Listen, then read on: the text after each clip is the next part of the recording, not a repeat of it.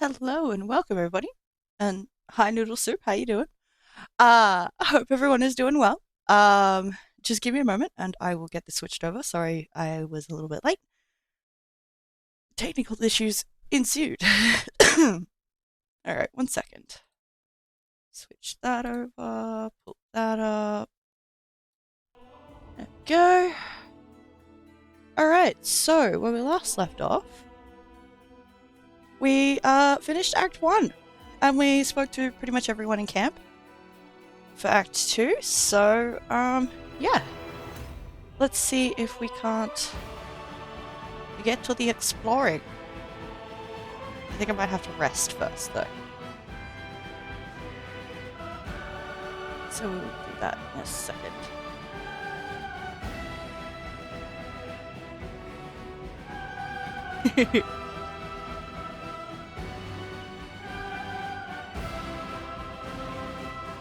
Congratulations, Knight Commander. Thanks.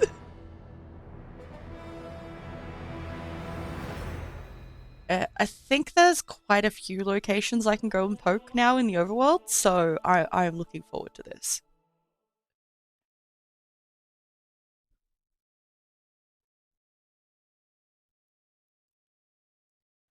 Come on, game, you got this.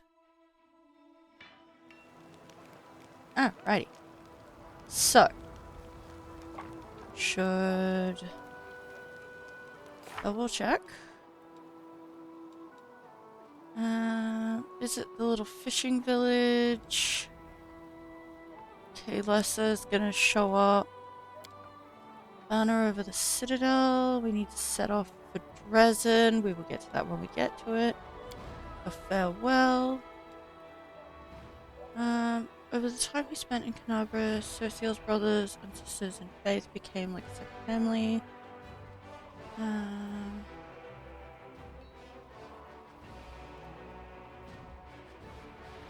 He wants me to go to a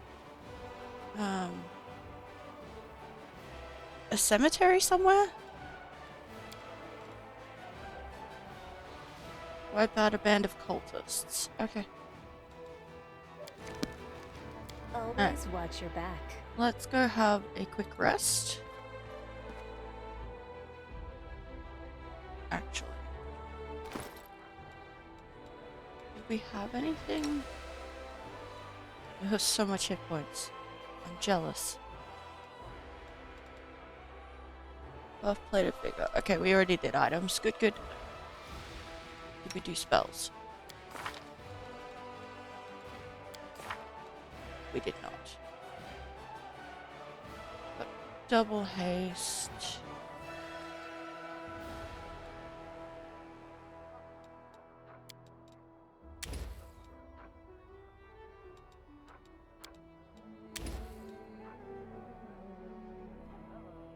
Haste is so good. Yeah, I know. Just trying to make sure that I have an even sort of keel of stuff. Probably gonna take a third haste. Yep, cool. Do you have spells? No. You do.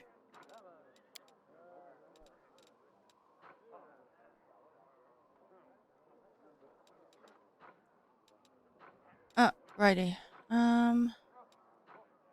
Clerics. Right. Aid.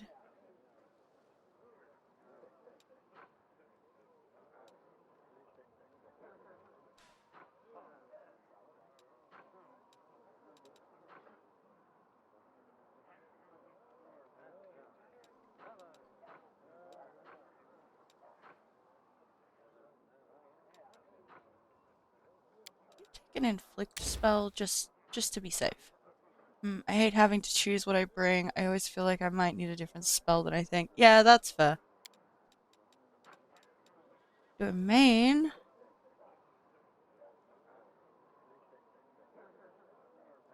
Standard action. You gain temporary intuitive insight into the immediate future during your next attack. Your next single attack roll, if it is made before the end of the next round, gets a plus 20 or protection from evil. Let's go with protection from evil for the domain spell. Prayer. You bring special favor upon yourself and your allies, while bringing disfavor on your enemies. You and each of your allies gains a +1 luck bonus on attack rolls and weapon damage rolls, saves, and skill checks, while each of your foes takes a net 1 penalty on such rolls. Okay, that's neat. The spell magic. Good. You get contagion? Oh boy. Subject contracts one of the following diseases. Minus 1d4 strength and fort save or be permanently blinded.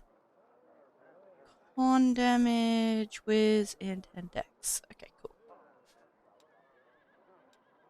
It's not like the 5th edition contagion. Should we possibly give you some healing spells? Casually gives bubonic plague. Yeah, I know, right? Hi, how should he know? Words are hard. I'm actually gonna swap out one of these for a remove disease because it might come in handy. Little bubonic plague is a treat. Just a simple contagion spell tea. Your spells are not done. Okay, cool.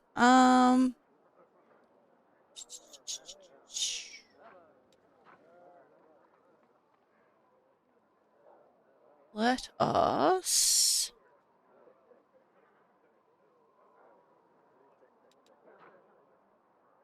touch creature becomes invisible for a short time. 1 round per level up to 5 rounds. Okay.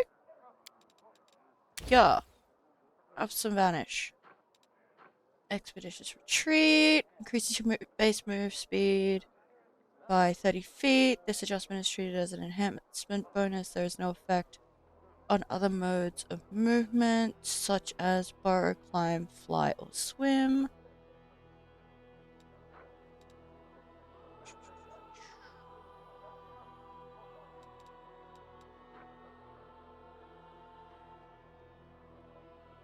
Spell sleep causes a magical slumber to come upon 4 hit die of creatures, and those who are the closest to the spell's point of origin are affected. First hit die are not sufficient. That are not sufficient to affect a creature are wasted. Sleeping creatures are helpless. Wounding awakens an affected creature, but normal noise does not. Does not target unconscious creatures, constructs, or undead.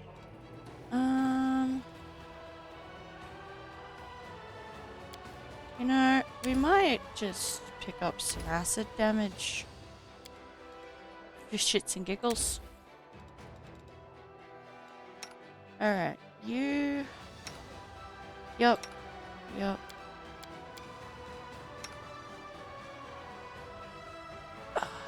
Let's see.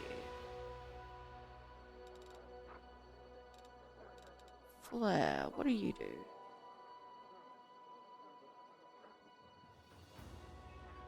Spell functions as flare.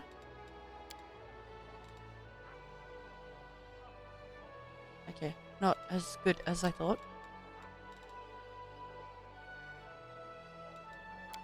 Grab some more shocking grasp. Burning hands. And we'll crap it up with magic missiles. Why not?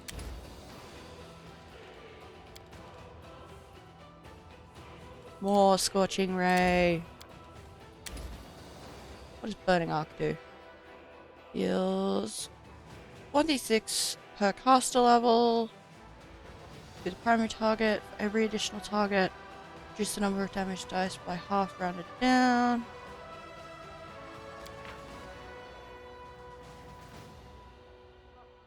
He's an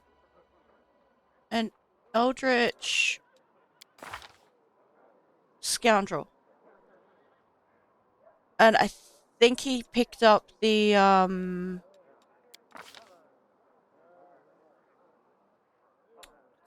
yeah, he picked up abundant casting, so we got an extra 4 spells of, first, second, and third. Which is pretty good. Alright. Can't cast third level spells. Let us...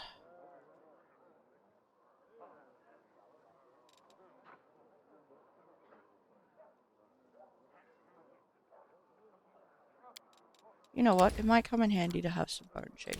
Why not? Yeah, I think every single caster automatically picked up that one. It is very good. And enduring spells. Nice. Alrighty. Yeah, literally everyone picked it up. Alrighty. Let's see. What...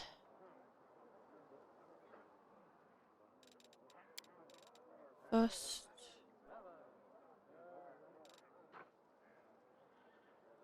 How about... Pick up another heal.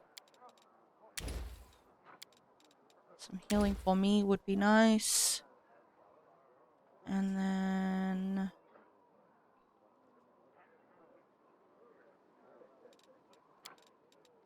Burning Hands?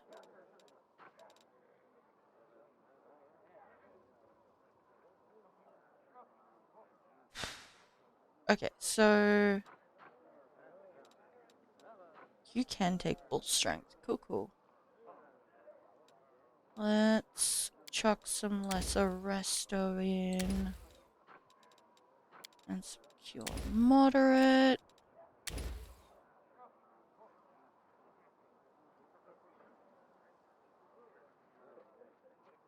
Don't really have damaging spells.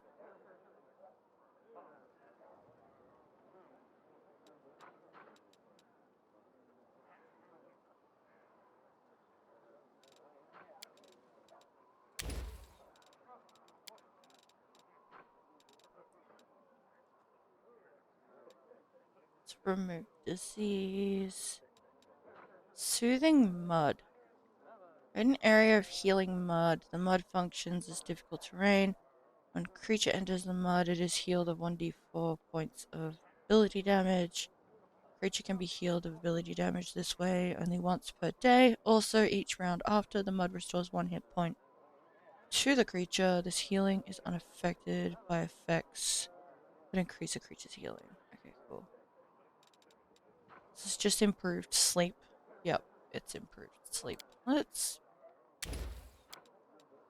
Shits and giggles, why not? Ball lightning is a good spell. And then... Oh. Okay.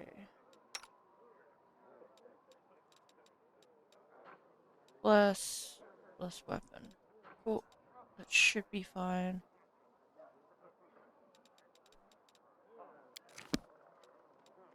Rest.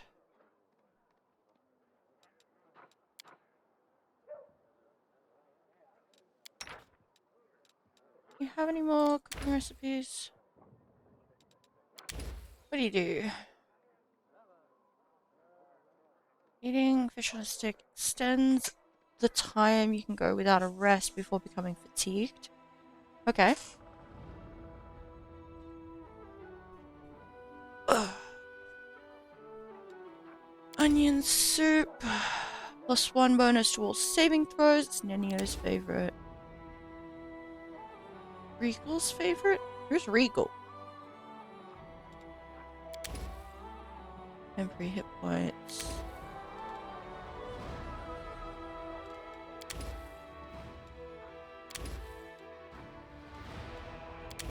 I think I like the fatigued.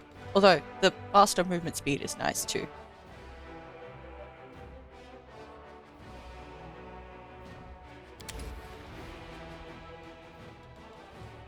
Let's go with faster movement speed.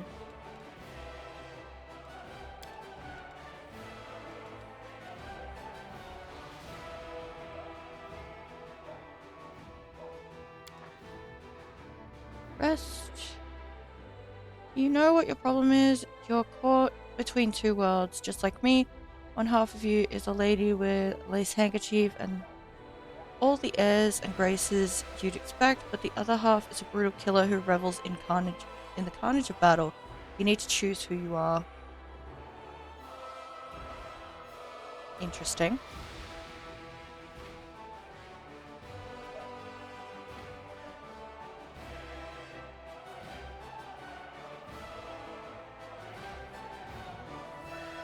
I am but a young gentle lady who has been forced to pick up a weapon to defend my home.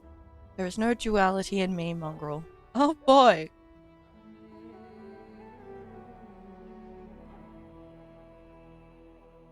I'm gonna wake up to a room full of corpses again.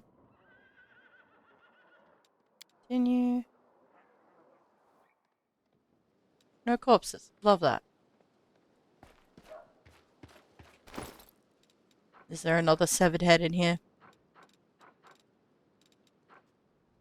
Oh, I had another recipe. Damn it.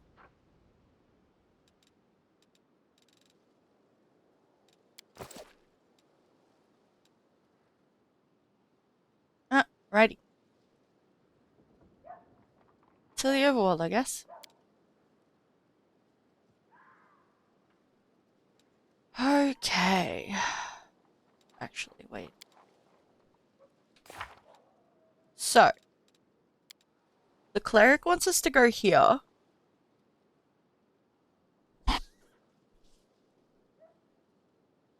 Should we go do the, companion quest first, I guess?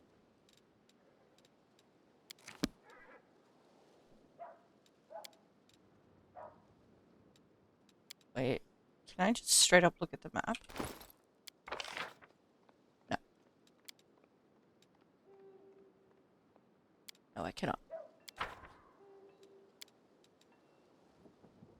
Righty. Let's see. I might swap.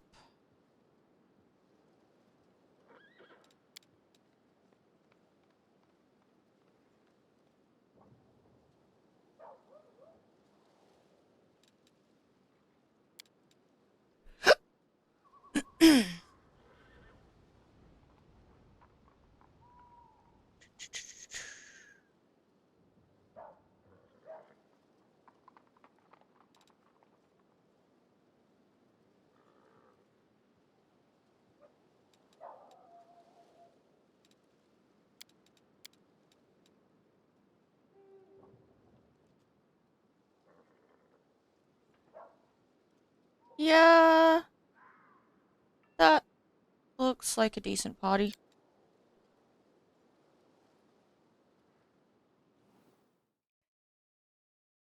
No corpse after a tasty meal. That means you're getting better at cooking. Gotta love when you stop burning cereals. The commander becomes host to an anomalous force, and her dreams are filled with strange visions. She feels the space. Oh, Jesus fucking Christ, why? You can now control armies on the global map. Winning battles against demon forces provides a number of benefits, such as resources to help your economy, relics which can be turned into powerful new items for your party, captured enemy fortifications that previously blocked the advance of your party and your armies. These fortifications can be rebuilt into forts for your troops. Enemy armies differ in their strength, which is displayed as a number next to the army's name. By hovering over the enemy army, you can learn more about its composition and the reward it is guarding. Then switch between party management and army command modes by clicking the banners at the top of the screen. In army command mode, you can select armies by either using the panel on the left or clicking the figures on the map. Much like your party, armies use roads to move around the map. To move an army, must spend movement points, which can be restored by resting for 1 day. Okay. Fuck yeah, Crusade, Deus Vault, and all that. Yeah. All right. commander becomes host to an anomalous force and her dreams are filled with strange visions. She feels the space around her distort and her sensory organs are flooded by false images, bred by distortions of light and air. Reality itself tries to expel the commander into some dark tunnel. At the other end, a grim figure awaits. Her body resists this crude attempt to wrench it from reality, but the unknown force finds a tangle in the commander's soul, one made of demonic rage and destructive desire. The stranger grabs at it and pulls like a hunter reeling in a harpoon. Troubled by the sudden intrusion, the dark and ominous force deep in the commander's soul answers with a menacing growl. The commander...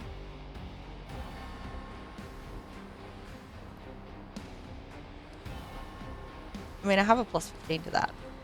Or a plus 2.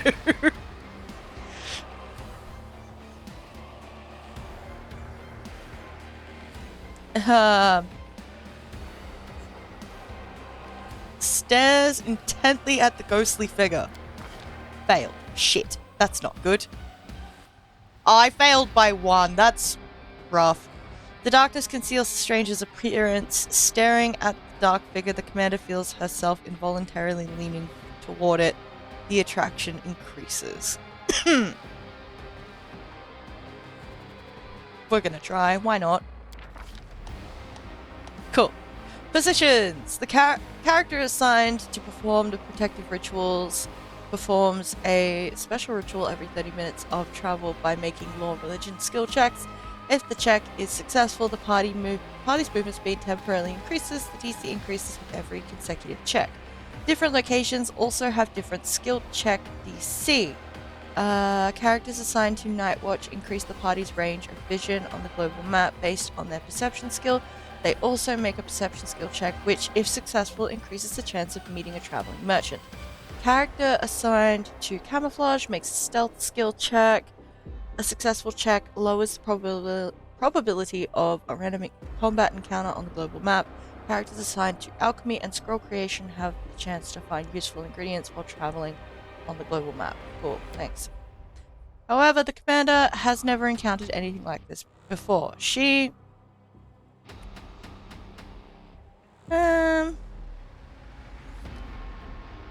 uses every effort to suppress the tangle of rage in her soul, which the mysterious power has latched onto.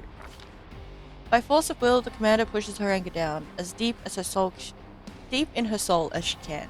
The attraction rapidly weakens in response, as if the mysterious enemy can no longer sense the commander and concentrate its efforts on her. The apparition recedes, leaving the commander wondering whether it was reality or a nightmare. Lovely!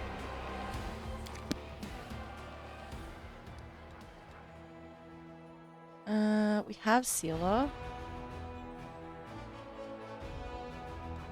Okay, so...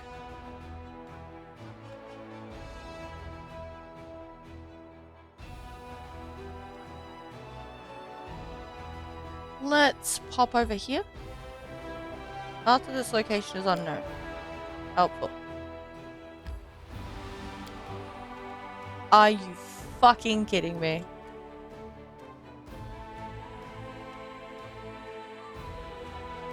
How do I switch to the party? Okay.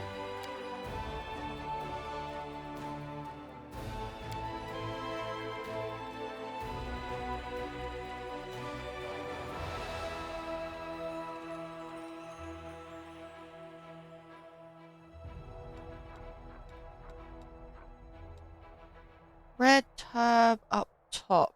Oh, thank you. No, that's army.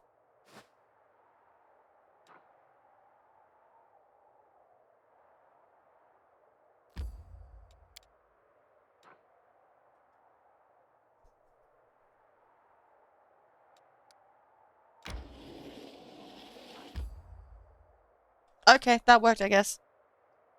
Oh, I thought you said army. Nope. I had to click the arrows. We got this.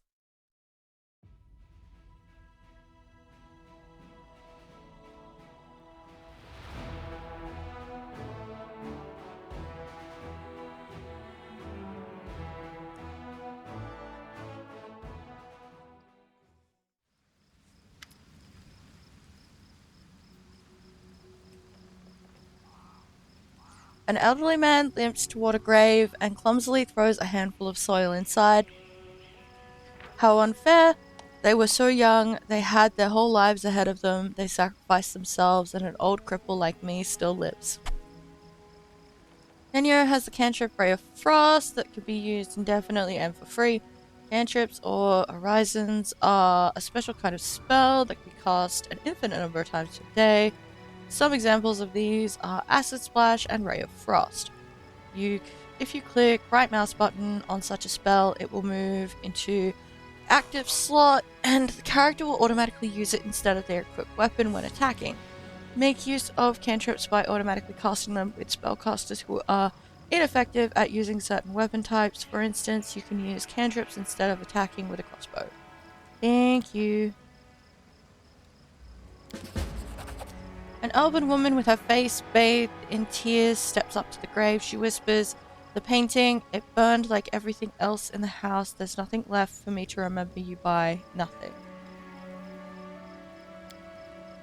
A young man throws a handful of soil into the open grave and stands beside it for a while, lost in thought. Finally, he sighs and steps back. That was aggressive.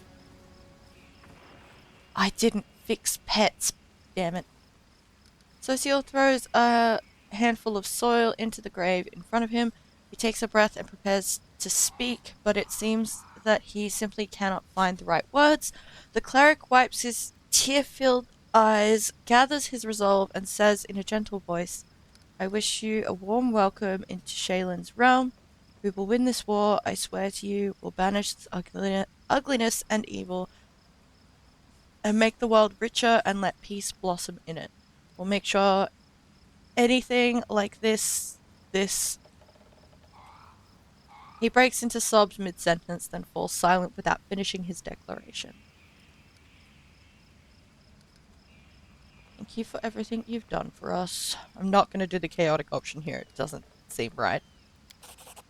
Cecile is too absorbed in his grief to hear you, but the other mourners nod in approval, wiping their teary eyes. You perform an action that was good. They were good people. I can't believe they're gone. What is that? Oh, an elven woman. Uh-oh, that's a zombie. An elven woman shrieks in horror, disrupting the atmosphere of silent mourning. A trembling hand points at something moving inside a grave. Suddenly, a corpse climbs out of the ground, wafting a horrible stench from its rotting body. It's a zombie! Run! Okay, bye. Oh god, there's a lot of them. Oh, they're chasing me.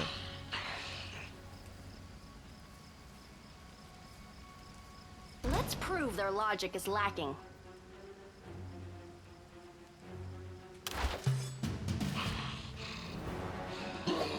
Rude.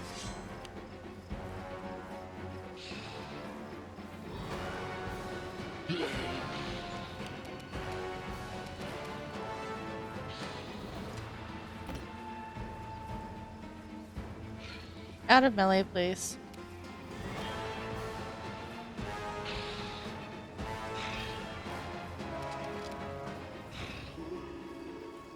You don't have harm undead, do you? Alrighty. What are the stats of a zombie lord? 20. Damage action 5. Exceptions is slashing. Masterwork scimitar. Love that. Ordinary zombie. You could probably kill that.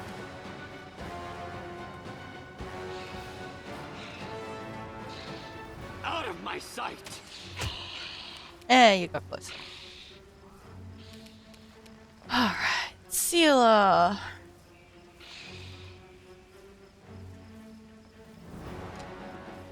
Get him. No glory without risk! You have 2 attacks. That's so nice. Alright. Ignition.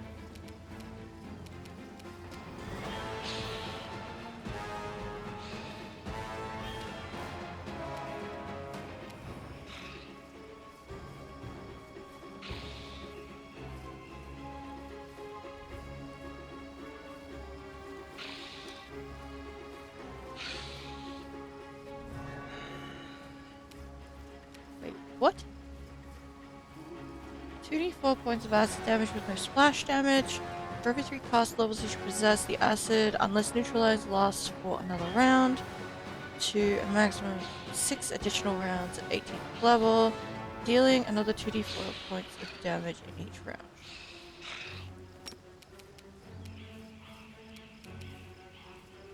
You got this, Nanio. Yes, access. Yes. Alright.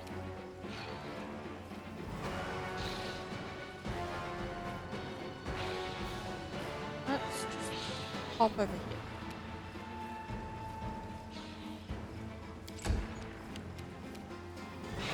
Cover me. Rude.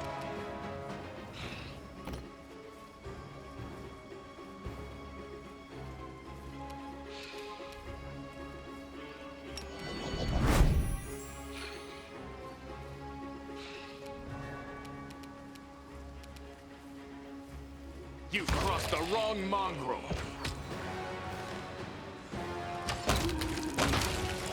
Oh, there's more.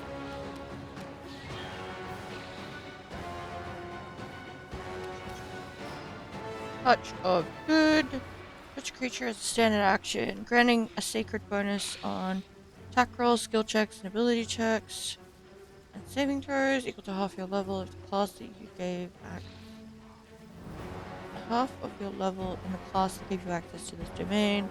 Minimum 1 for 1 round. You can use this ability a number of times to 3 plus your wisdom modifier, which is 7. Love it. Cool. Kindly make this map. Begone, fiend! Yeah, that's fair. Darren!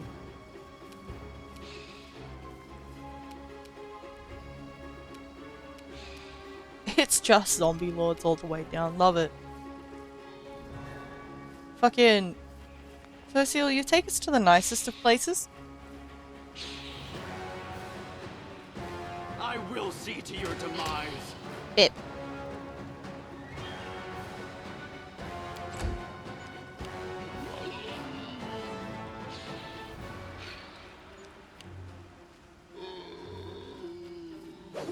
Rude.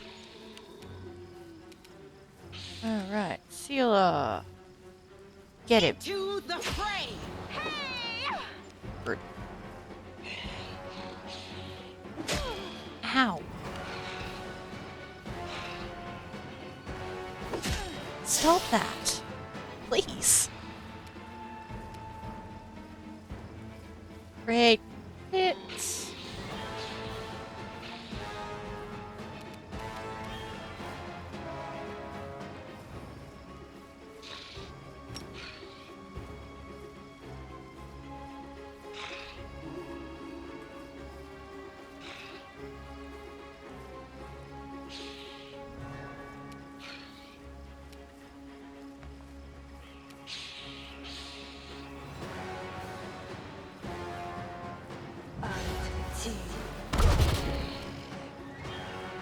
It worked.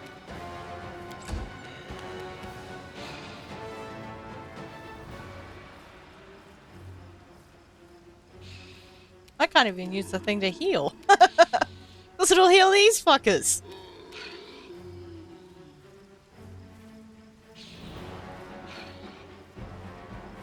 Stab their backs.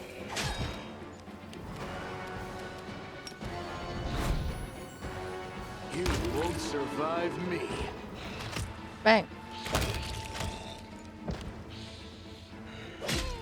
Will you stop that?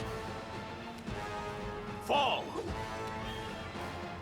That was terrible.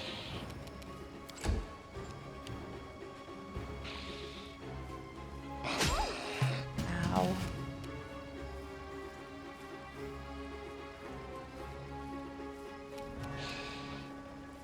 Probably should have done this straight away. Oh well. Precision and grace.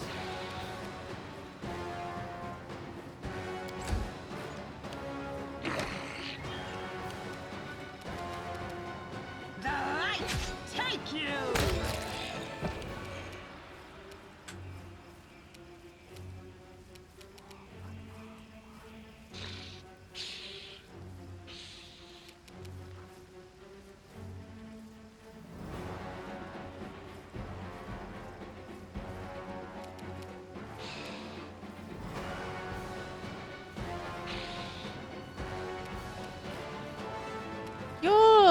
damage reduction is just...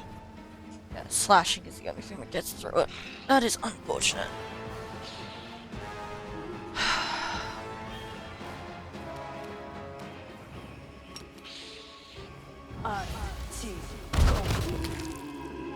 Goodbye. I'll loot your corpse. The heavy heart, Socio looks at the corpses of his friends, returned to rest by his own hand. What is this twisted mockery? Who could possibly wait? What's this? He bends down and recovers something from the ground. Take a look at this. Socio hands off a black onyx gem to you. Once precious, this stone is now covered in cracks, falling apart in your grip. As you examine the engraved minotaur's head, the unholy symbol of Baphomet, the cleric's voice, perplexed at first, fills with rage as he speaks. Cultists. Simply murdering my friends was not enough for them. Now they had to come to the funeral and desecrate their graves.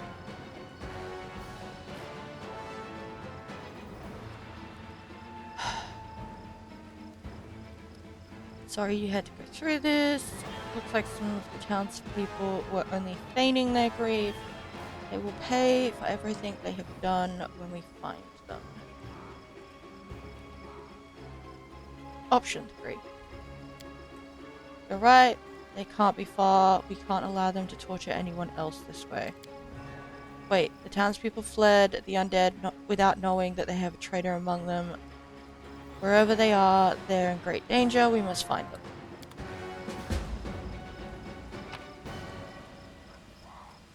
Don't mind me.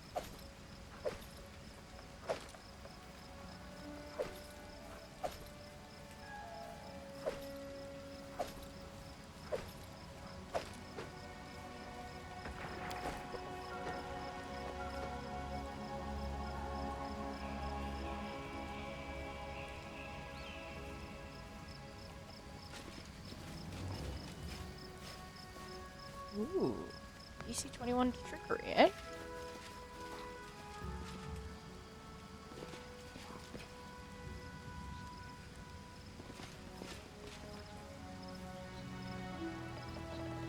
Don't mind me, just looking for stuff.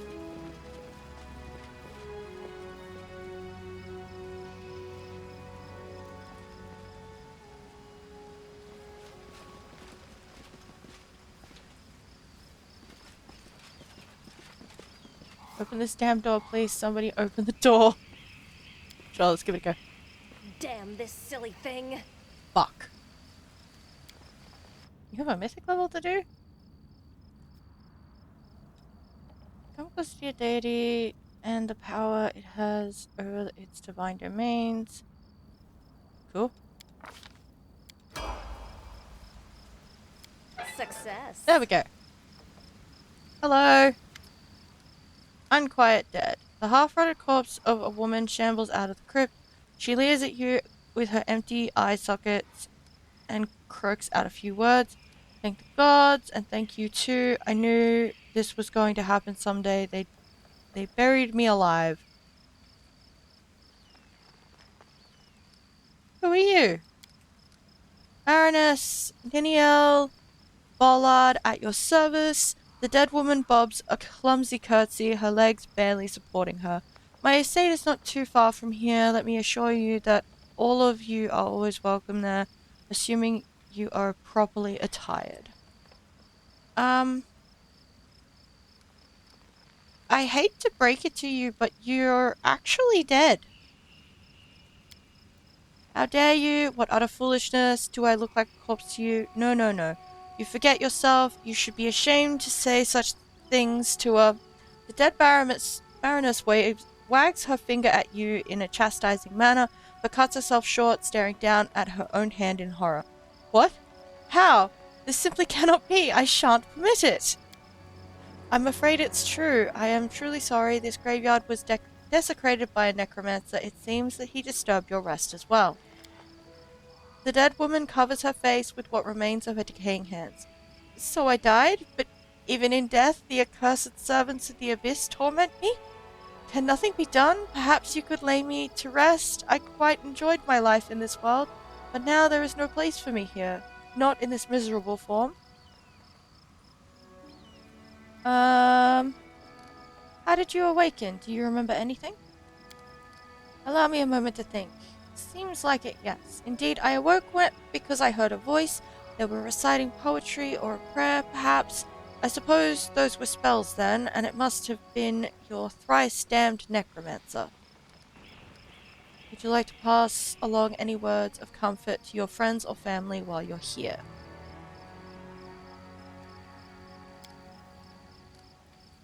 That good-for-nothing band of hangers-on? Most certainly not, thank you very much. I am reasonably confident that they have already brought my estate to ruin and squandered the fortune I bequeathed to them. They will have to do without my missives. Spare us both that indignity and embarrassment. You see, I would still be in the company of those I truly care for, were it not for your discourteous sorcerer and his parlor tricks. Alrighty then. Lay the undead to rest. Rest in peace. Or pieces. Thank you.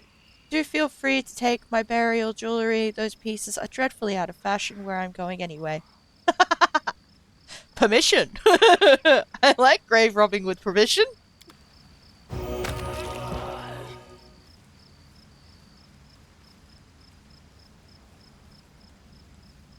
There be no loot.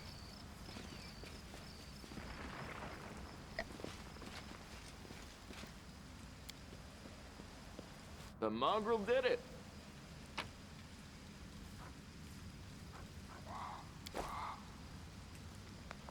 That's it. Ooh. Thanks, Lan. You're so awesome, Lan. Careful now.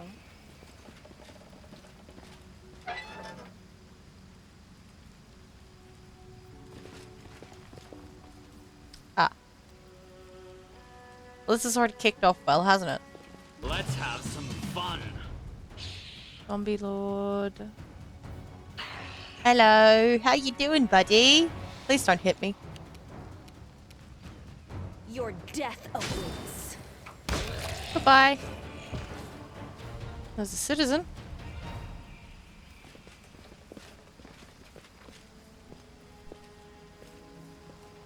Oh, there was a citizen in the corner there. Okay, cool.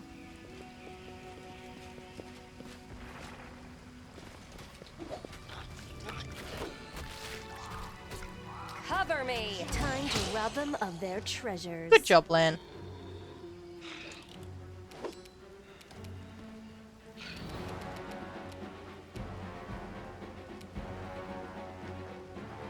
Endure this.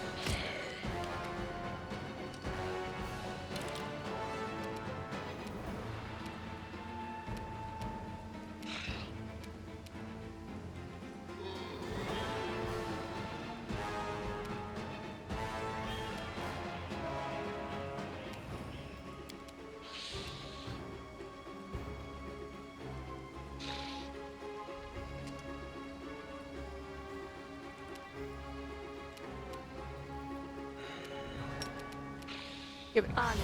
Ooh, F not. Yeah, cool.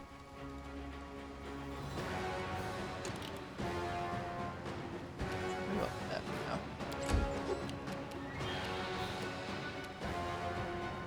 Get him. I'll make short work of this. Yeah, fair.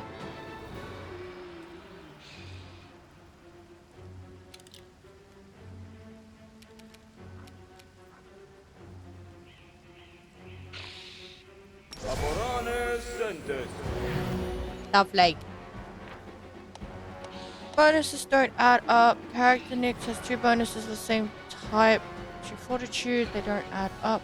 Only the biggest bonuses apply. Cool.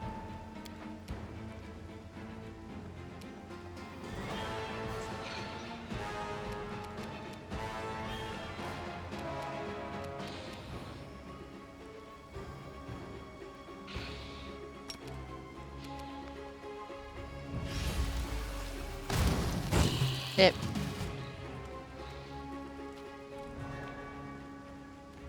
Yeah, I had a feeling they were gonna come for me rather than everyone else. Oh! Interesting. Bye.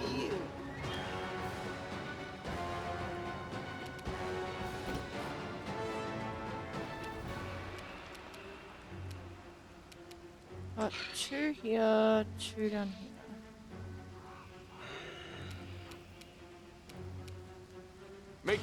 strike count. Lovely.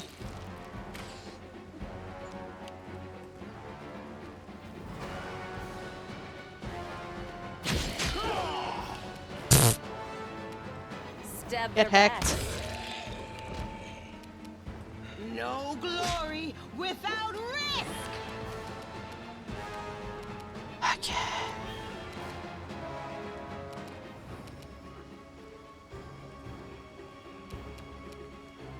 Out of my sight. Good job.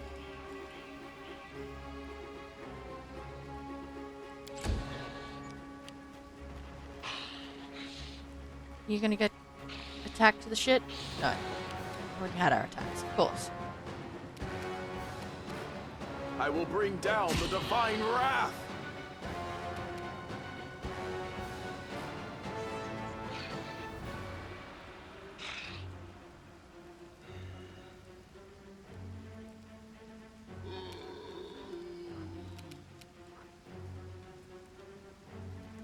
Touch killing creature, standard action, giving him no.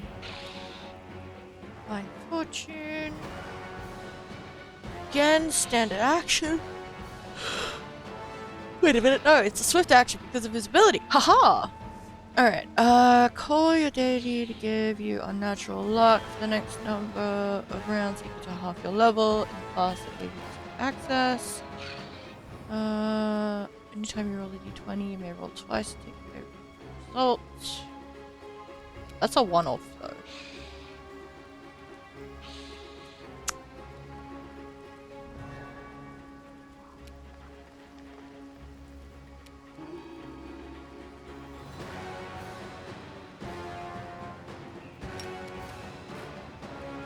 Nope.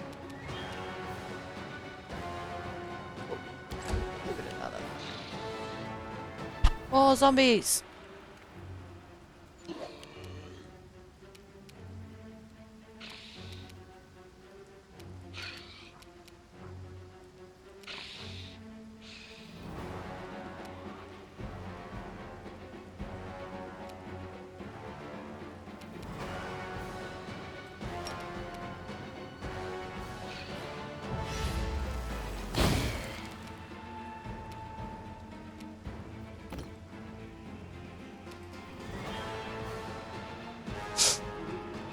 See?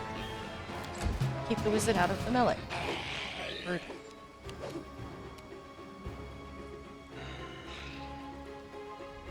You crossed the wrong mongrel.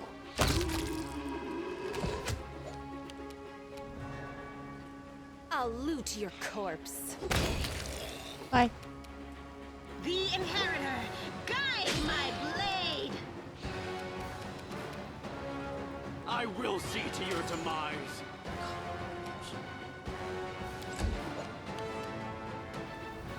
Get him. Eternal Rose, I call upon you.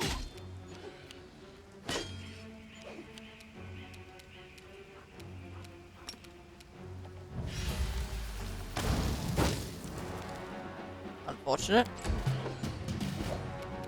You won't survive me.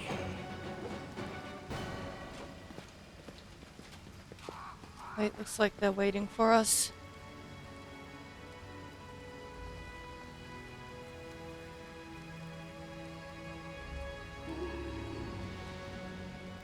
The whole squad of undead guarding the door. Maybe we should look for another entrance. That's fair.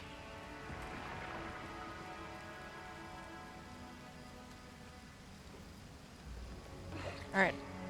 I need to pause temporarily. I will be right back. I will just leave this up, so give me like 2 minutes.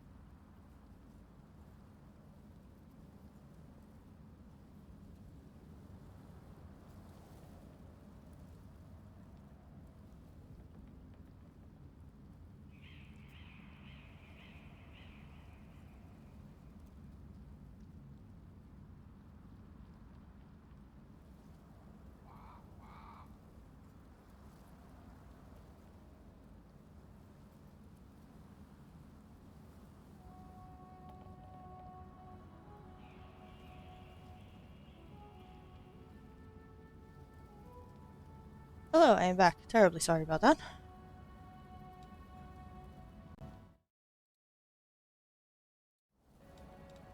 Alright.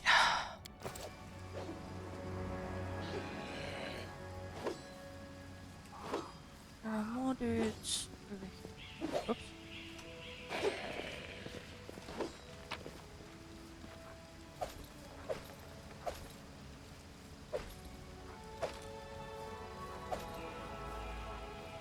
Yeah, that's not worth it.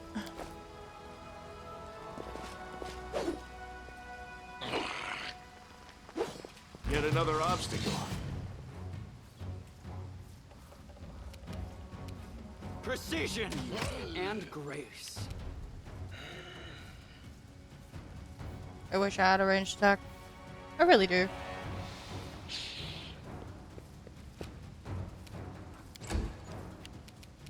The light, take you!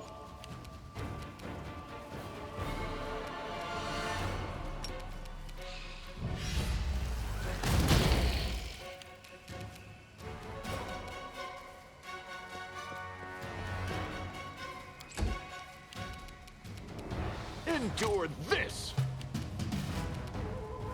I'll make short work of this.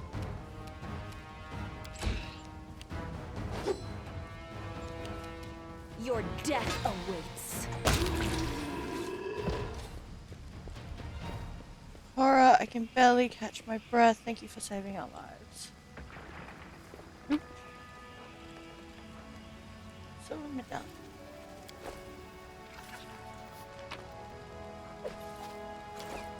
Nothing else.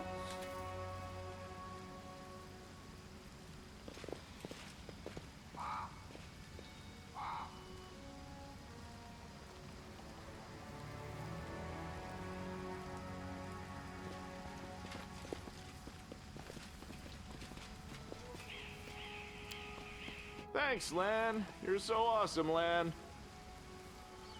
I'm assuming this is the way it wants us to go.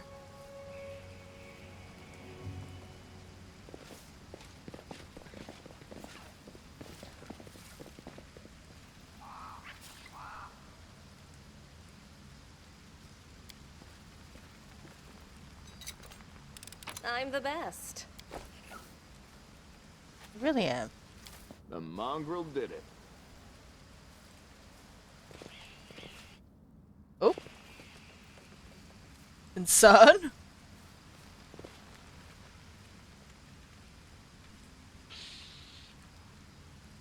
Who are you? What do you want?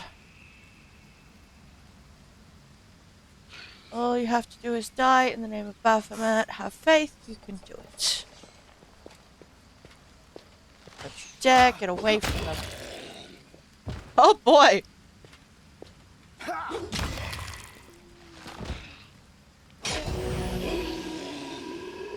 Yeah, that'll do it.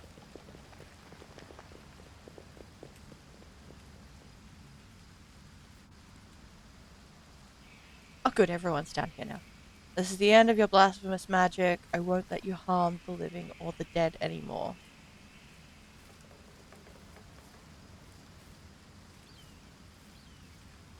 You think I need your permission? Hey, you, bone bag, stand up and kill.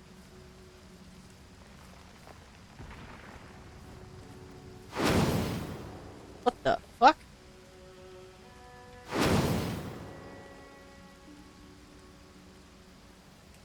Did we find trouble? No, they did.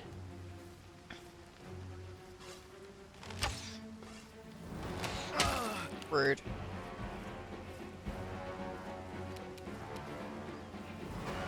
Out of my sight!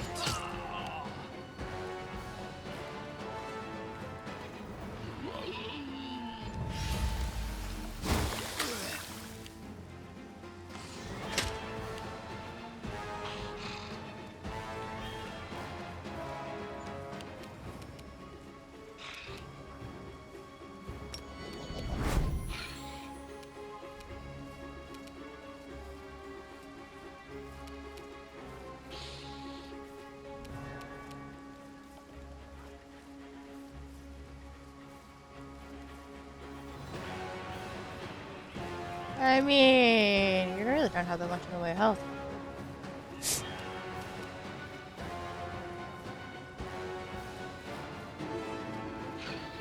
Make every strike count.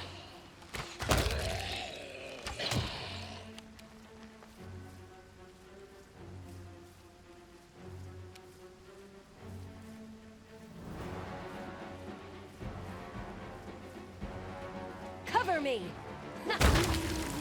Bye. Into the fray. Hey!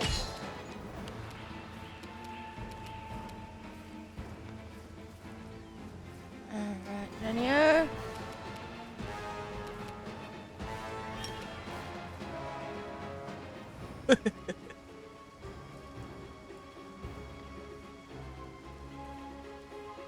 Oops. Didn't mean to hit Sealer with that, but you know, here we are.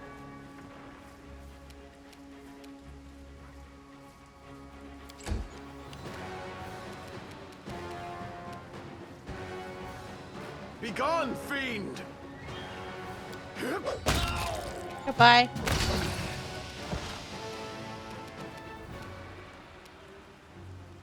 I will see to your demise. Good job. Rude. You've crossed the wrong mongrel. I don't think I can get to this guy. Give it a go. Hi, how you doing, buddy?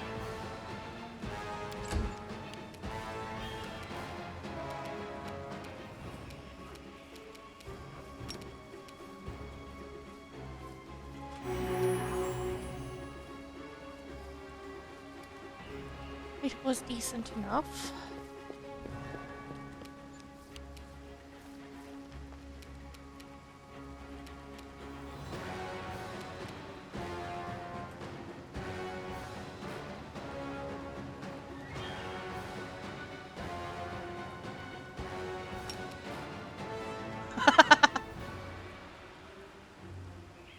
Let's not do that one. That's a very big area.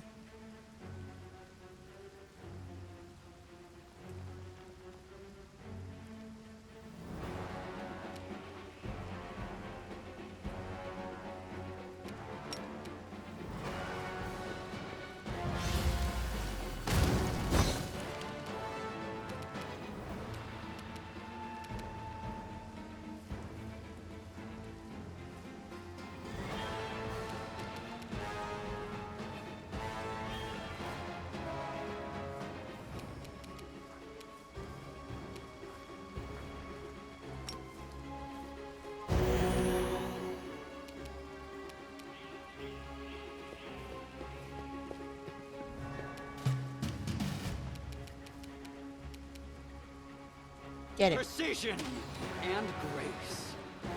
Fair enough.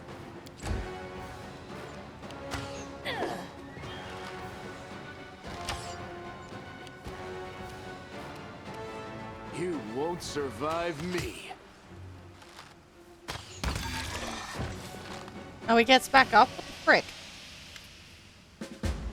Surrender, stop, I give up, don't hit me. The young man in black robes throws his hands up in a dramatic gesture.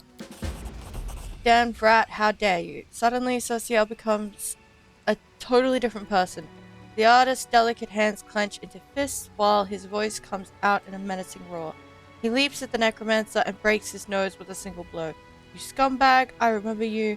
You came to our temple begging for healing just a month ago. We fed you, we shared our table with you, and took you in. Then I don't even know what I'm going to do to you. Stop it, I surrender! Your Sociel ignores the necromancer's cries of pain, punching him right in the teeth. The necromancer spits blood, but continues fighting past the wild blows to his increasingly bruised and busted face.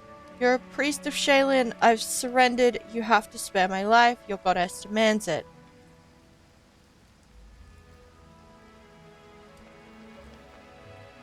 Do you two know each other? We do. That's Narty, a tailor's apprentice from Canabras. We healed him after he was mauled by a dog. Then he became a frequent visitor to our temple. He listened attentively to our sermons, studied the goddess's teachings, and praised our art. Social grits his teeth. Were you lying to our faces the whole time when we took you in? When you sat at our table, when we broke bread with you, were you planning to stab us in the back even then?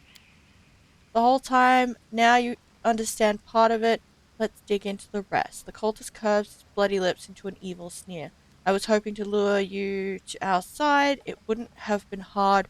We are everywhere, even inside you. I think you know it too. You are not like all those pious devotees. You pretended to be, and maybe you fooled yourself, but we both see who you really are.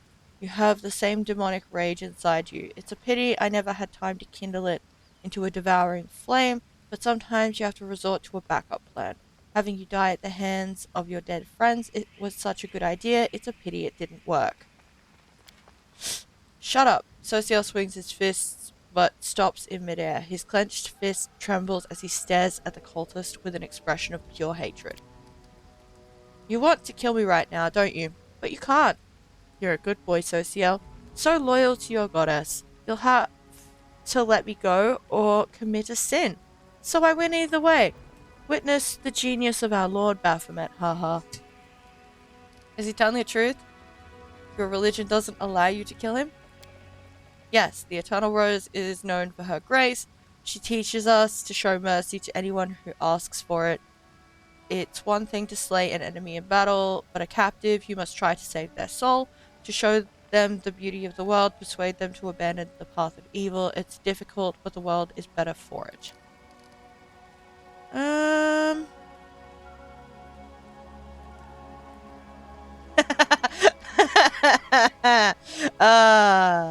love it. I'm just repeating your own sermons back to you. Come on, Social, try to make me repent my sins. Perhaps your kind words will make me abandon Baphomet's teachings, run to Shaylin for redemption, and start knitting some masterpieces of my own. The cultist smirks impotently. Do you really believe that this scum deserves a chance at redemption? Stop, Social. It's not worth breaking your goddess's vows because of filth like him.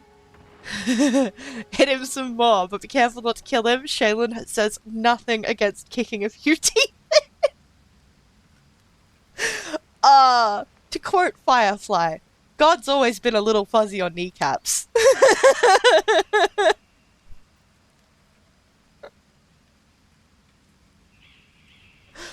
Oh.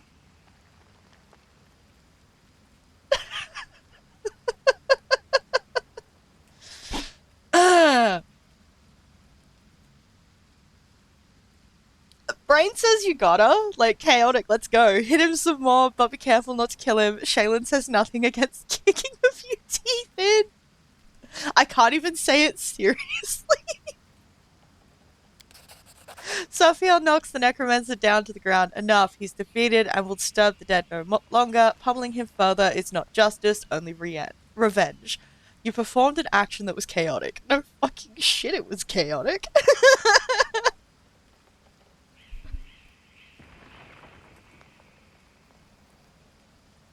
Sorry, had to cough. I had absolutely no idea there was so much rage in me. It's a shame, a disgrace, but I must admit that I enjoyed beating him. Forgive me for letting you see me like this. It should never have happened. Social wipes the necromancer's blood off his knuckles and steps away from him. You are the commander, and he is your captive. It is up to you to decide his fate. I surrender. Here, take everything I've got. Just don't kill me. The cultist turns out his pockets. Scroll of fire resist.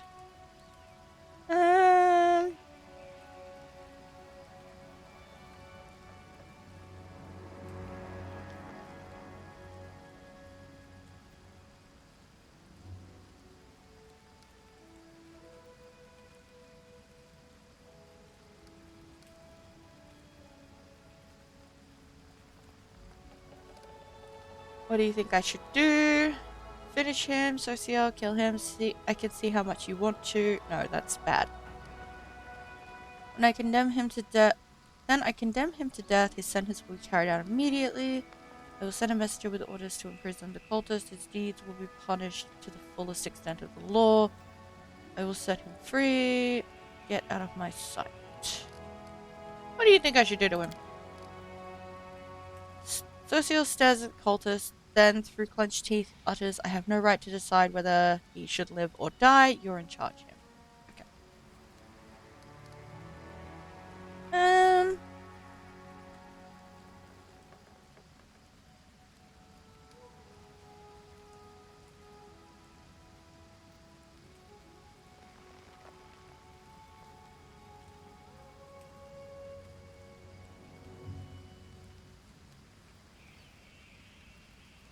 I'm pretty sure necromancers are highly frowned upon, if not, like, kill on sight in Pathfinder and whatnot worlds. So,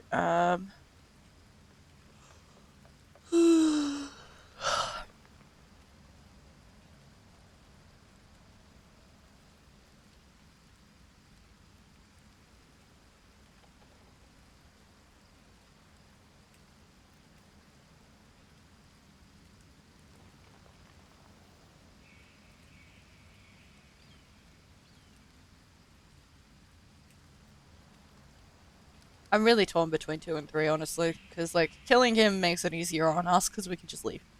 Um,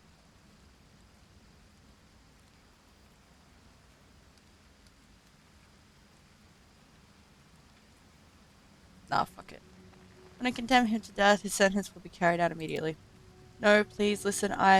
You silence the necromancer forever with a single well-aimed blow. Goodbye. Socio bows his head. May the goddess forgive him, for I will not. He looks at you. Thank you for taking this sin upon yourself. That's fine.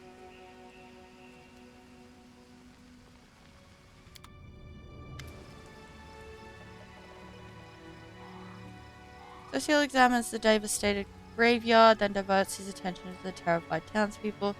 It's alright, you're safe now. We should bury the bodies again. This is a place of peace. We must not leave it desecrated like this.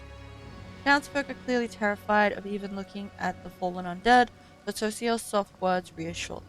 As they work together, the graveyard soon retains its tranquil appearance. After repairs, Socio bows his head before the graves of his friends for the last time.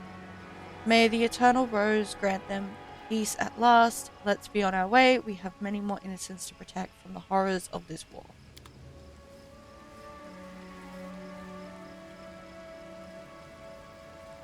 Right, if you'll excuse me, I didn't get to loot all the things.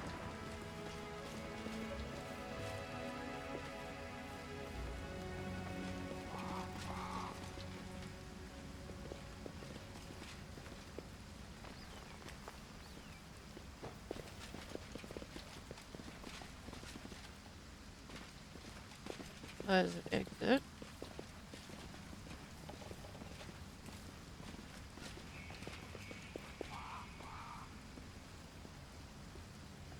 That's easy.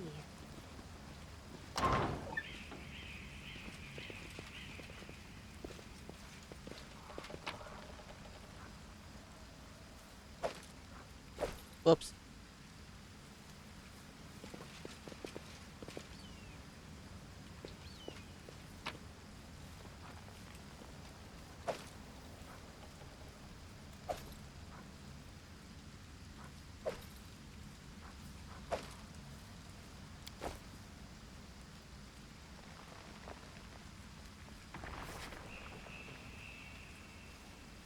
Nothing else. Cool.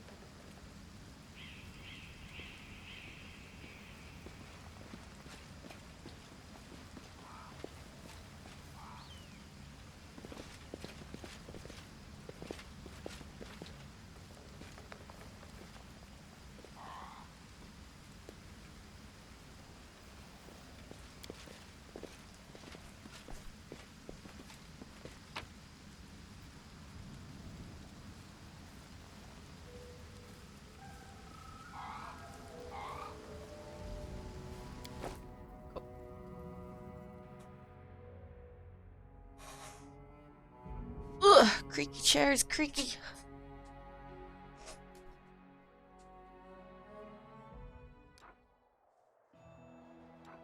Turkey.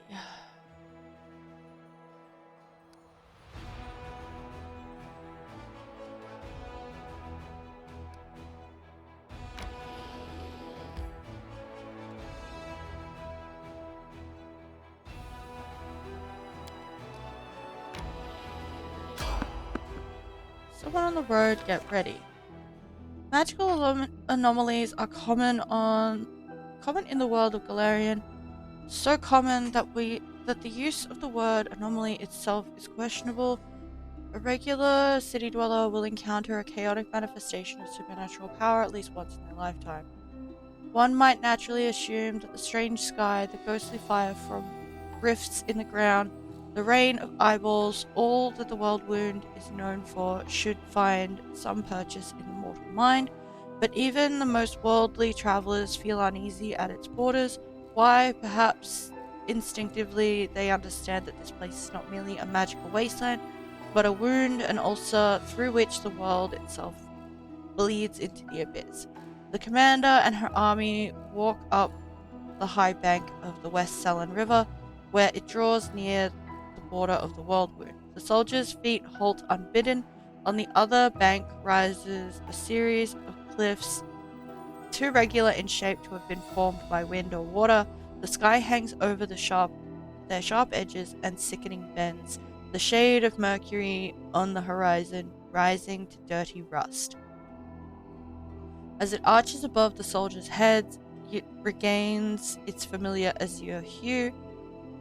The soldiers whisper and grumble. The commander feels eyes upon her back. Somewhere among them, wearing simple armor, unrecognized by anyone, the ruler of Mendev is standing and watching the new commander closely. The commander gives a signal to wait and climbs to the highest point along the banks, where she decides to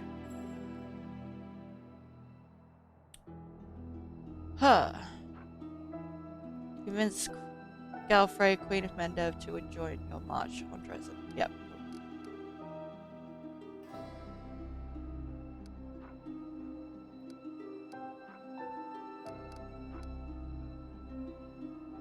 Look around.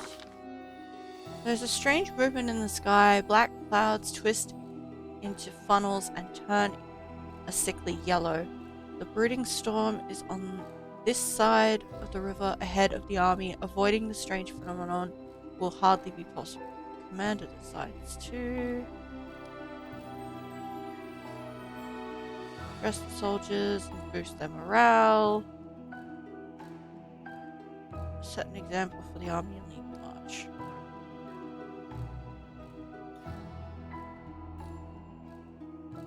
I suppose address the army, boost morale.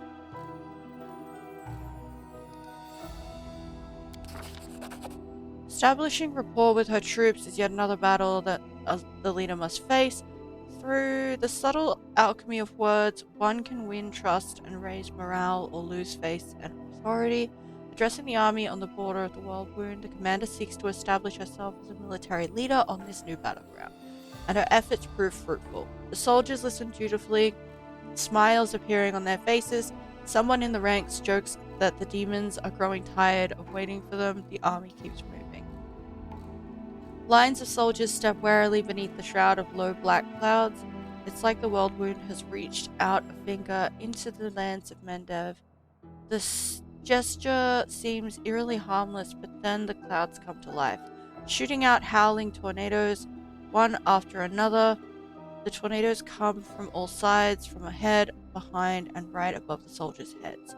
The power of the elements on one side of the scales, the soldiers' faith and inspiration on the other. It's played to see which is greater. The determined army runs the gauntlet of tornadoes. The struggle lasts over half an hour, but the army only losses are a few bags of supplies and a dozen hats whipped off into the sky. After stopping to catch their breath, the soldiers continue. Their first encounter with the world wound has ended in their favor. Gained 24 experience, changed to morale plus 10, it's 12. Awesome.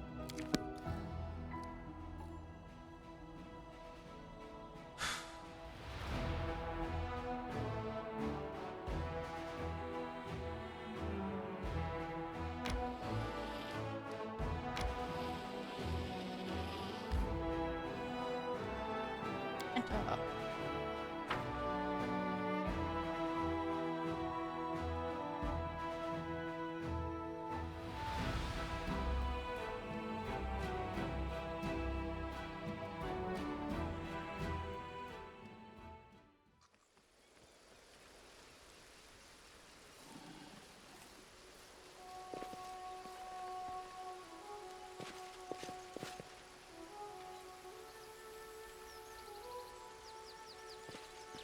Can't hide from me.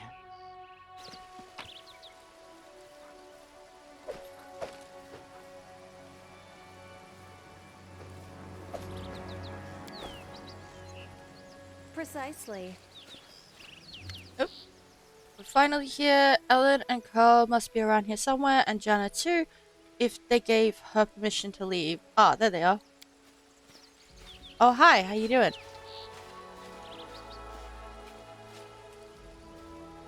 Greetings, Sela. Greetings to you, Knight Commander. Yep. Sir Ellen puts his hands behind his back and bows slightly. Then he casts an inquisitive gaze at you. He seems less friendly than he was the day you met at the Defender's Heart. Jana puts her hands on her hips. She looks even more dashing than usual.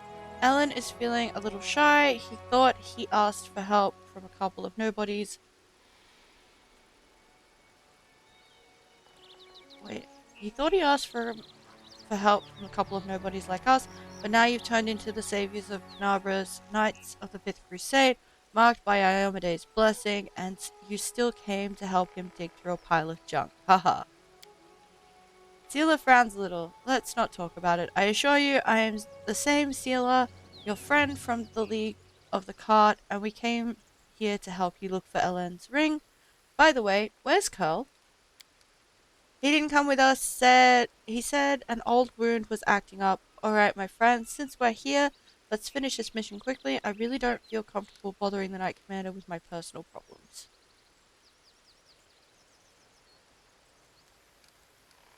What does the ring look like, and where should we look?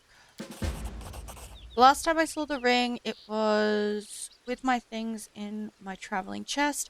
Now the camp's in total disarray. I don't know how we'll ever find it. The ring is made of a shiny silver metal with a deep blue-green jewel. You can't miss it. Master Derek is not just a jeweler, he's an artist. There's no mistaking one of his creations. A trinket worth several months' pay. Ellen, the rules on the surface are insane. You should save your girls fried rats like we do. You'll save yourself a lot of trouble. Is there something wrong, Ellen? Am I making you nervous? The young knight is obviously embarrassed. I apologize. Jana is right. Much has changed since we met in Canabras. Some things for the better, some not at all. He stops short, apparently unwilling to elaborate. Alright, off we go then. Jana and I will look around the northern side. We'll see you when we find something or when we give up trying. Okie dokie. What's that glitter?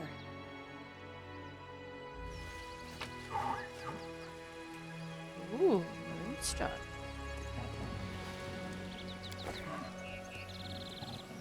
Funny.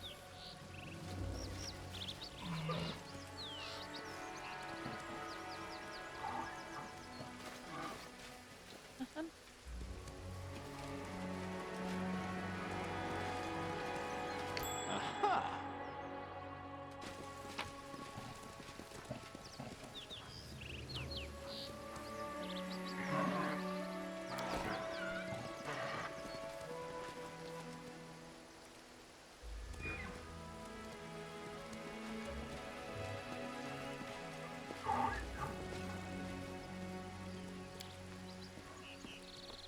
It went splendidly.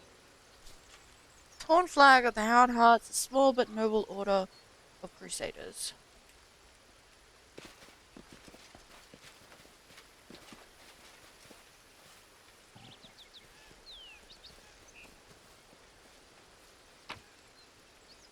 Okay.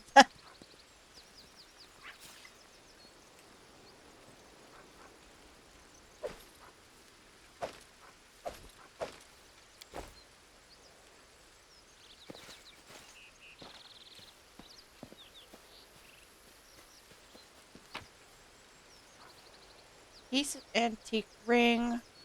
Fragment of a gold ring broken into pieces. Mysterious runes adorn the inside of the antique piece of jewelry, perhaps once imbuing it with one or more powerful spells. A true antiquities expert could reveal more about this ring. Select.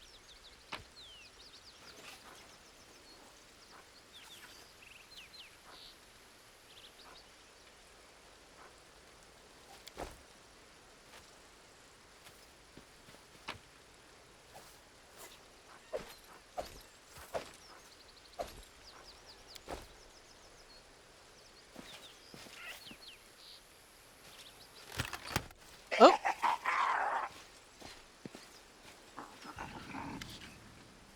Closet. A small closet demon emerges from the chest. It looks at you angrily, screwing up its ugly little face. It is holding a shiny object in its paws, a sparkling silver ring with a large blue-green jewel. It's mine! Mine! Ellen, look. Look at that creepy thing. What's it holding? I've seen one of those before. These small demons like to tease and bully, but it'll bolt if it senses any real threat. Let's surround it and attack all together before it can figure out what's happening.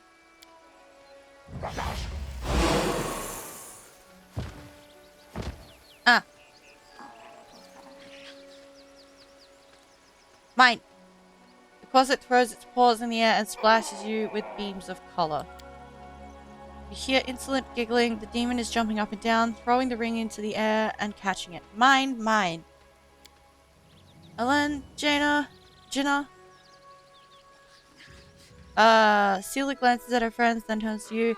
They're alright, they'll come around soon. Quickly, Nix, let's catch the little rascal before it runs off with the ring.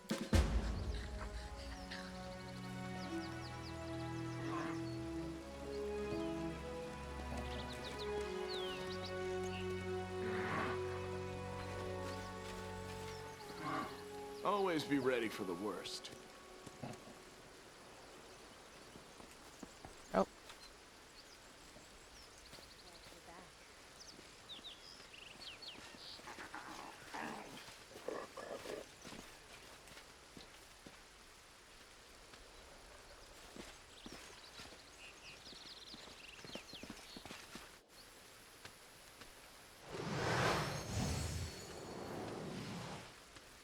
Give me the ring, you scoundrel.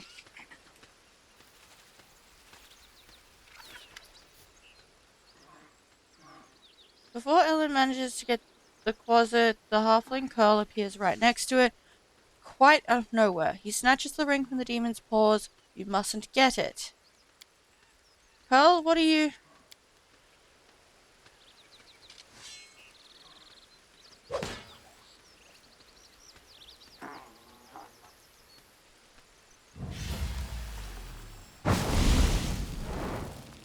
Thrusting herself between Ellen and Curl, Sealer barely manages to absorb the blow aimed at the halfling. Ellen, stop. Have you gone mad? He's using a summon spell. Why did you stop? We won't fall here. I swear it.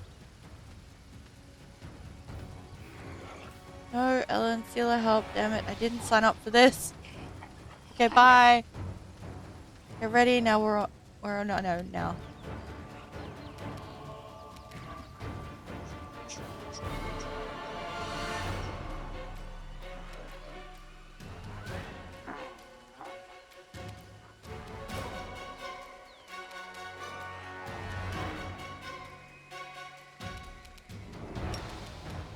Wait.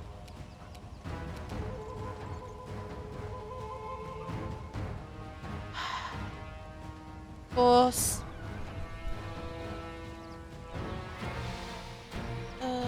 Good and cold iron.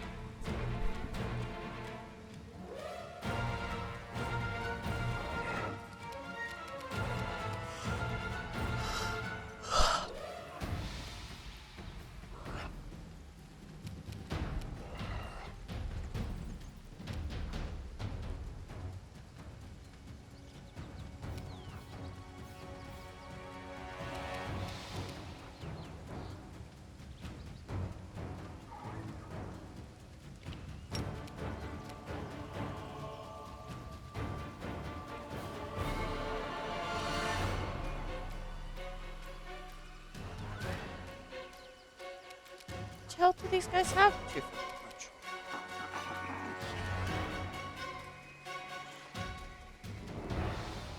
I saw down. Cool.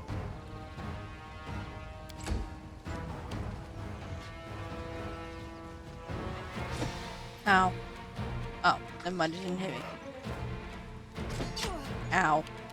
Oh, they have sneak attack. That's not okay.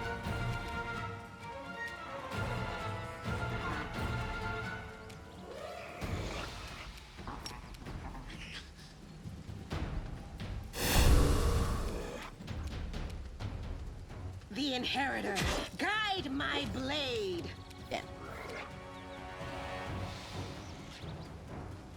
Get him. Fall! Really?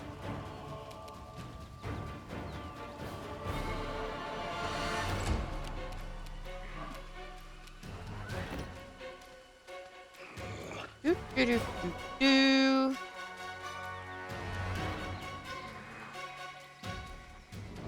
I'll make short work of this. Yep, was it's dead. Good, good.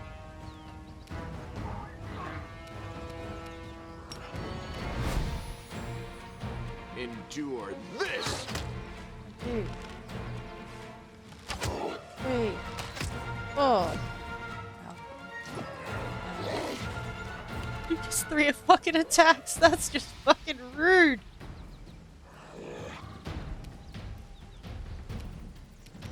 Stab their backs. Hi.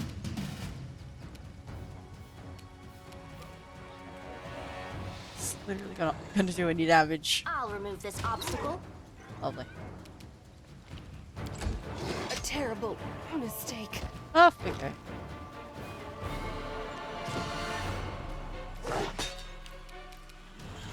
The light take you.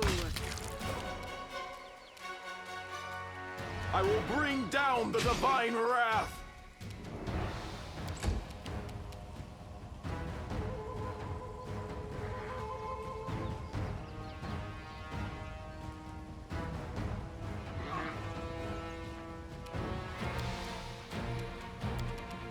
Out of my sight.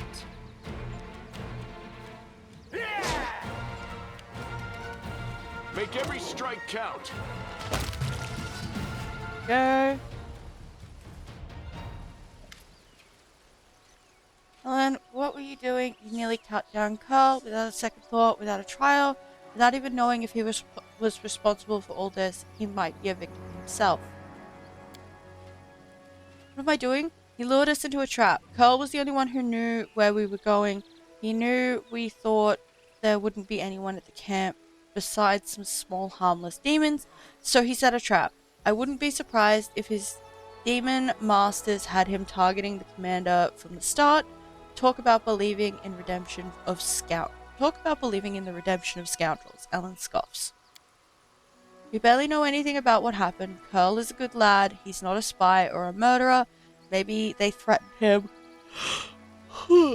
tricked him, or even bewitched him with demon magic. And now we'll never know because you let him escape. Better to let a thief escape than cut down an innocent. Ellen, think Celia was defending someone she thought was her friend and she stopped you from doing something you might regret. You two need to calm down. You're both right in your own way. And anyway, what's been done can't be undone. So you're willing to let a traitor bring demons down on our heads just to keep your conscience clean? Get serious, Celia. Alright. I'm gonna go with the good option. Sorry, Ellen. Yeah. Ellen, think. Celia was defending someone she thought was her friend, and she stopped you from doing something you might regret. I don't need a shepherd to light my path and save me from regrets. Can you say the same, Celia, or you, Commander? You clearly have something to say. Go ahead then, spit it out.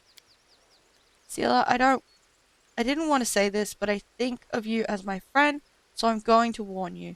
After what happened at the Grey Garrison, you're in serious danger, maybe not just you. You might like to ignore military hierarchy and the rules of knightly orders, but there's wisdom in them that that has stood the test of time. A soldier rises from a private to an officer, a knight begins as a squire. Even Iomede's paladins gain their abilities gradually, but not with you and the commander. You were granted incredible powers, far surpassing seasoned paladins, with experience and skill far beyond your years. You received this gift at just the right moment and saved a lot of lives across Mendev. That's a great deed that will be remembered for ages to come. But what happened next was wrong. They began to worship you. The Queen gave you such vast power, all while you sidestepped everything. Training, experience, hardship. This is not the first time Her Majesty has behaved rashly, and how much good has this brought Mendev? I'm frightened by what I see, especially by the way that you, Sealer, trust people so easily and leap into adventures without looking. One day you'll lower your sword when you should have driven the blade home, just like thousands of bright-eyed youngsters will after you. Elen pauses as if reluctant to continue, then looks you in the eye. I wanted to tell you the same thing, Commander.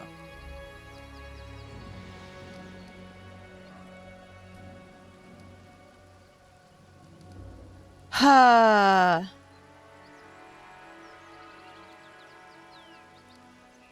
So if I understand you correctly, I'm an incompetent leader who never earned my position.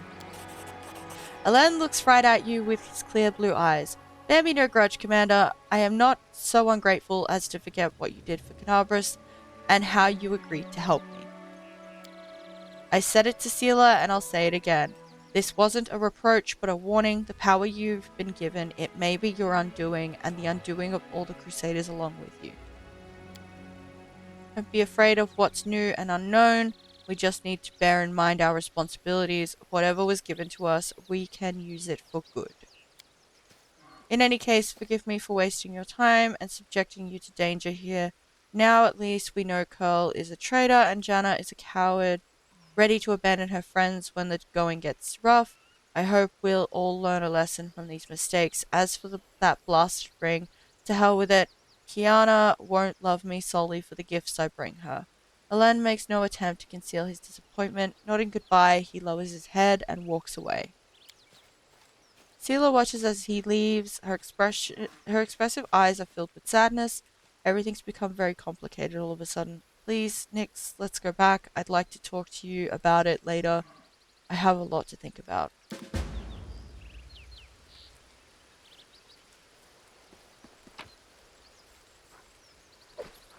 Whimsical berry. Interesting.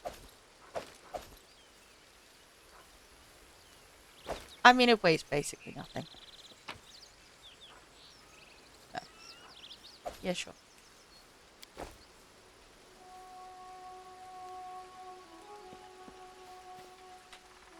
I'm all ears.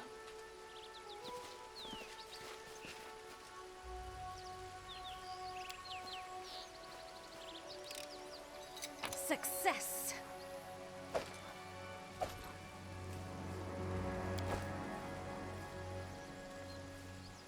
Shh.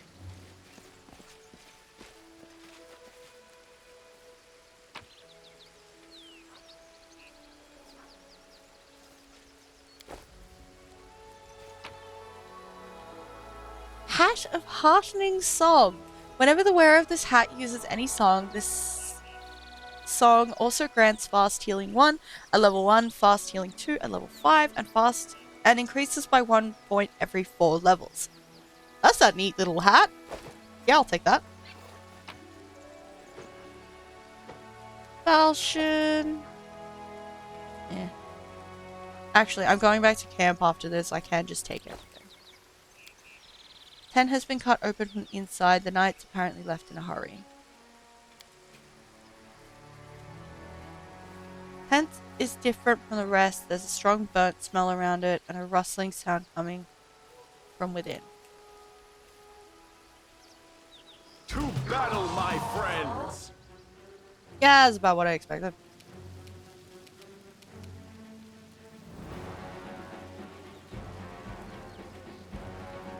I will see to your demise.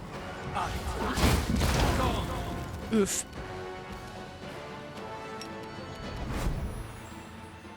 You've crossed the wrong mongrel.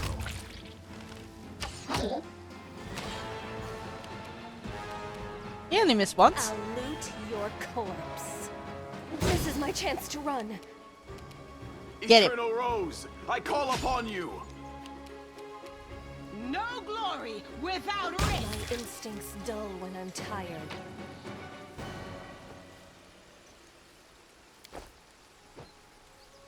Okay.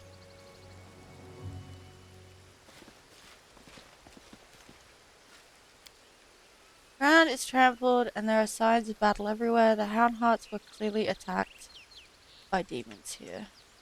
Okay.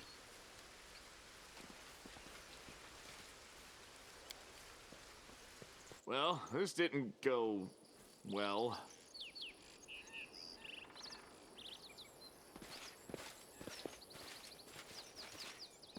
Nothing else up there? Good, good. Careful now. Come on, you got this. Thanks, Lan. You're so awesome, Lan. Can't hide from me. Ooh. Divine Protector.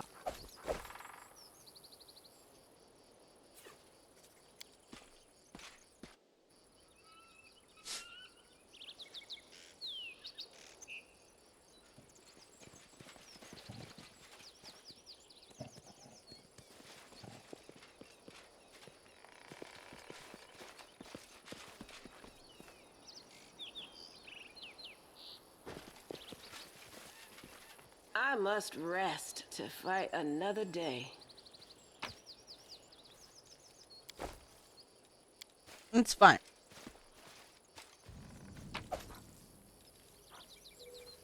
Apparently there was 29 healing potions on someone. Cool.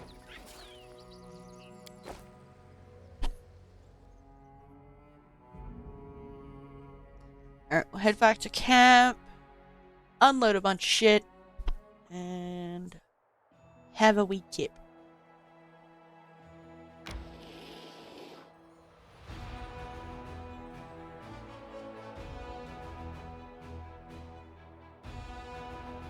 All your characters are fatigued. A fatigued character cannot charge. It takes a -2 penalty on strength and dex. After a complete rest, fatigued characters are no longer fatigued. Would you like to begin resting? No.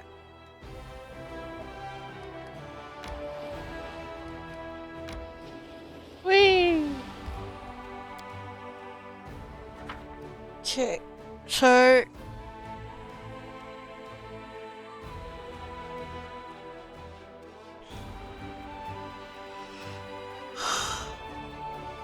I have to send out armies to be able to progress in the world? Is that how that works?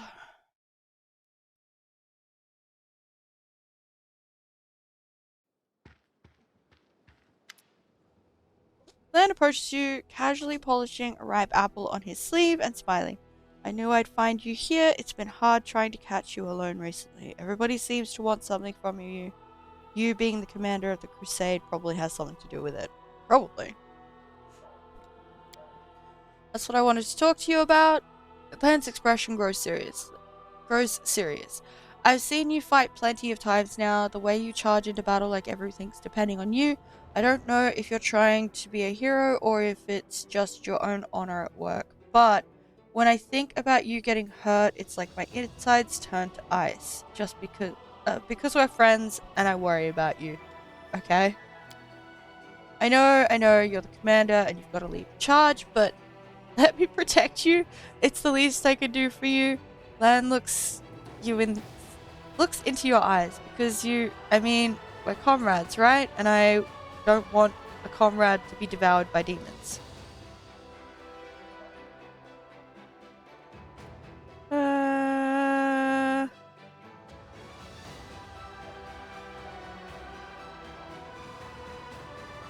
I suppose this answers the question of how I got that achievement of starting a romance quest with an NPC.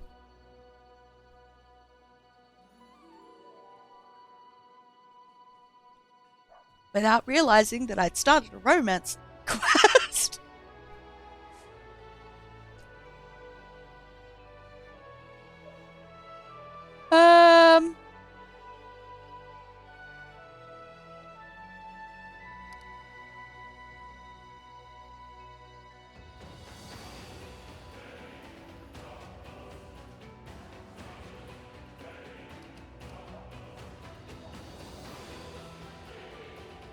Please note, romance stuff makes me uncomfy, so I'm gonna try and not. Thank you, Lan. I also appreciate help from a friend. Don't mention it. I'll try not to stick out like a sore thumb and stay out of your way. I'll just watch over you, silently observing from the shadows. Wait, no, that came out wrong. Forget what I said. Lan rubs the back of his neck. What I want to say is, you can count on me. Lovely. Cool.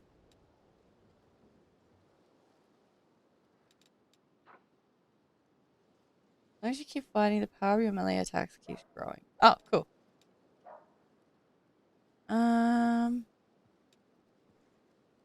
Anything new pop up in here? No. Cool.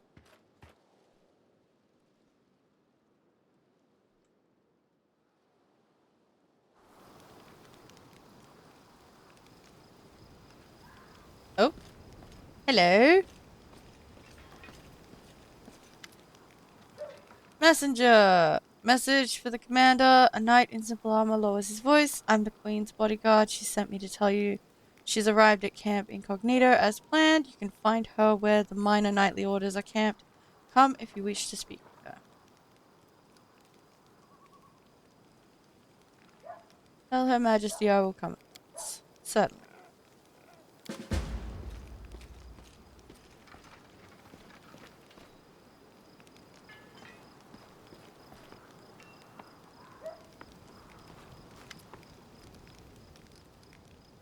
What can I do for you? How are things in camp? I am to be praised, everything's fine. We're well supplied, nobody's going hungry, and the sick, well, you can't run a military campaign without somebody getting sick. But they aren't taking up any more beds than usual, except... Oh? Quartermaster looks at the ground, the mound of equipment bearing the signs of recent tinkering. We're having a little problem with the soldiers' gear. The army has a standard that dictates who gets what, except this standard is only good for fighting around Canabras. Needless to say, the conditions inside the World Wound are completely different. The scouts have been complaining the local vegetation is like razor blades, they say, and it's slashing the soles of their boots to ribbons. Their cloaks might protect them from the cold, but they're useless against acid, snow, or caustic mist. The scouts are missing plenty of vital gear. A coil of rope is a simple thing, but there's not even enough to go round. Can you imagine? How are they supposed to scale mountains with no rope? So I've been thinking, what if we issue them different equipments? The scouts, at least. I'm afraid boots and ropes alone won't be enough. Put the scouts on horses and provide everything they need. Equip the soldiers as you see fit. We'll follow the regulations. They are written in the blood of those who did not follow them.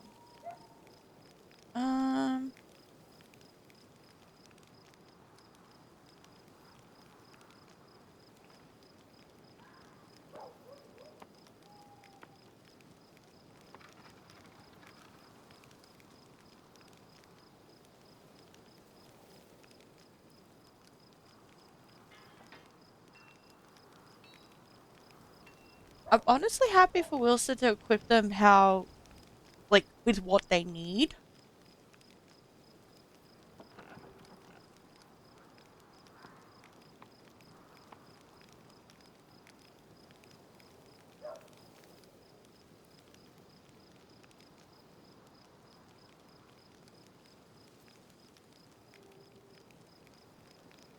I think the scouts on horses would be good though. I'm gonna go with the top one and see how this turns out. I'm afraid boots and ropes won't be enough, but the scouts on horses and provide everything they need. Now that you mention it, the horses are faster and can carry plenty. I'll see to it, Commander. I'll immediately write to Canavras and ask for experienced mounted scouts. We're getting ourselves a cavalry. Alright, show me what you got.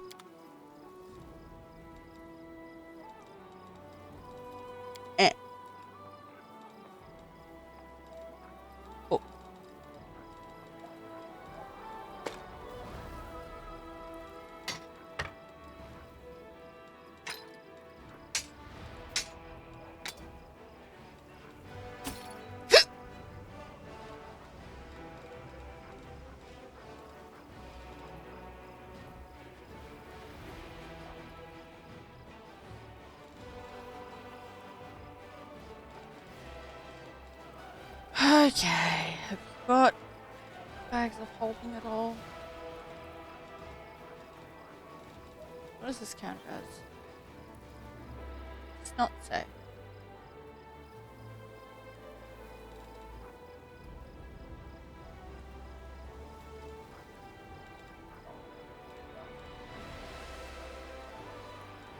Rowan, must you scream?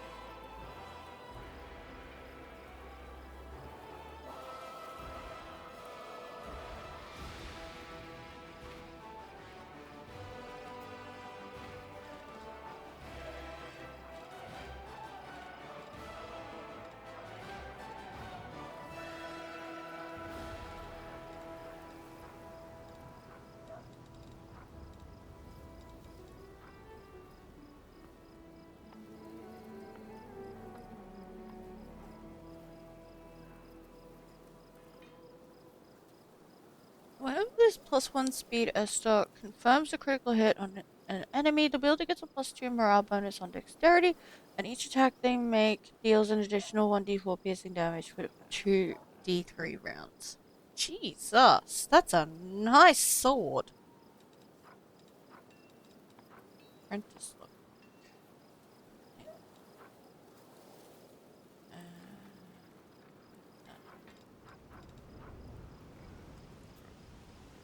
Where has the weapon finesse feat?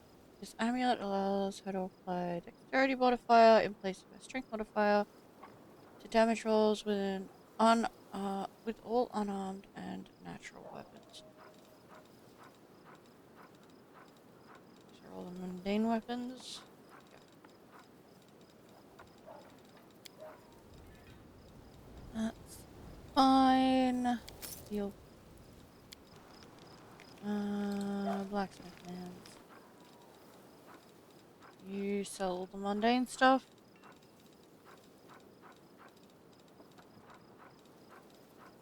All the various things that I've sold you. Cool.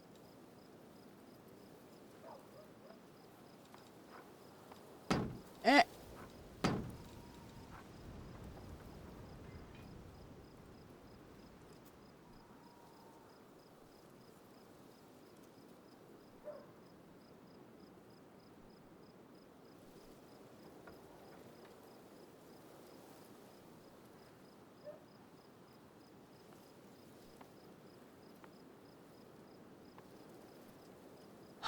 Alrighty. We'll see if that's for a bard.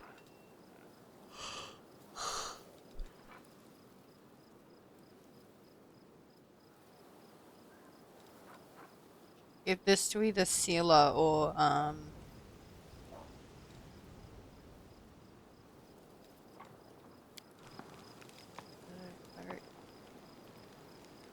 Hey, well, Jeff. Arr.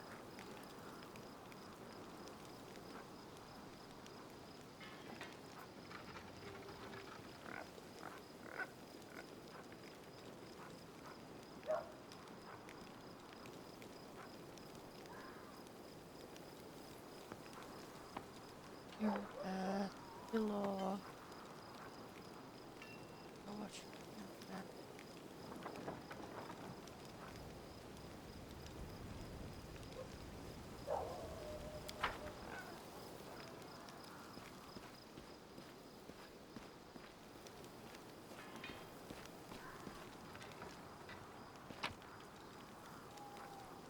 Stuff.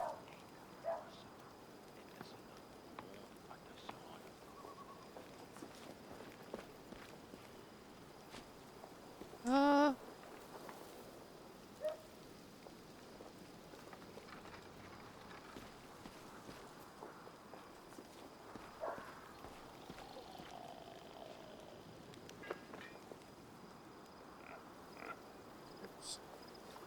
Stupid.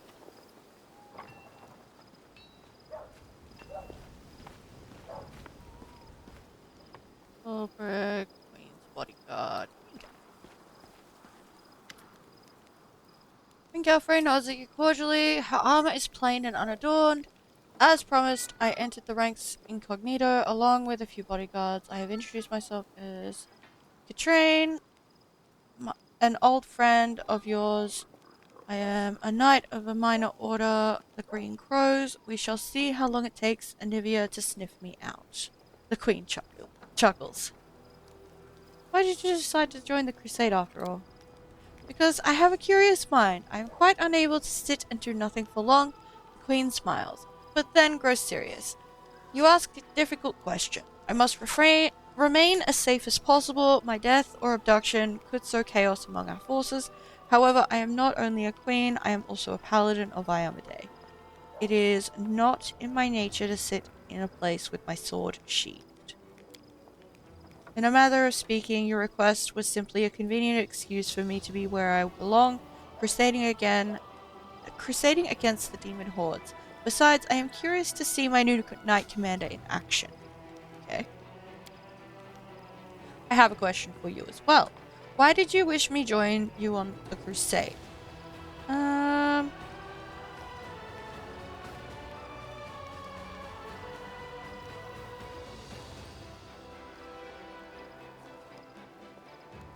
presence will boost the soldiers' morale. I'm glad to have the glorious Crusader Queen by my side. Sorry, at my side. I wanted to know you better. Surely you know how intriguing you are.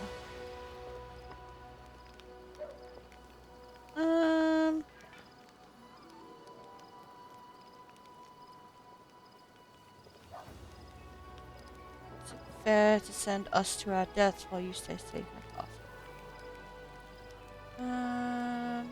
I'm glad to have the glorious Crusader Queen at my side. Well, that's a fair enough motive. The camaraderie of combat, fighting shoulder to shoulder for a warrior, such things are priceless. Can I ask you a personal question? I've learned so much about Queen Galfrey from chronicles and legends. But what about the other Queen Galfrey, the one that historians and bards cannot see? The Queen smiles faintly. That Galfrey is an old woman weighed down by a great burden, but she has not lost her passion, and she will make the feathers fly when the time comes.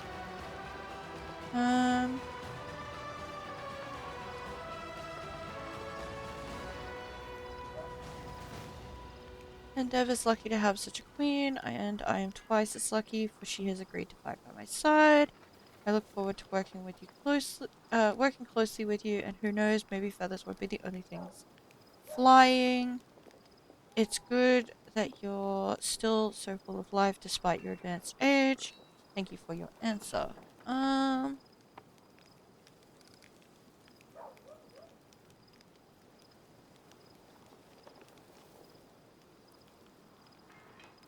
Endeavor's lucky to have such a queen, and I am twice as lucky, for she has agreed to fight by my side. Strange you say agreed to fight by my side, but what I hear is agreed to go. What? No! Fuck off! I don't want to date the queen. You really think that you were the first to attempt to charm me with such words? You are not. If you want to impress me, you'll need to do better than that.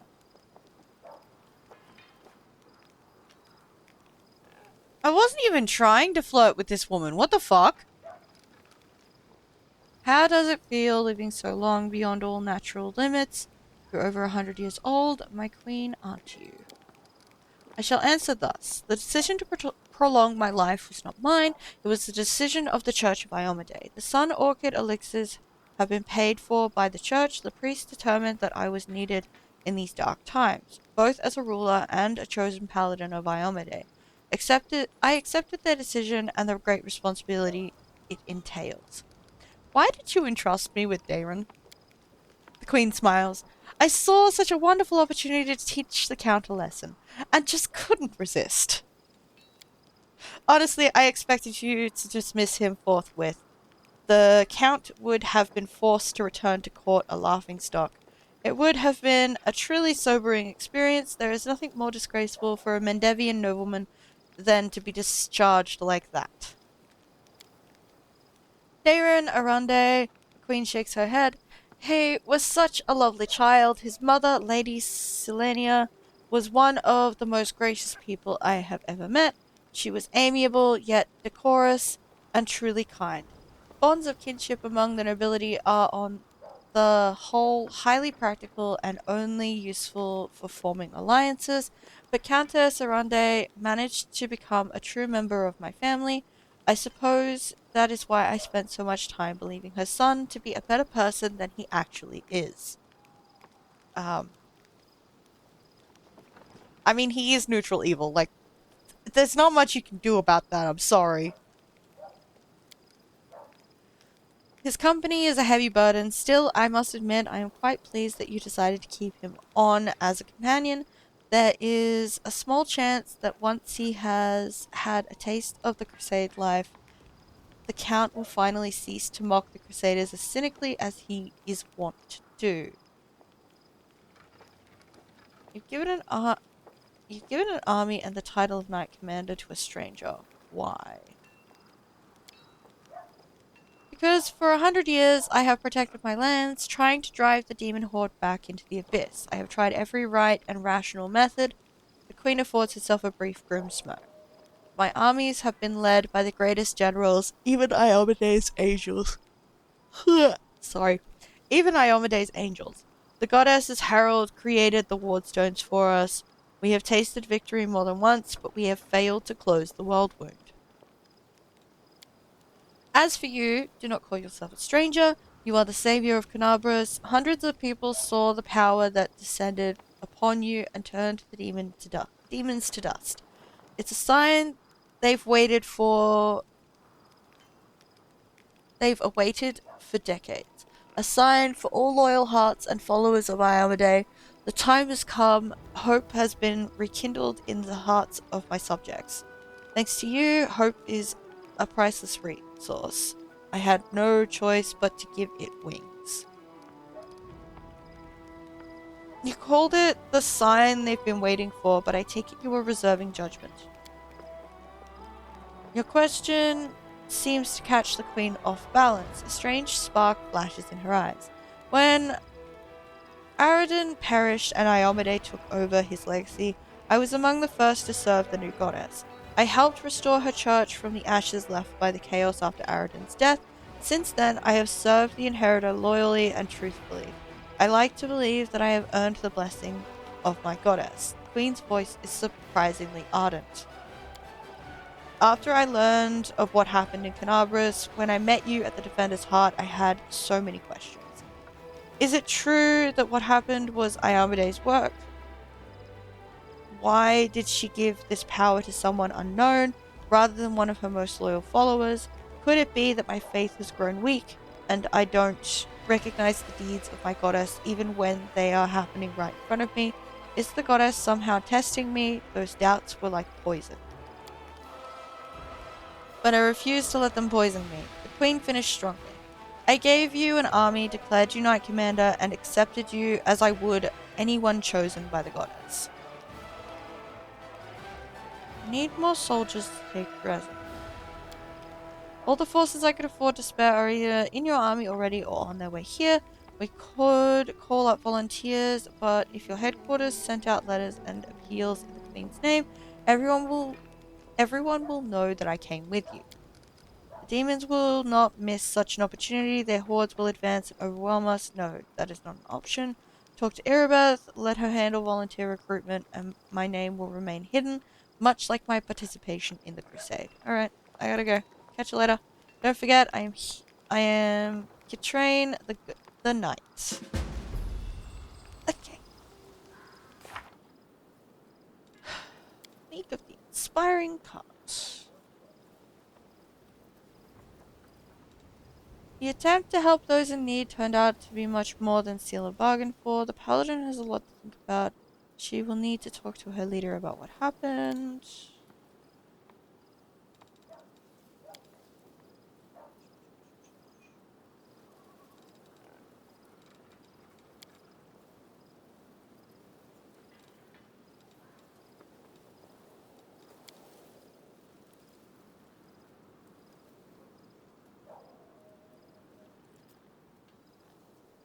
Oh, this is Ulbricht's quest? Yes. This is Darren, Sela, Nenia. Okay, cool.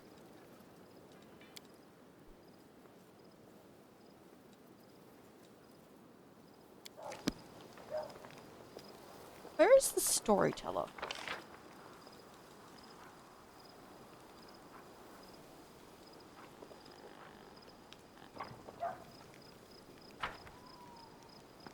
Storyteller over here?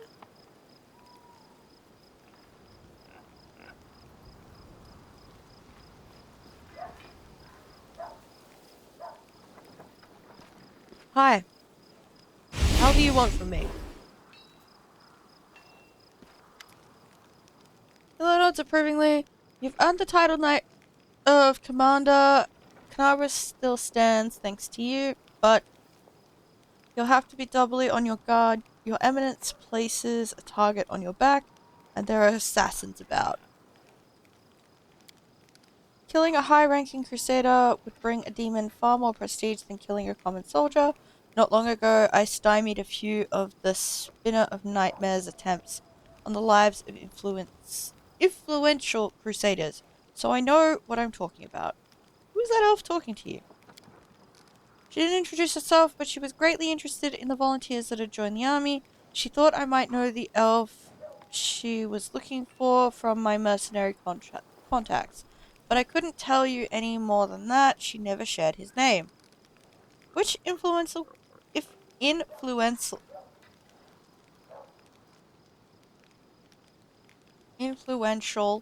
crusaders did you say from the Spinner of Nightmares?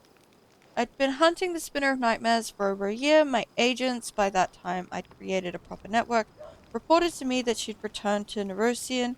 I immediately suspected that she was planning a great atrocity. By that time, I'd learned all too well that the Spinner was master of illusions and charms. That's why I never left the house without this. Hiller takes a monocle from his pocket and puts it on carefully. This is the Eye of Truth. It allows me to see through illusions. My friends got it from the priests of Nethys. However, neither this monocle nor my network of agents were adequate to prevent the attacks, and we were nearly too late. The Spinner of Nightmares decided to strike at the Cruciform Cathedral. They had gathered to celebrate the victory of the First Crusade. It was a great holiday, and there was a lavish ceremony at the cathedral. An influential priest and Anthocletus was in charge of the festivities. They were intended to crown him with a tiara, a symbol of his high status. But the sacred tiara had been replaced. The spinner had obtained an Incutulus, a sentient and rather ominous cephalopod from the other end of the world. She raised it from an elva and trained it carefully. She cast an illusion on it so that everyone would see it as a tiara. The moment its shell was placed on Anthocletus' head, the cephalopod would release its tentacles and penetrate the priest's skull. Its poison would seep into his brain, and it would seize control of Anthocletus' dead body. Fortunately, we were able to stop this madness in time. I spotted the Spinner of Nightmares in the crowd, chased her down, and we ended up crossing swords on the roof of the cathedral. I nearly defeated her, but she fled upon a giant stallion, which was able to run across the air as if it were on the ground. Oh, sorry. Okay, that's interesting. I was so close to catching her, she'd suffered a setback, but I let her escape. Hiller's bitter and angry smile shows he hasn't made peace with his failure.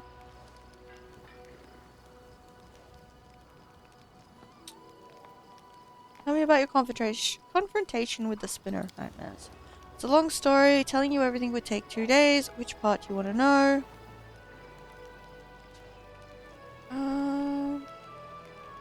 Let's talk about this later. Good luck, watch your back. Only trust your closest friends. The enemy is cunning and treacherous. Fruit. Crusader. Crusader.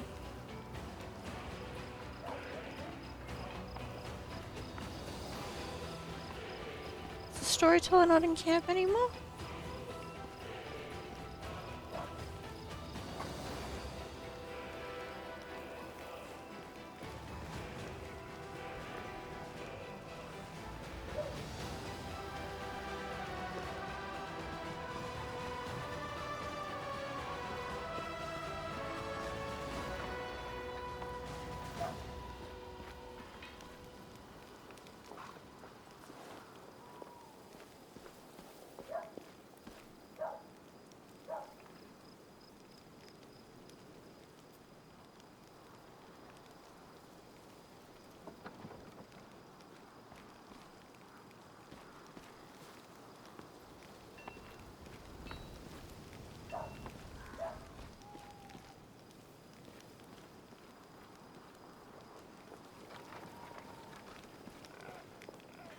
Hi, Sela. Sela looks sad and pensive. It's good to see you. Get this, Jana, the one who ran away when we were attacked by demons, never went back to her unit. She was seen running towards Numeria. Looks like she deserted. Anyway, that's not what I wanted to talk about, or not the only thing. Since our raid on the Hound Hearts camp, I've had this sinking feeling I made a mistake dragging you into this. I mean, I should have known that a raid along the edge of the Wild Wound wouldn't be so easy. But mostly I was wrong about a lot of people. About Jana, who lost her nerve and abandoned her friends. About Curl. I knew he was a thief, but I really thought he'd turned over a new leaf and deserved a little compassion and trust. And Alan, I thought we were kindred spirits, friends through thick and thin, but it looks like I was wrong about him too. Sela looks at you closely, waiting for your answer.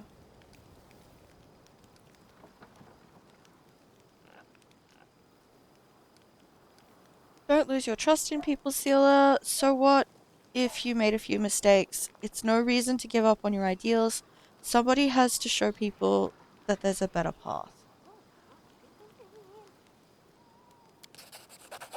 Sela's expression brightens. Thank you, my friend. I needed that support. You performed an action that was good. She sighs. Thanks for listening to my grumbling and for helping me get to the bottom of this. I'm not going to leave things as they stand. If I get the chance, I'll track down Jana and see if I can talk some sense into her. Find out why Curl did what he did. I can't stop thinking about what Elen told me in the end. I really have become more powerful than paladins who are far more experienced and selfless than me. There's something not right about it. A servant of Iomade should gain their powers through dedicated personal effort. It's the only way to make sure they'll use the power for good. Our journey so far, it's all wrong, and it means I need to be 3 times as hard on myself now. No! Stop it!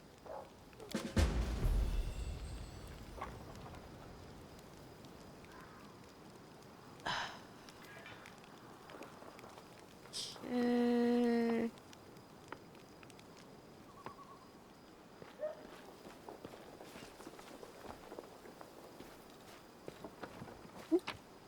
Stuff. I know.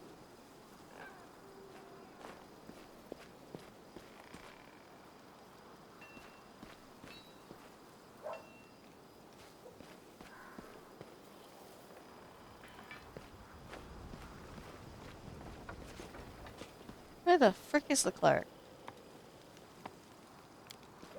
Are you in here?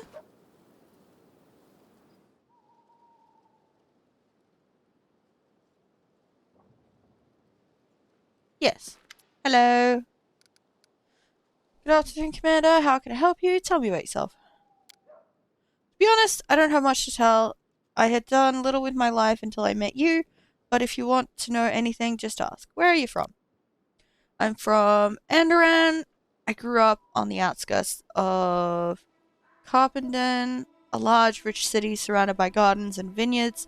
Just imagine miles and miles of greenery and fragrant orchids. Orchards. God damn it. Sociel inhales with pleasure as if he could still sense the aromas of his faraway homeland. My family had a small winery. I worked there from a young age. I pressed juice, did a little carpentry, painted, and one day I discovered I could do more with paint than simply cover walls with it. There was a temple of Shaylin nearby. My brother and I would often spend our days there listening to music and enjoying the stained glass windows. As a boy, my brother decided to devote himself to serving the Eternal Rose. Our parents hoped that at least I would remain to run the family business, but he makes an apologetic gesture and flashes a disarming smile. It can't be helped. The goddess called me too. It's alright, I have plenty of cousins, second cousins, and other relatives. When the war is over, I'll go back there and see how they're doing. So, you're an artist? The cleric smiles shyly. That's too grand a word for it, but yes, I love to paint, and I know how to. Of course, the Crusade isn't the best place for art. What I imagine what I managed to draw here is at best sketches. I hope when this war is over, I'll be able to turn them into real paintings. Fascinating. May I see your sketches? There's nothing special in them, but if you're really interested, yes, show me your art. I love art. Cecile hands you a folder filled with pencil sketches. You recognize familiar fighters in some of the portraits. The cleric drew them without flattery, just as they are, but beneath the features that seem boring and even ugly in life, Cecile's has found inner beauty, power, and dignity. The tired faces of soldiers covered with wrinkles and scars resemble an army of angels. There are landscapes in the folder as well. At first, you don't understand why these blooming hills, shady groves, and shimmering springs seem so familiar, but you've passed by these places as you've traveled around the world wound. Though you saw them darkened and maimed by demonic influence, Sociel's pencil has restored them to their former beauty, which the demons stole from them, which the Crusaders are fighting to return. Instead of working as a craftsman, you decided to serve a deity. An interesting turn of fate. Cecile nods with a smile. Some clerics are proud of their tender hands, which have never touched anything heavier than a brush, but there's nothing ugly about hard-earned calluses. Indeed, I should say that saving the world is easier with strong hands. The smile disappears from Sociel's face, and he looks down, adding, I'm sorry, these hands couldn't save the people who died in Canabras. You can't be everywhere at once, my guy. How did you end up in Canabras? A grim shadow falls over the cleric's face. I was hoping to find Trevor in the city, my brother. Oh, okay, what's going on there? After my brother took his vows and was ordained a paladin of Shaylin, he departed for the crusade. He wrote home often about everything he saw, his battles, the people he helped. From his letters, I learned that he had joined the Eagle Watch here in Canabras. Neat. Just having a drink, one sec.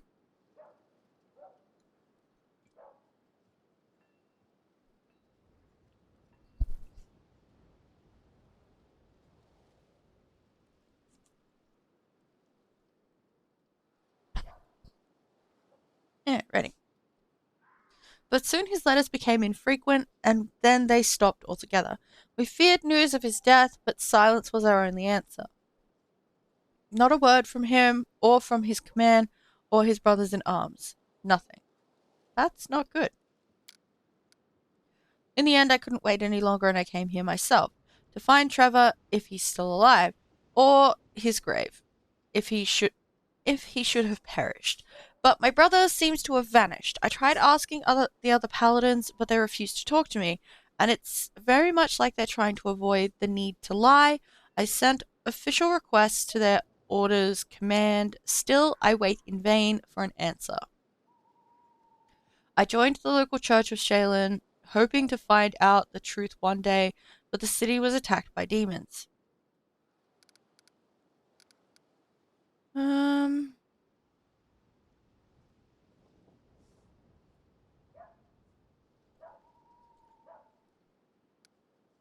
You must love your brother very much to have followed him here. You have no idea how much I would follow him to the end of the world, into the abyss itself. If need be, Trevor is an amazing man. I know he's alive. He's too stubborn to die. I hope one day he joins us, and then we will surely triumph. You performed an action that was good. How did you end up at the court of Queen Galfrey? The cleric looks down. When the city was attacked by demons, there was a hospital in our church. Every one of us was prepared to fight to the last to cover the evacuation. But our Mother Superior wouldn't let me join the fight. She sent me for help, and everyone who stayed was killed. Why did she choose me? Maybe it was because I was new, the youngest and least experienced of the clerics. I wouldn't be much help in battle, or maybe she was giving me a chance to survive while the rest of them bravely died. Shaylin, be my witness, I did not ask for this. I would be honored to lay my own head next to theirs. Oh boy. I ran to the closest Mendevian garrison. I don't know by what miracle I got there. There were demons all around and everything was on fire. I remember my horse was killed right under me while I fought off some shrieking monsters, but when I came to, I awoke among friends. My first thought was that it must be a dream. In my delirium, Queen Galfrey herself was dressing my wound, but it was true. It was the queen herself, tending to a lowly warrior. That's how I ended up in her army. I marched with them back to Knabris to the ruins.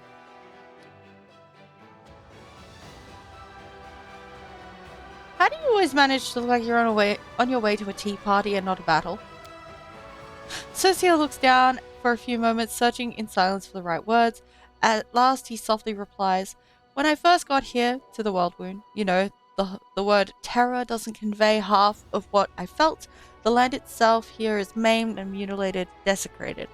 But more frightening still is what the war does to people, to their bodies and souls."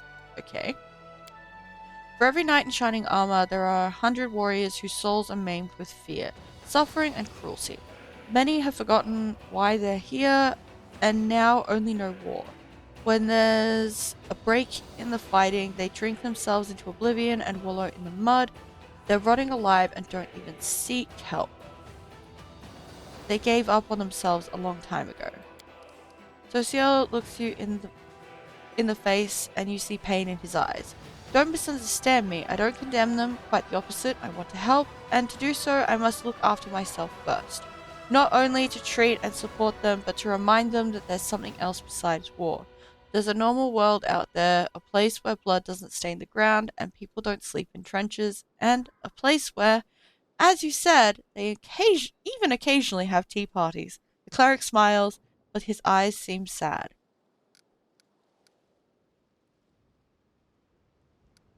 Ah.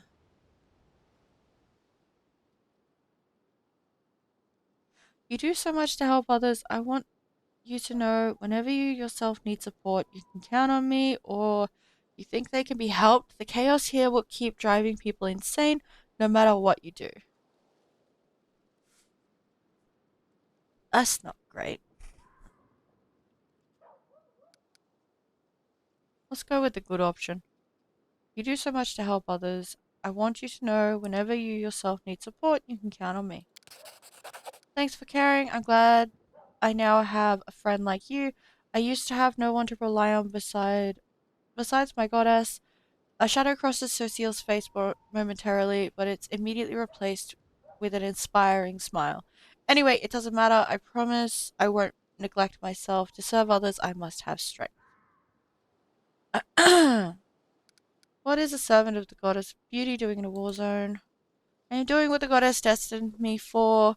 To keep our fighters safe, I am confident in our victory. The gods of good are on our side, so we cannot fail.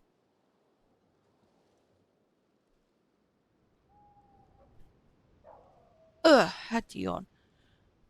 But victory is not enough. I do whatever I can to help those who are holding off the forces of the abyss so they may live long enough to see victory, without losing themselves along the way. Fair enough. Every one of our soldiers deserves a home where people love them and are waiting for their return. When our soldiers are finally able to go home, on that day I may earn the right to lay down my weapons forever.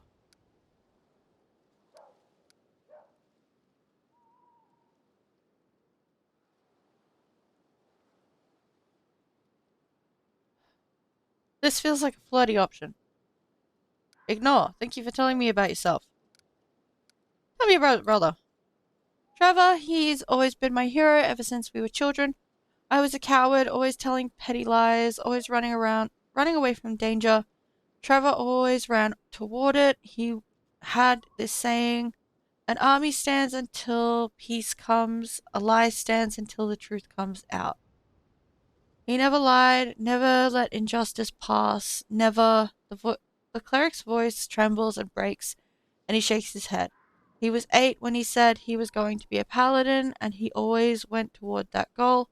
day after day, never looking back. I remember the day he went off to fight.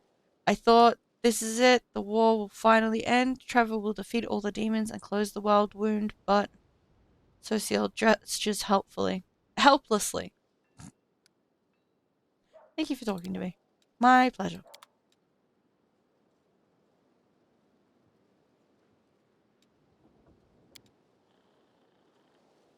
Do, do, do, do, do, do, do, do.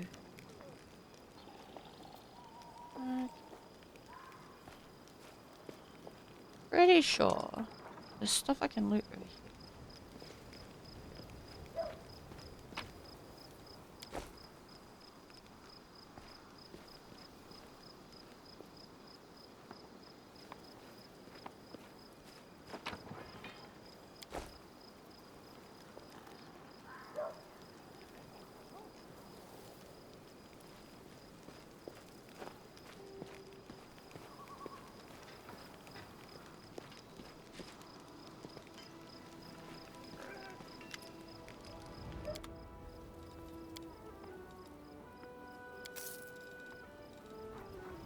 Yep.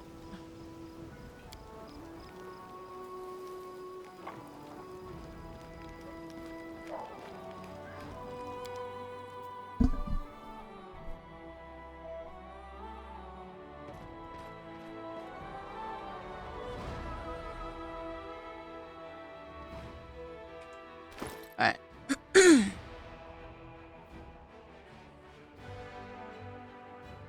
would appear that I just forgot to sell a couple things. Oh well.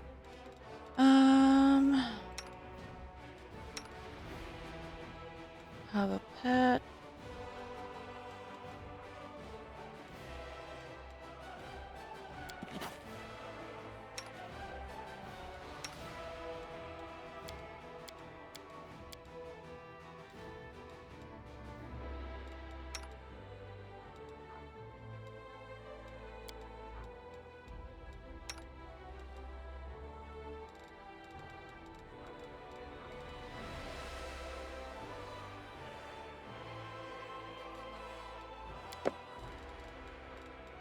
Okay.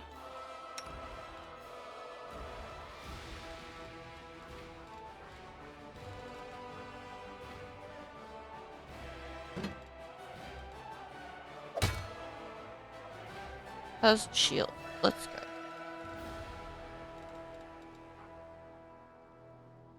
Doesn't help you.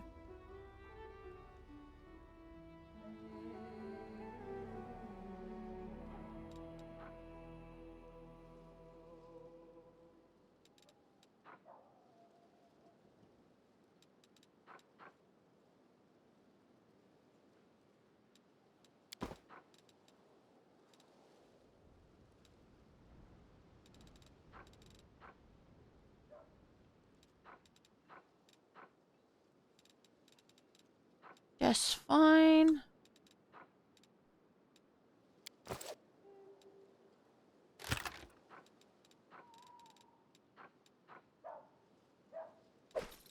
Chuck that in there, chuck that in there, chuck that in there.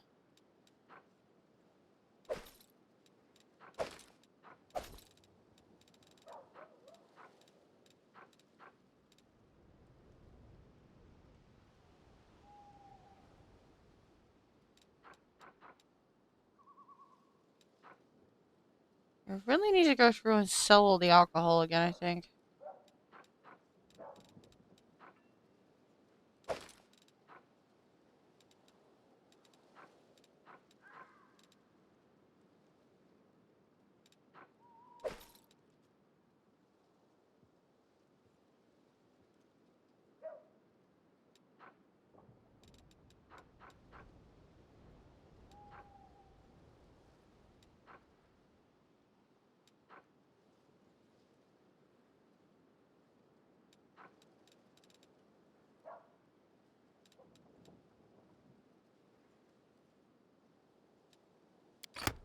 Oh, sleep time.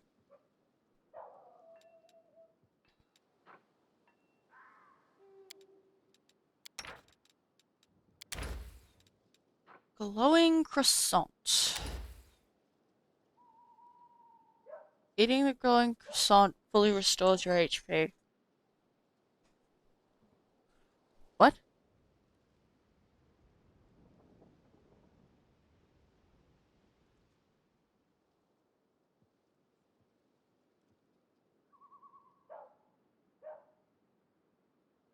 Doesn't resting fully restore your HP?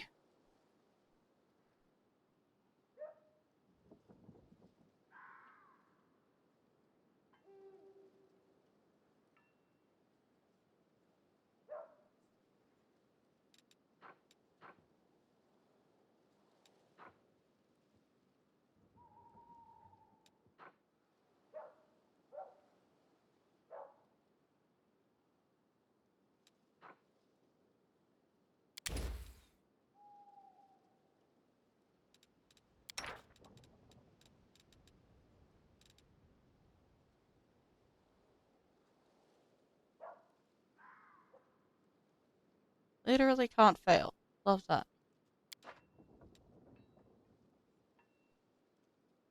Thinking about cultists hiding among the townsfolk has put me on edge. I don't want to suspect every person I meet.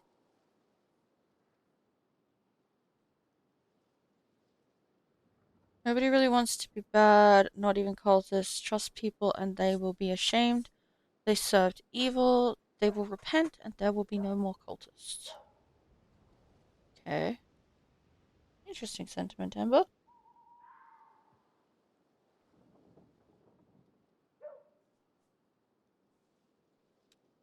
Continue.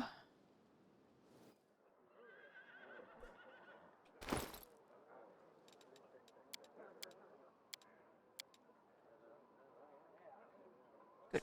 Wanted to check if they actually did lose their fatigue, because there were people that did not. Nothing new in here. Cool. Quickly sell those bits and pieces that I don't need on me.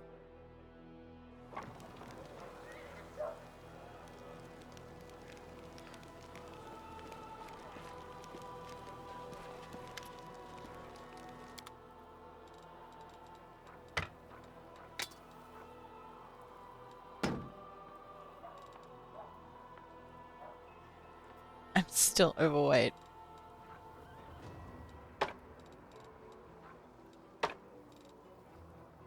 Cool.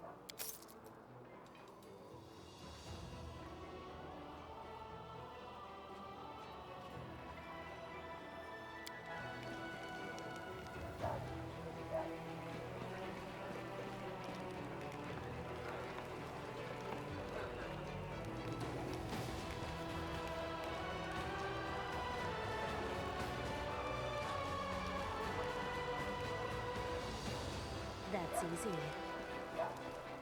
Half expecting to find that elf again.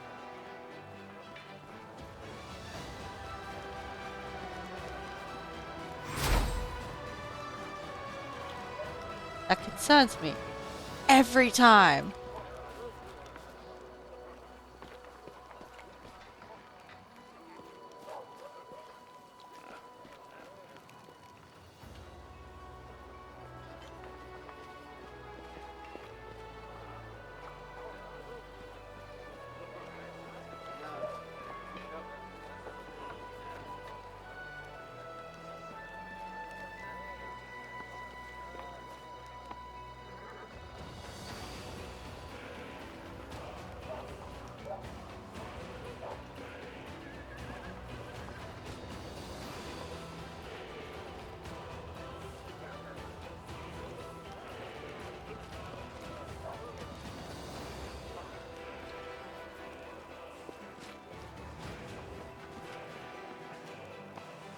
Precisely.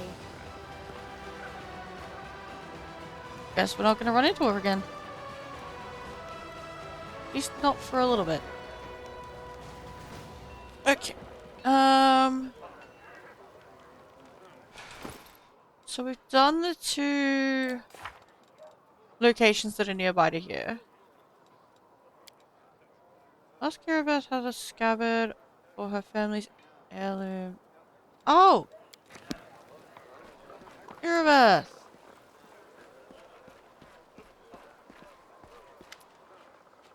Commander, allow me to say something? Erebeth looks even more serious than usual.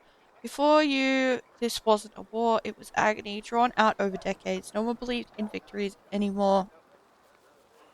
When the demons attacked the city, for some it was a relief. At least the end had come. They laid down their weapons and surrendered without a fight.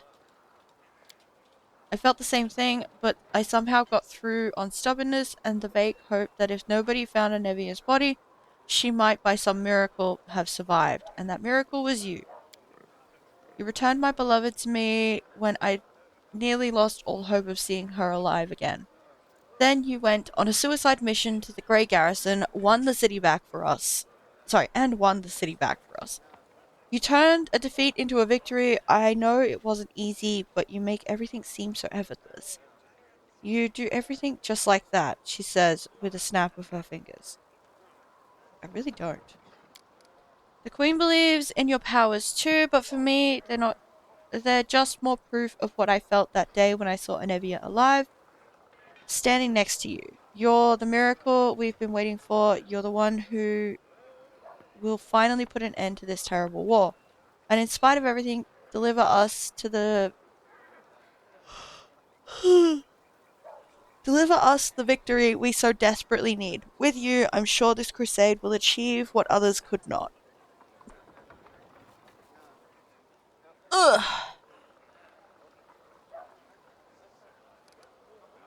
I found a scabbard with your family name on it in the Grey Garrison. Erebeth looks down. The scabbard held the solemn hour, my family's sword. My father once fought with it, and I took it when I left home to become a paladin. Alas, it was not stolen. I parted with my heirloom willingly to help someone dear to me. Nevia needed expensive healing, and having no other way to procure the money, I pawned my father's sword. I think he would have understood. I'm sure he would have given up everything to help the family. Huh.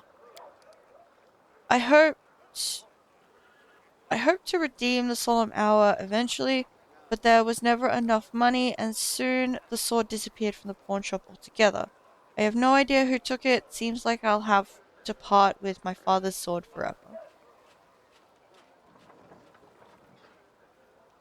Is Anevia sick? You'll forgive me if I don't go into detail. It's a private matter. Suffice to say, everything is fine now. The treatment was costly, but it was worth it. I can see you truly love her. You had the orders of coffers at your disposal. I can see that you truly love her. A delicate blush appears on Erebeth's cheeks. She nods silently. I performed an action that was good. Erebeth lovingly traces the name imprinted on the silver on the scabbard's leather. My parents were loyal servants, yet it wasn't enough to earn them a title or coat of arms. Still, however humble our name might be, it is worth something. I don't know if I'll ever see the solemn hour again, but at least I have its scabbard back. Thank you. So it turns out that the Queen has her head of counterintelligence watching me. I wonder why. You think the Queen doesn't trust you? If that were true, she wouldn't have put you in charge of this army. My main task is to be your advisor until you've gained enough experience as a commander. As for counterintelligence, Anevia and I were tasked with keeping an eye on your inner circle, but you're not under suspicion, Commander. You're under our protection. Okay.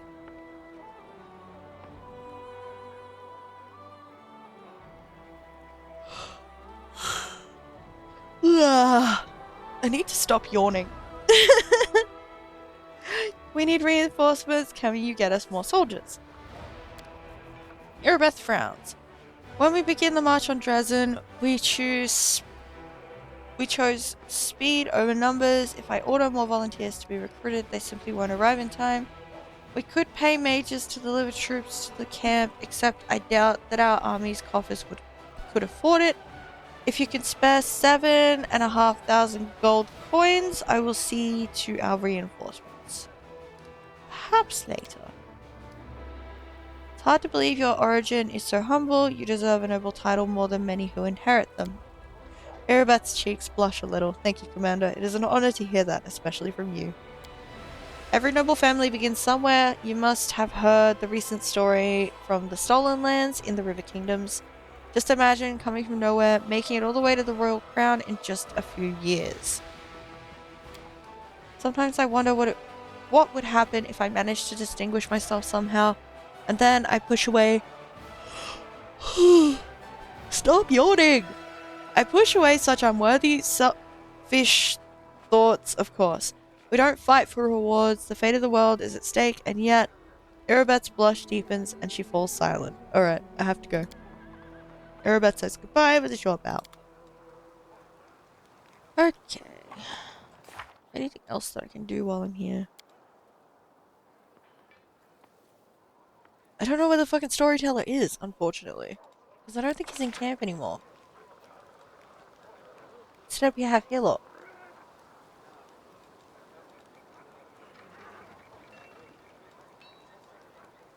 No, that's August.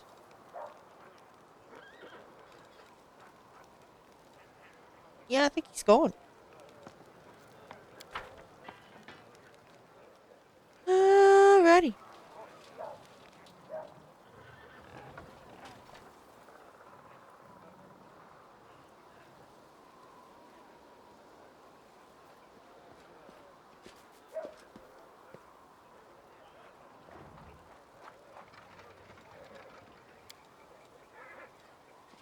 Okay, if we're gonna be out for a prolonged period, I'm gonna have to bring Wooljiff along.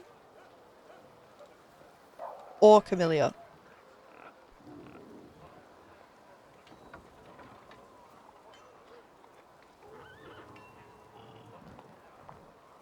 Um.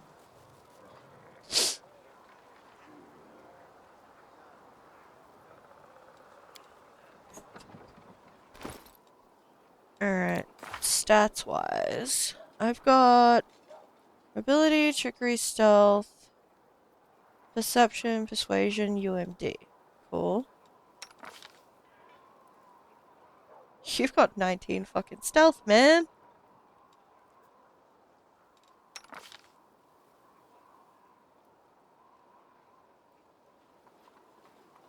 Maybe I don't need Camellia.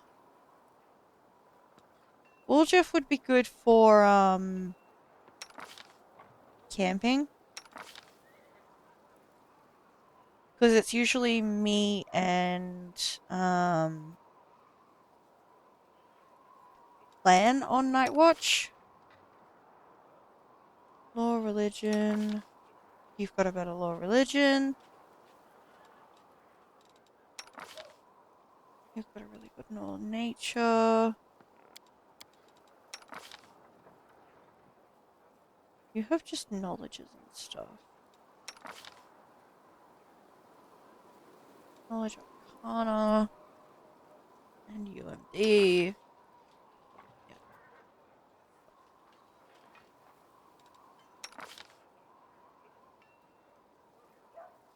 I want you for law religion. Because you'll be really helpful with,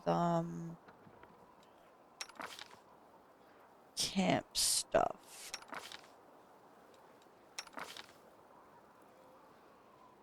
Is this where we swap out Darren? Because I'm literally just going for people that are going to be really helpful if we have to camp. And Lan's got good perception. And I'm not getting rid of Sealer. Sealer's great.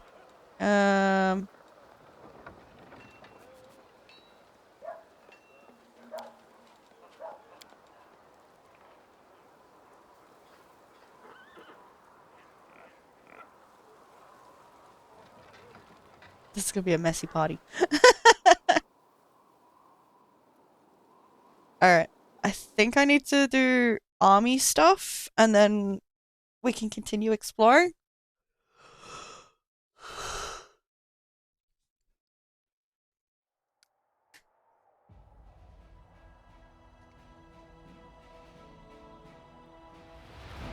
Okay.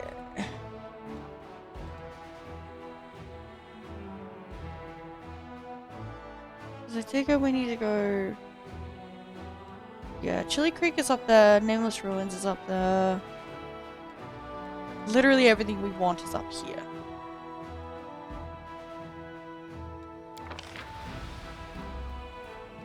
Oh, this map is significantly bigger than I thought it was.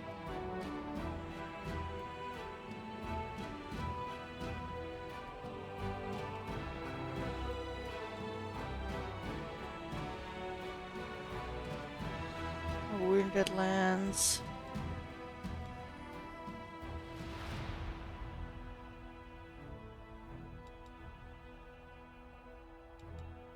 Lake to the Lost Sun.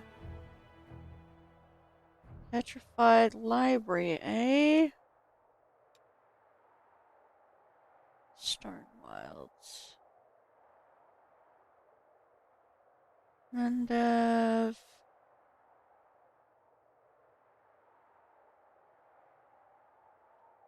Okay, that's cool.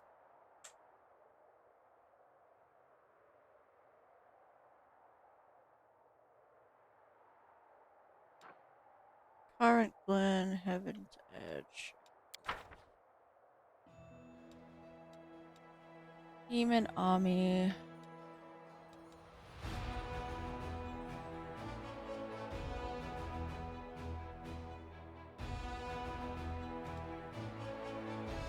Hundred dudes.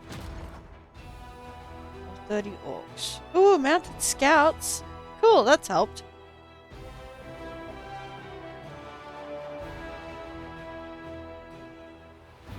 +44 hit points.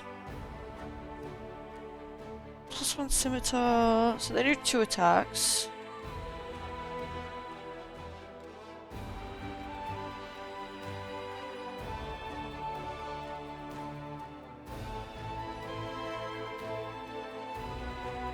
Finance point 600. Wipe out the band of cultists.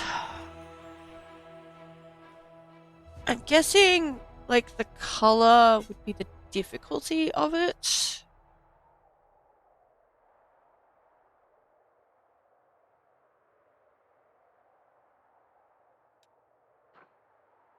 Morale. Crusader morale affects recruitment growth, resources, income, and the morale of the Crusader armies. Each point of morale above 0 increases the growth of trainable units and resources income by 1%. Each point of morale below 0 reduces the growth of trainable units and resources income by 1%. Army strength. The total strength of an army allows you to compare the strength of different armies.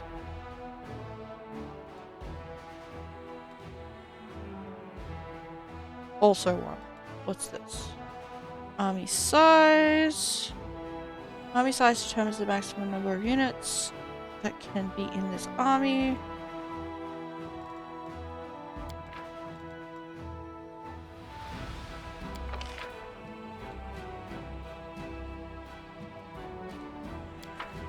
I'm not going to poke this yet.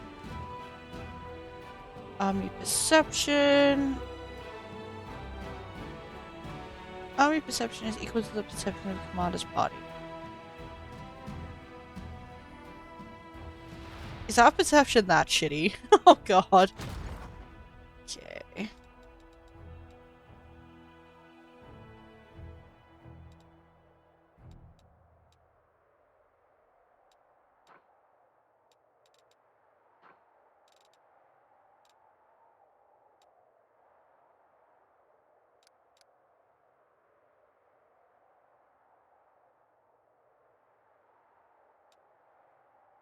Okay.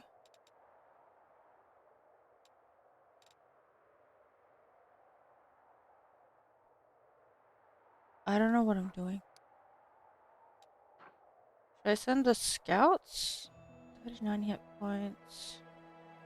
Scouts have more attacks, so maybe it would be better. What do you guys have?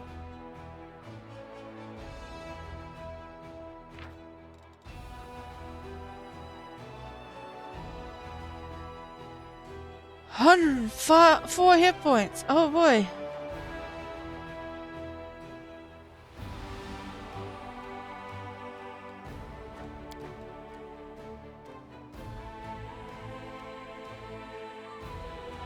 Crusade morale affects recruitment, growth, resource income. Each point of morale. Yep, cool. Each victory over a demon army adds 4 days to the time the banner of victory stays green. March on Dresden. Each victory over a demon army on the road to Dresden adds 10 days to the time the banner of the march on Dresden stays green. Okay, so we need them to stay green as best we can.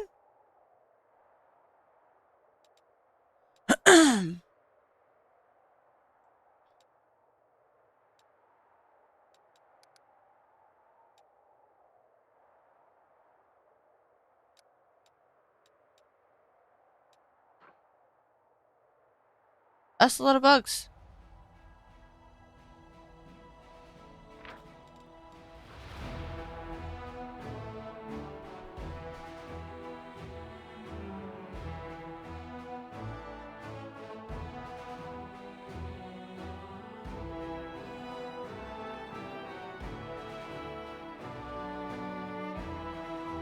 Okay.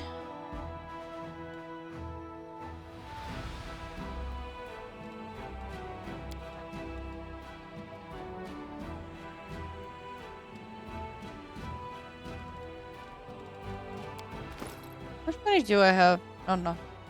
I mean, I could sell some magic items, but like, I don't want to. They could be useful.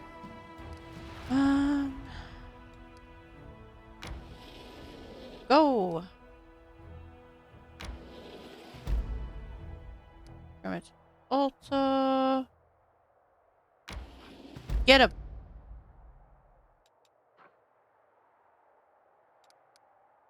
We just walk them into it. Enemies are retreating. Pursue them and fight. Yes. Kill them.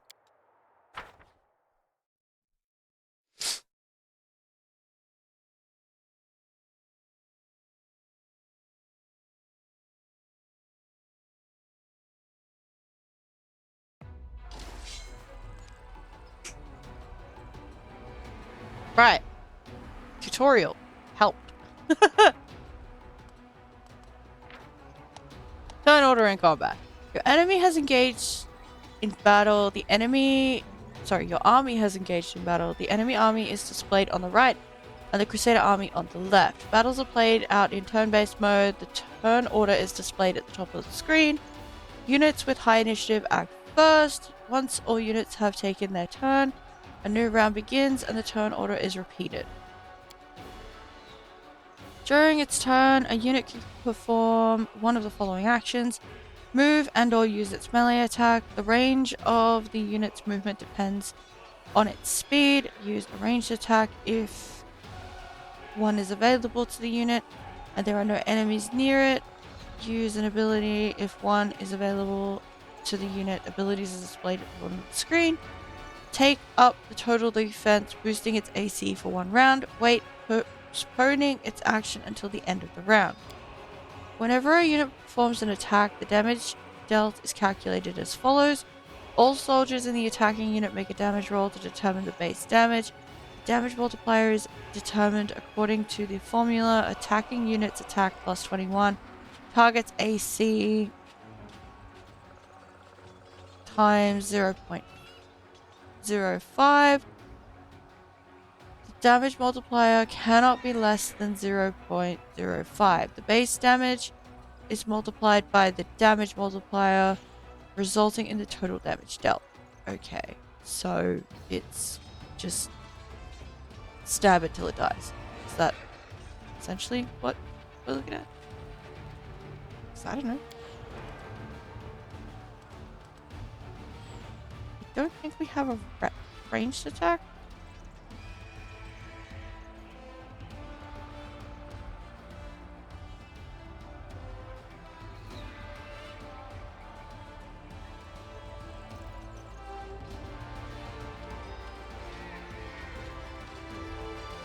Retreat.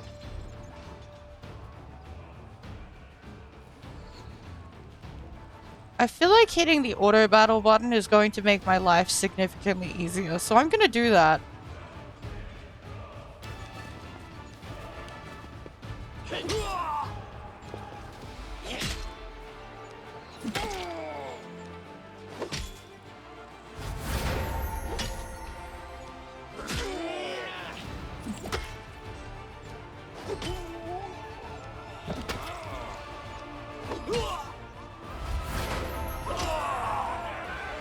Yep, that went well.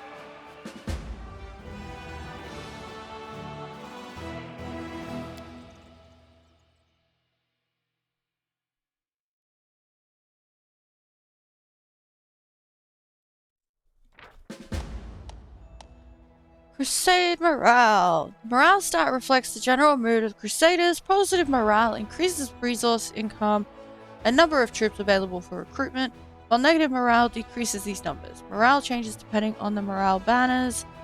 While special conditions are met, the banner remains green and increases morale by 1 per day.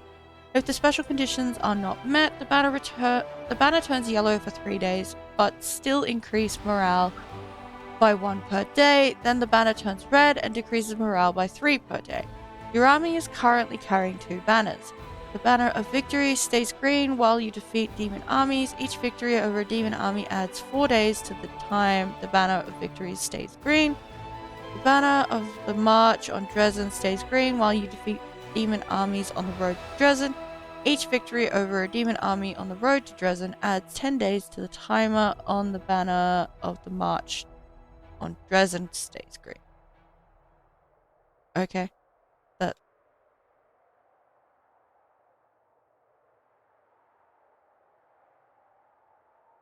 Words are hard. Each unit has its own combat morale, the starting value of which depends on the Crusade morale.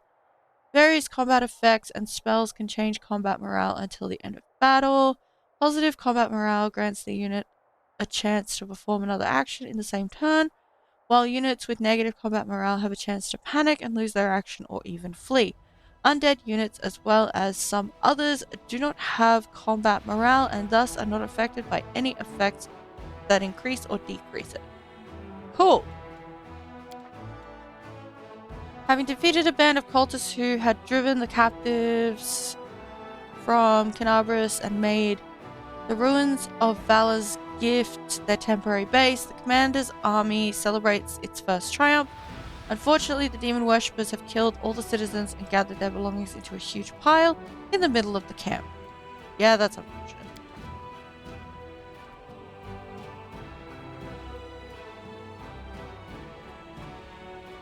What locations I can go look at?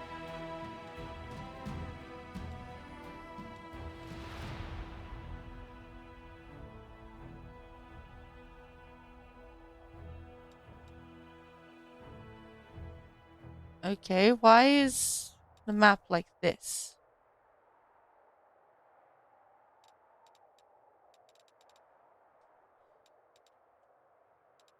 What's with the yellow line? Primitive altar, conundrum unsolved. Ancient ruin that Socorus inherited from unknown builders of the Earthfall times. The Socorians dubbed this place the Conundrum Unsolved. Scattered all over the walls of the ruin are numerous pressure plates, buttons, and levers, the purpose of which one can only guess. Huh. Okay.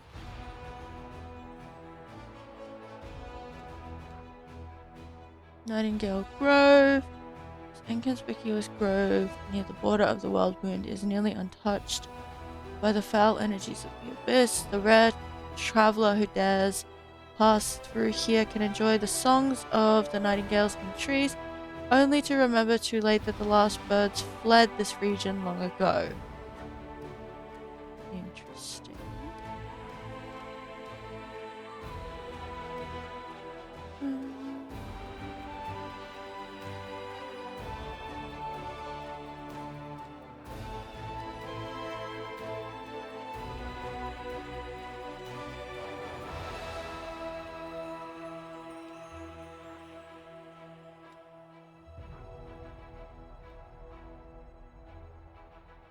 I just think that that's going to be a lot more dangerous.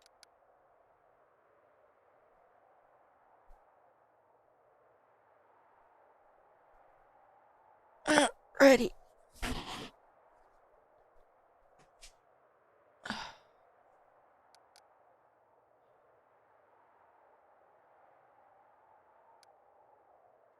I mean, that's just gonna take you over here, isn't it? And I don't think I can get across the river as of yet.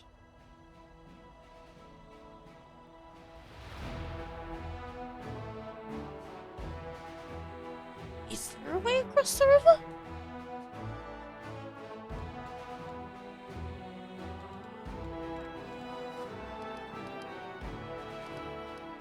Doesn't look like there's a way across the river.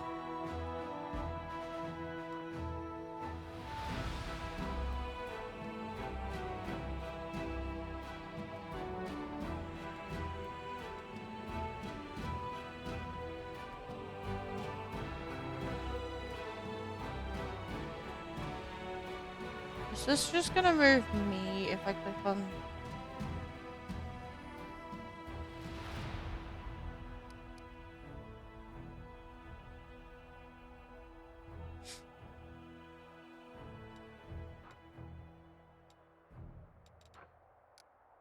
I may have to sell some magic items. I... Bring these guys back.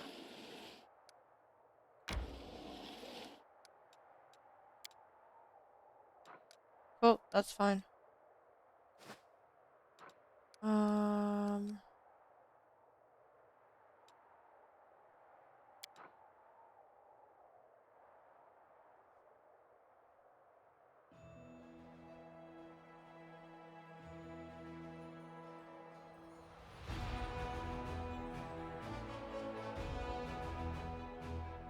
I have no idea what any of this means.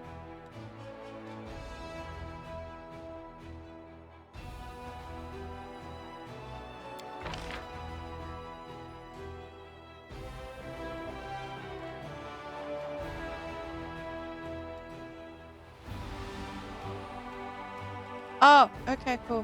What do you do? Archers.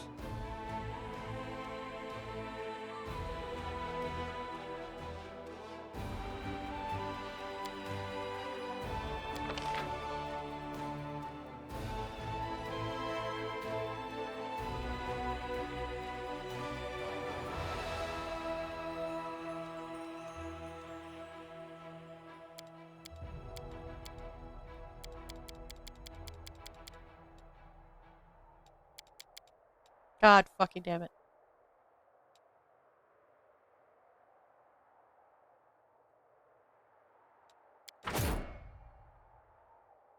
Cool.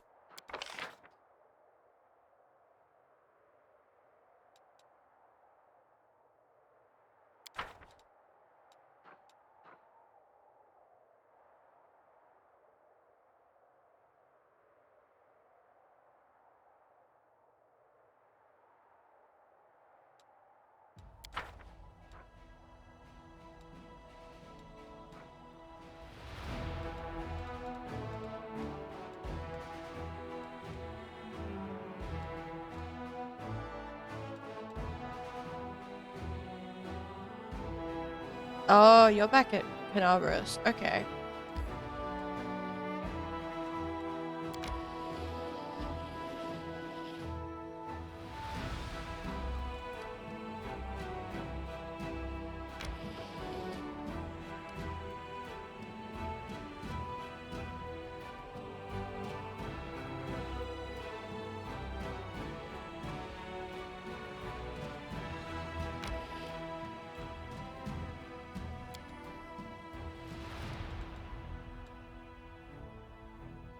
So does that mean I need them to... How do you make them rest? Is it when I rest?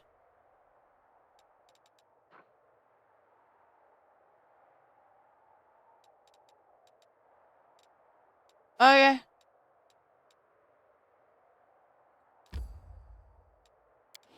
travel.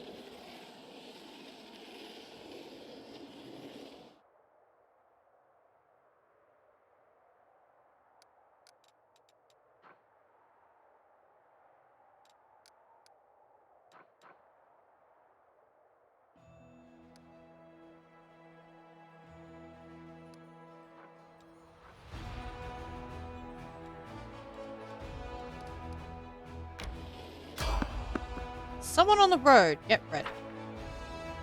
Okay.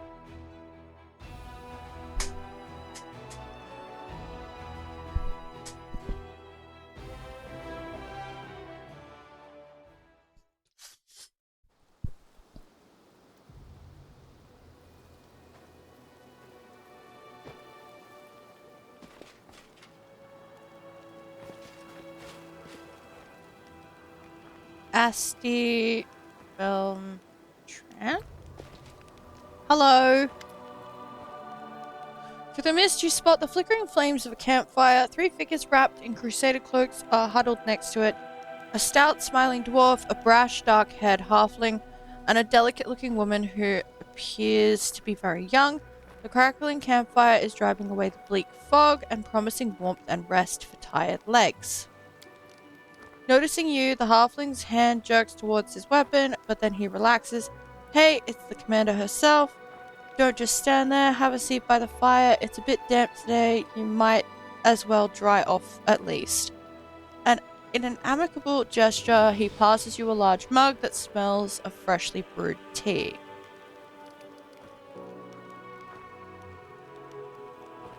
Who are you?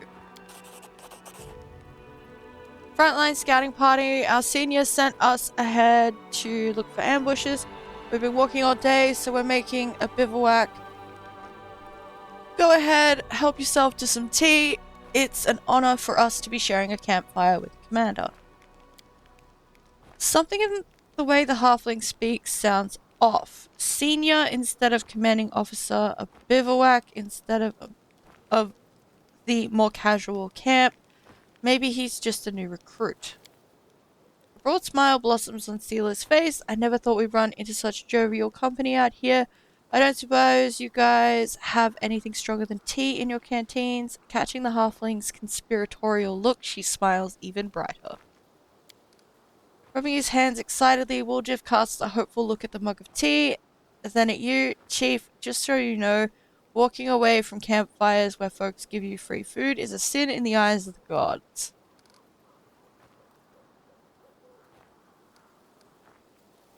What are your names? Proudly lifting his chin, which bears a little white scar, the halfling says, I'm Sergeant Velm, leader of this gang of daredevils. You can tell by Velm's appearance that he's a fighter. He sports a nose that's been broken more than once, well-fitted gear, a gutsy spark in his eye, all the hallmarks of a feisty, courageous warrior. The dwarf grunts and grins. Why would you call our heroic squad a gang, Velm?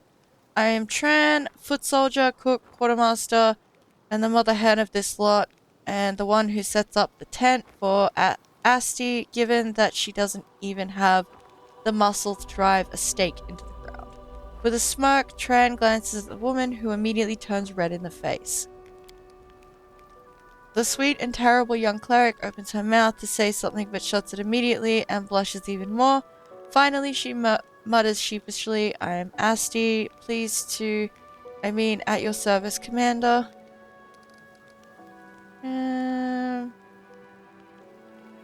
Perception. The location of the camp was chosen wisely. It's safe and quiet here, no tracks in sight. The air is calm, but an odd feeling of wrongness lances through you like a sting from an angry wasp. Something isn't right. It's quiet here, alright, as the grave. I don't know why, but I don't like the feel of this place. It makes my scales stand on end.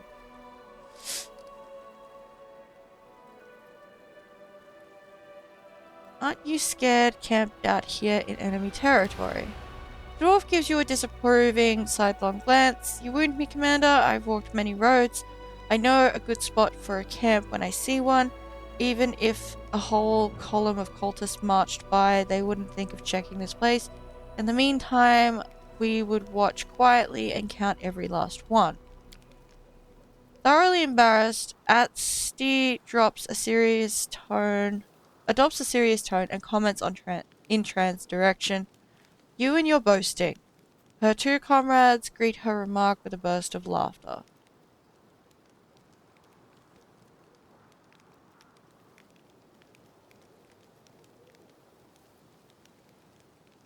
Okay, do we accept the hospitality or call them out on being shady as fuck?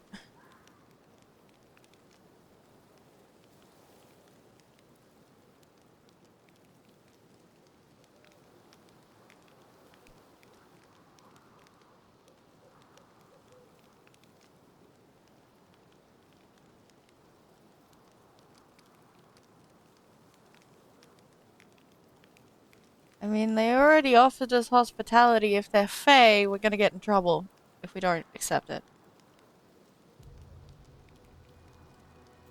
I'm going to be poisoned. Well, since you're offering, time to get screwed over.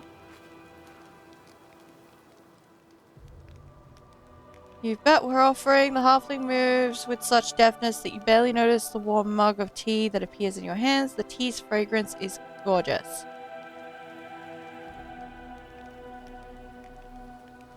Law, nature. Where did you get such extraordinary tea? Damn it! We failed the check. I can tell the commander knows more about cooking than some. Tran leans over to you and says weightily, "It's cat's holly. I bought it from a merchant from Absalom. Worth every coin though, eh?" Druids are not always particularly imaginative when it comes to naming plants. Frog's grass, bear's moss, tiger's sundew. Looks like there's a cat's holly as well.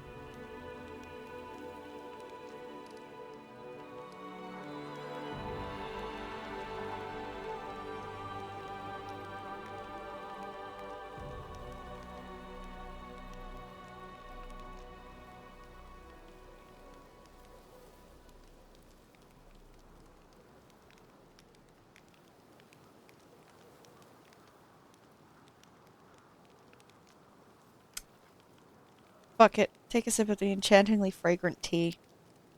In the very first sip, you feel sweet warmth spread through your body. The drink drives away the chill in your bones. Blessed silence, which every soldier knows to treasure, settles in your mind. Asti stutters as her gaze drifts away. "Commander, if you don't mind, I could heal your wounds and maybe cast a fortifying spell." Asti, when speaking with the commander, remember to breathe. You'll choke at this rate.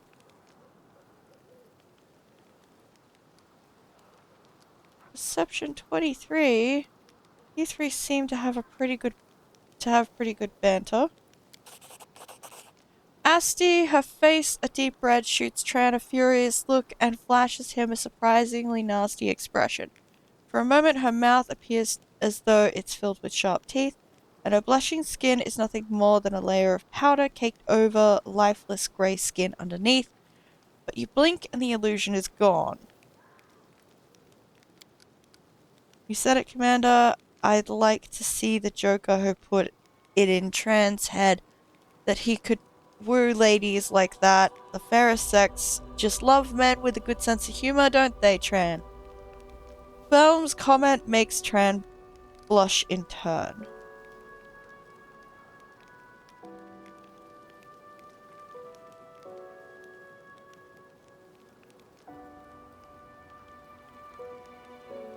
Sharp teeth, you say? You're looking at some vampires? Something's not right. Attack. Smirking brazenly, the halfling licks his lips with a surprisingly long, pustule-covered red tongue. "Ah, would you look at that? She didn't buy it. Enough of this masquerade. Then, everyone, no more games."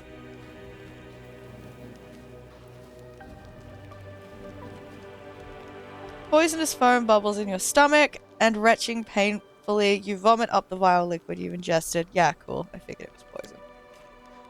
The figures by the fire ripple and transform. 3 grey-haired and dark-skinned elves watch you with mocking sneer. Their twisted, grimacing faces look demonic from the haze. More previously unseen shadows materialize. They are all just as loathsome and unsettling. Campfire emits a sickly sweet, intoxicating smell, and the squat kettle you see...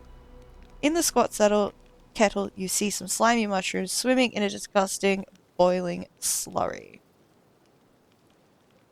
Ah, who are you? The one who is pretending to be the halfling Velm makes a face mimicking you in an obnoxious voice. Who are you? We are the servants of the Lord Discari, and you are the pitiful insect that got caught in our web. Sure. The elf who was masquerading as a cleric, Asti, gives you a lecherous smile, enthusiastically dragging her tongue along the blade of her dagger. Did you like sweet little Asti? Did you want to play with her in your tent? No. Ew.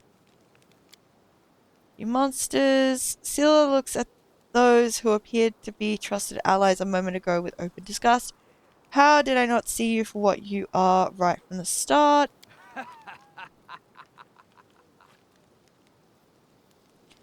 Dumb paladin, you really think your ability to sense evil can't be fooled?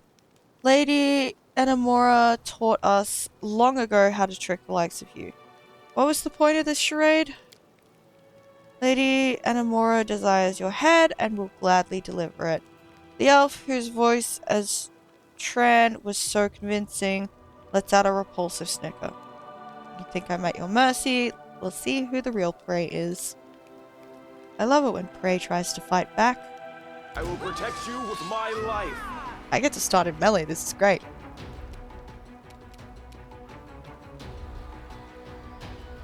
Oh, that sucks.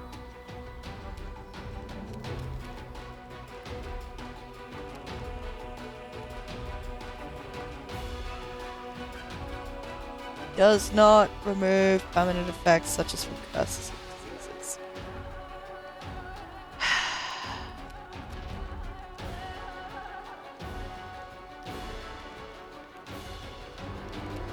Cool. I get to be screwed over for this. My choice was made. Oh well.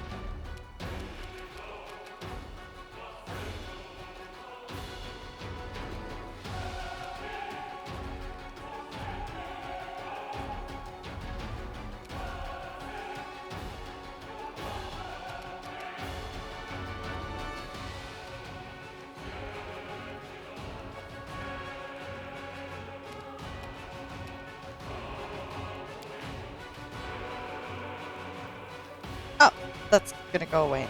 It's fine. Let's do this one. Oh, Jeff.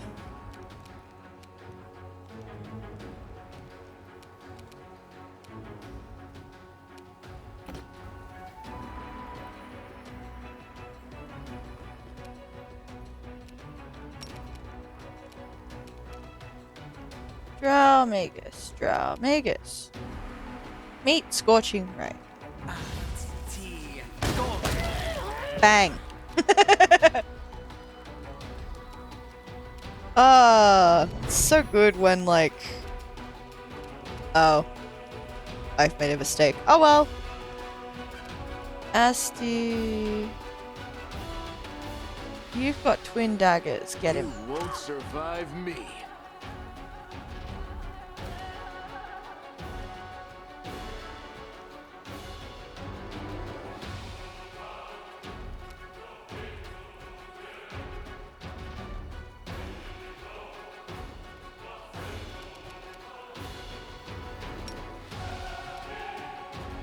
Nope.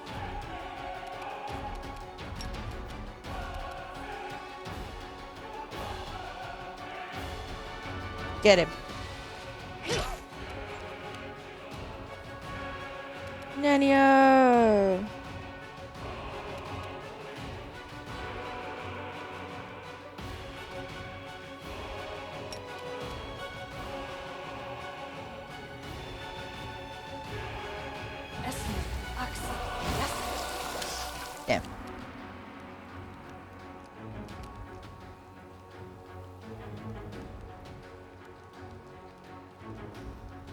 Get Your him? death awaits. Yes. Axel.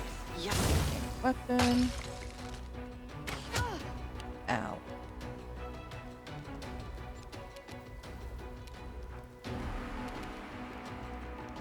Begone, fiend! Bip. Oh, Jeff.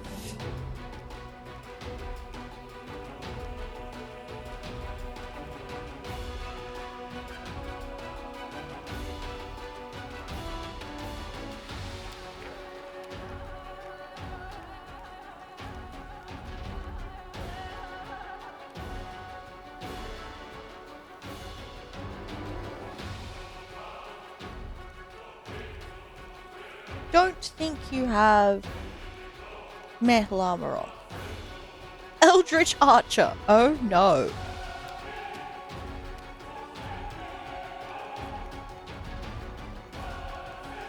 She unfortunately has had a turn. 11 hit points. You got this, Cover me, Woodruff. alright? Never mind. Oh, shit. There's a me.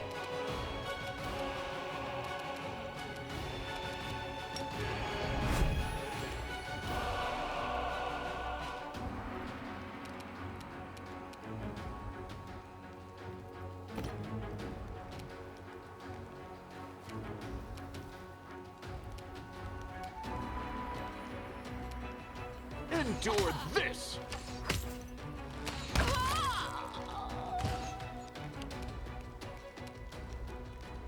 Into the fray!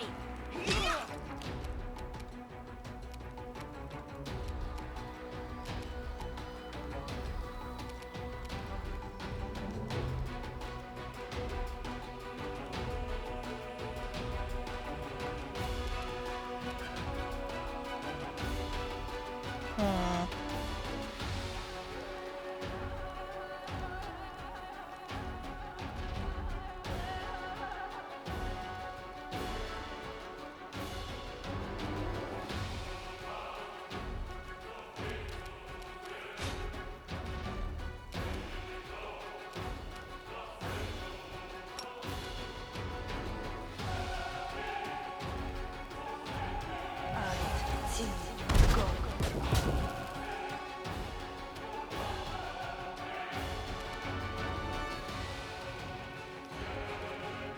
Oh, I got spell resistance. Okay, cool.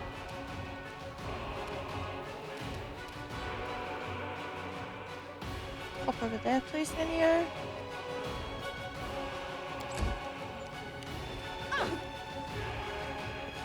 Oh, you're running. Oh, there's another one.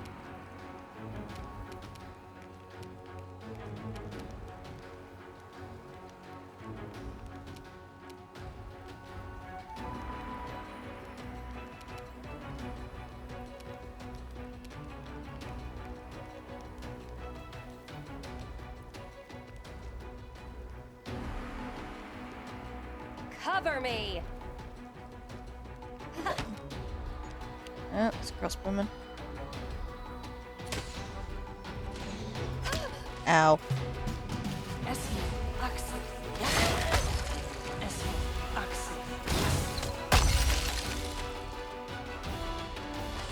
Oh, they died for their efforts. Good, good.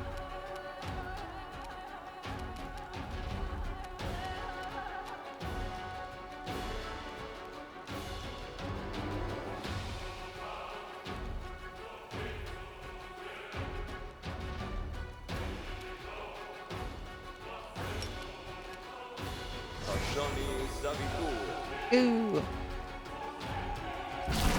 Lovely. Stab you or zap you? Why not both?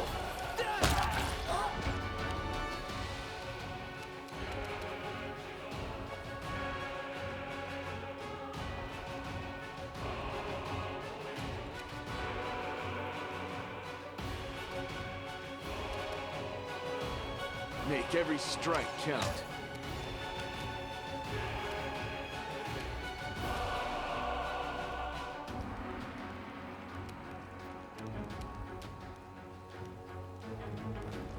Do, do, do, do, do.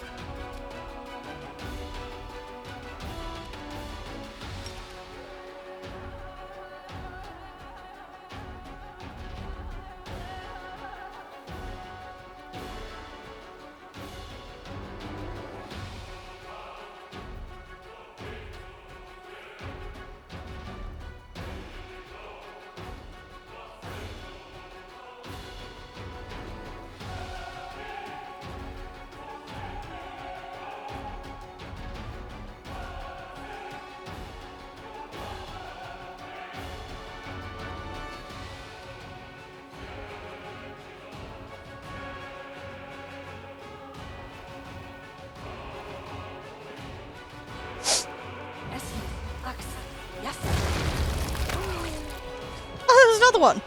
And another one.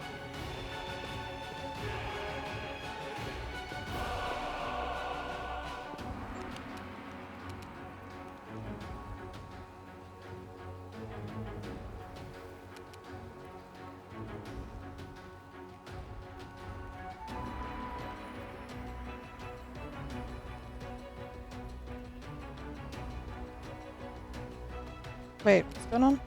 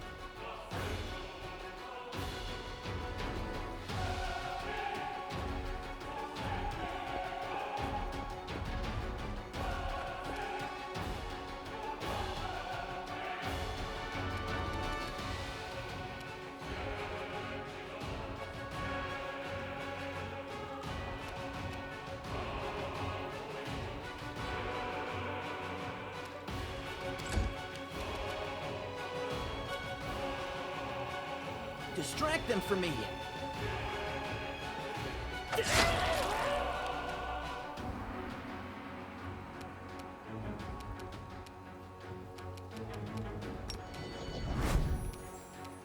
You've crossed the wrong mongrel.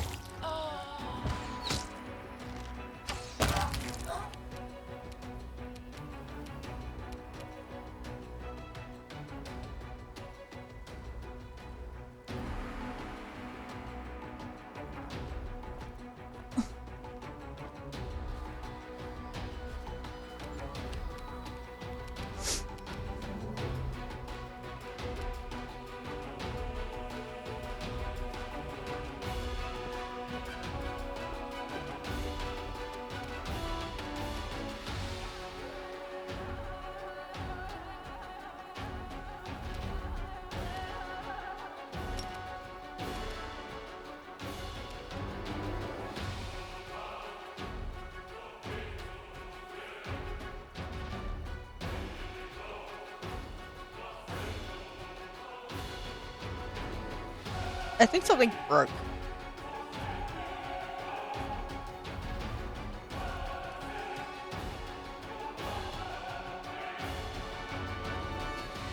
You should have listened to reason. Okay.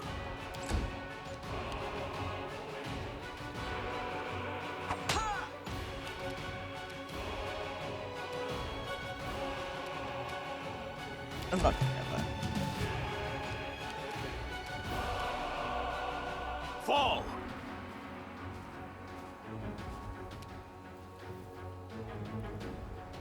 Okay, sure.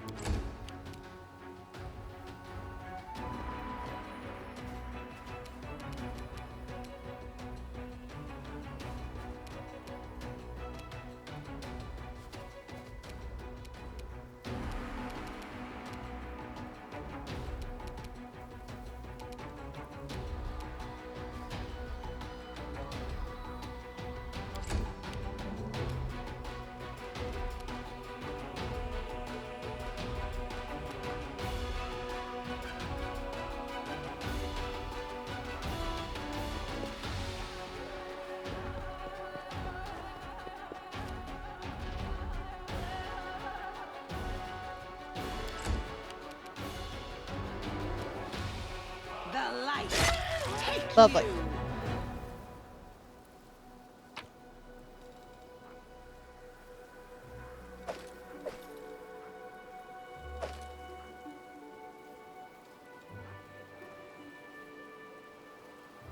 Temporal enchantment. Cool. Actually.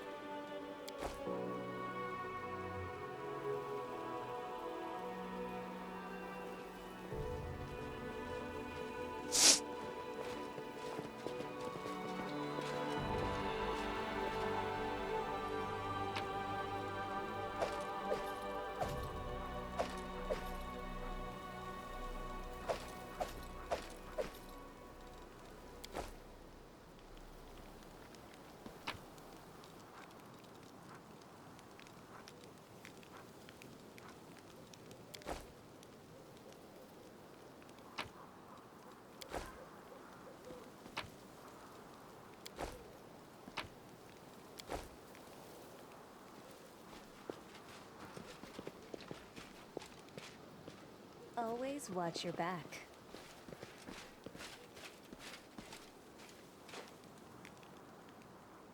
Well, that was nice.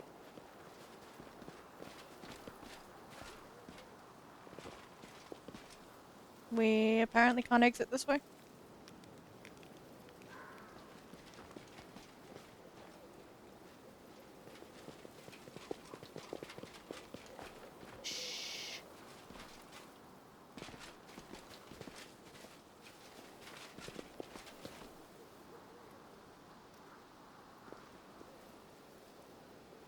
Careful now. Aha.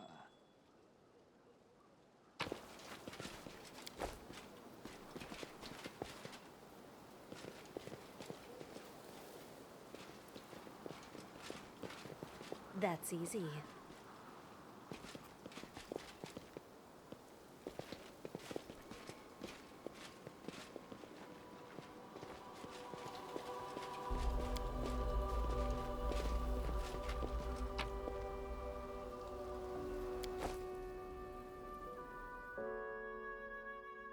Oh, that was a fun encounter. Onwards to make a camp.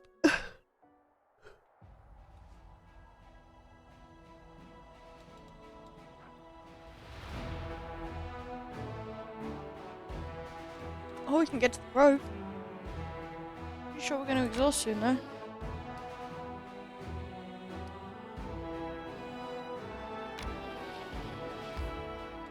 Well, let's go have a look about.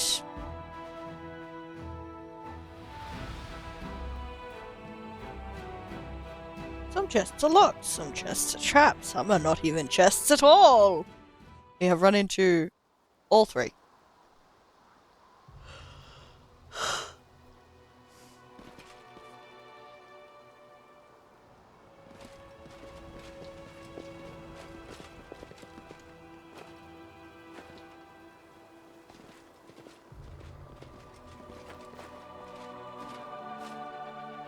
Marauders?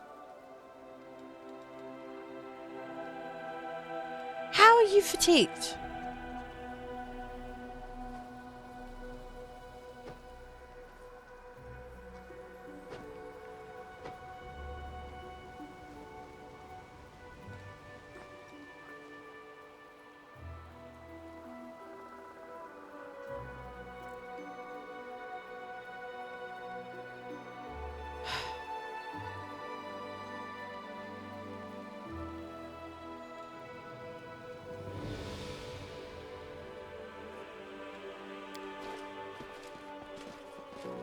rest before we go back in here.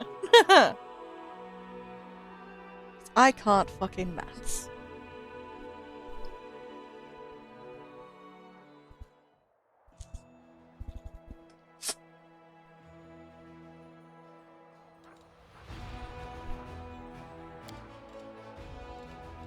Right. Well, Jeff.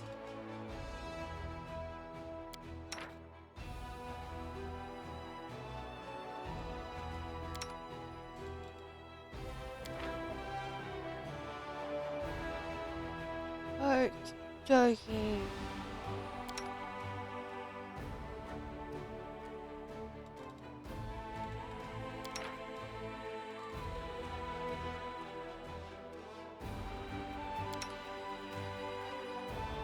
Just make sure that that doesn't get too bad.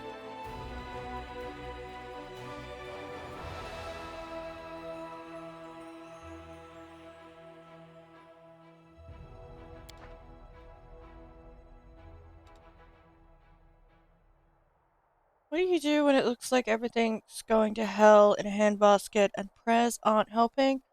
I take myself off somewhere quiet and just hack and slash with my sword until I can't stand anymore. Okay.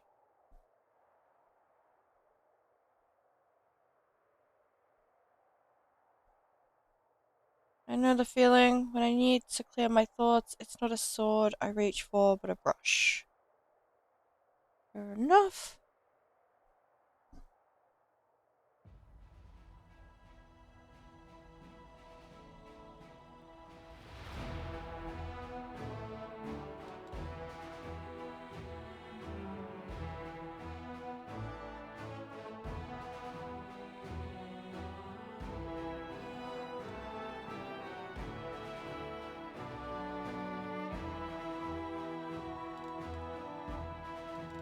Oh. Alright. Time number 2.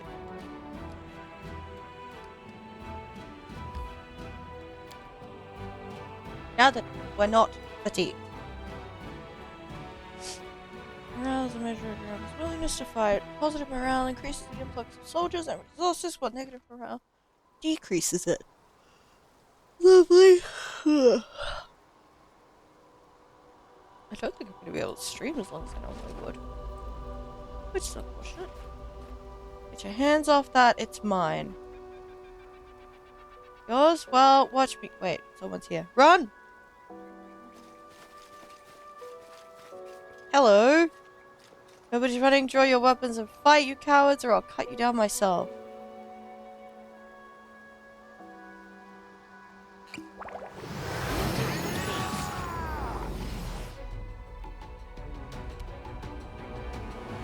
Fucking kidding me. Ah!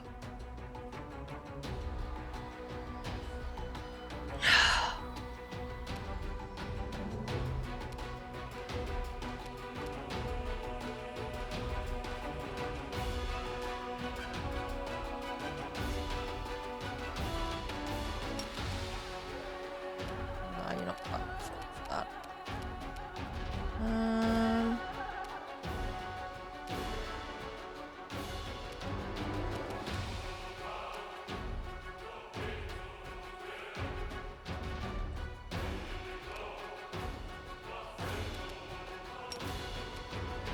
Far away. Alchemist, of course.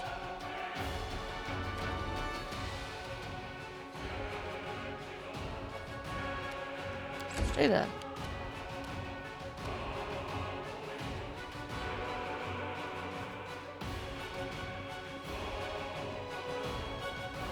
Blind sense?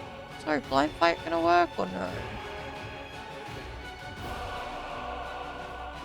Yep, there he is.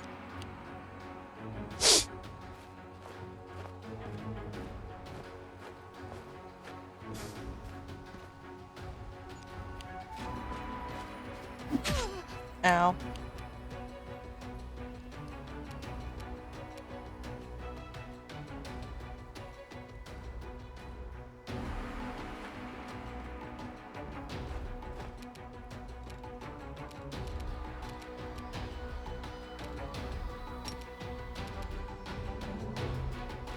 But no chance of hitting that guy. But I can continuously damage the Marauder.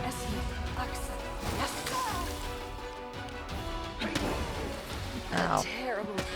Yeah, cool.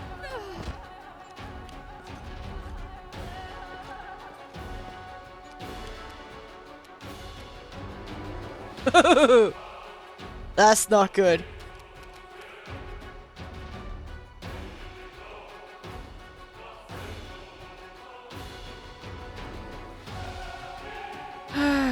Okay. He needs to move up. And probably move up some more.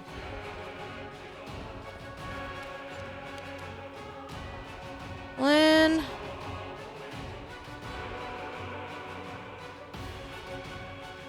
Fuck, your movement is long.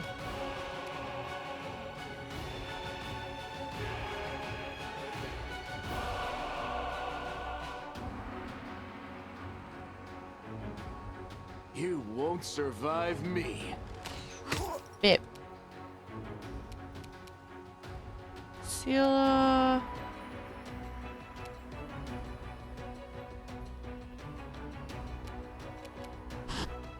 Damage on that. Yeah, that's not helpful. Anyway. Move up here. Cool. Hold you fuck him up. Share your treasures. Lovely.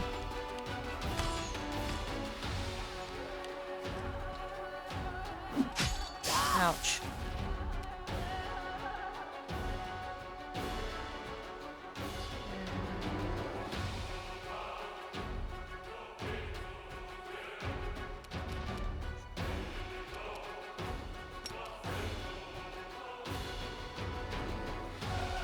I can't hit them without also killing me. Okay, cool, cool.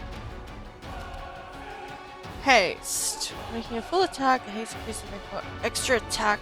Make.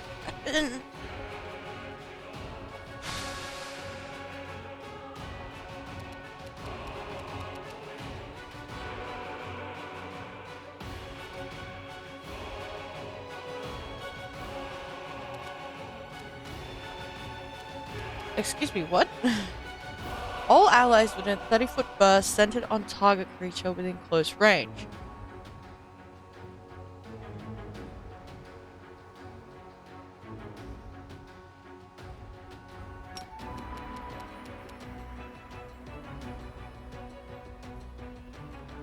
Neat. Didn't realize that's how it worked. Love that. Tactical retreat. Yep, there's both our rogues down.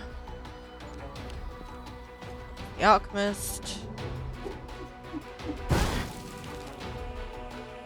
Social, would you mind?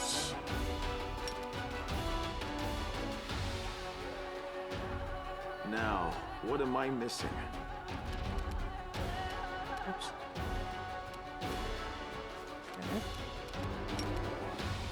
Now, what am I missing? Why is this not working?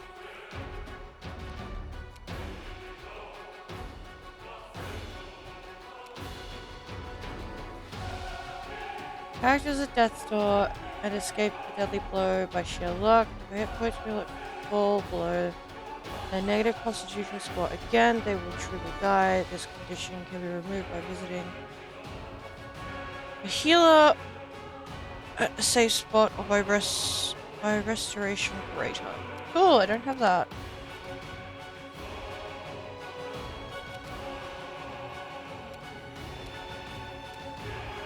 Alrighty then. Well, in that case, let's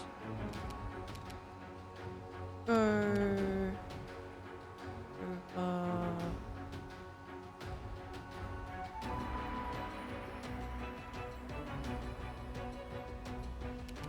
So what's the range on? Quite large. Let's go over here. And then we're gonna Do this.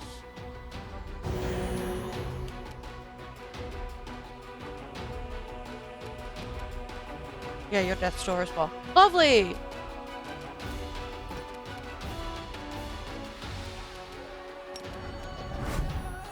That one...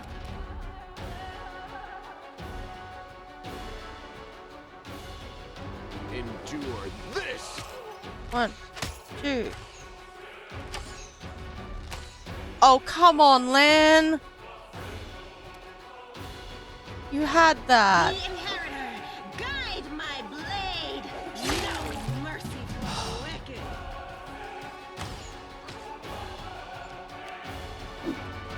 Oh. Also no. I'll remove this obstacle.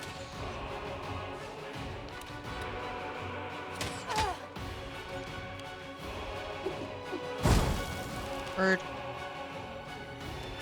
Socio. I will Happy bring Alchemist. down the divine wrath! Fucking god.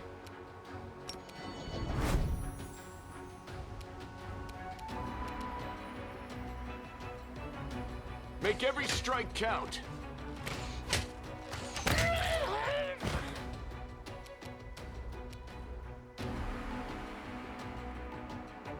Into the fray.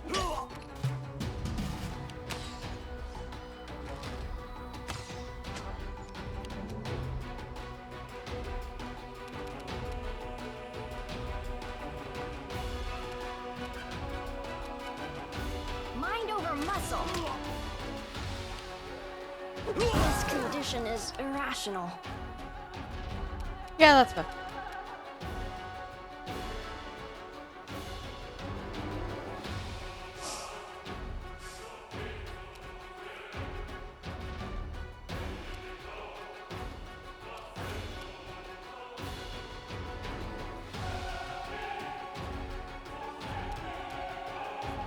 Eternal Rose, I call upon you! Come on.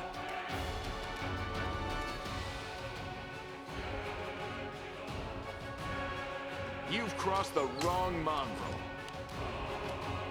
No glory without risk. I dedicate my body to science. You'll be fine.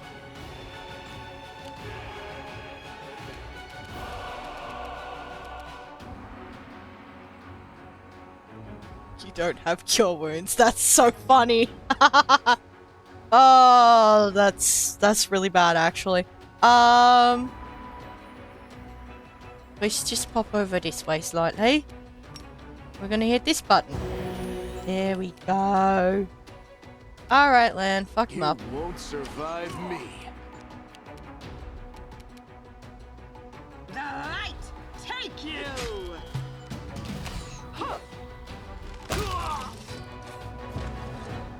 Lovely.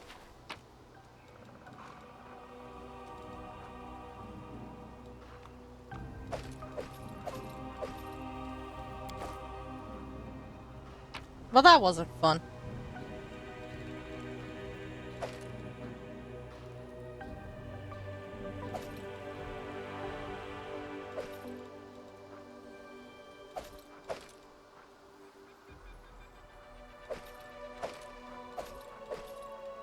This guy's had a lot of magic. Yeah.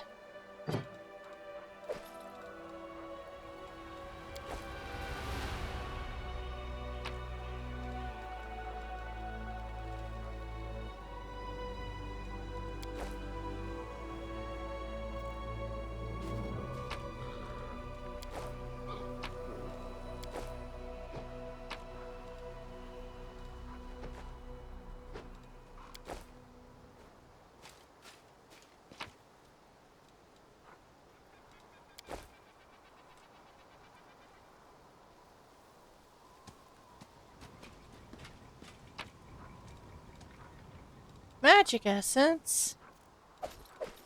We love that. Okay. Well, that was an absolute shit show.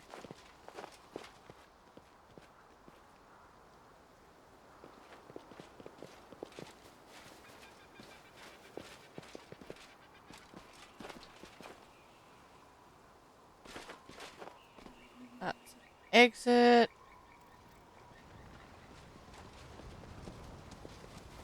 I think I can really do with the horse, which is sad.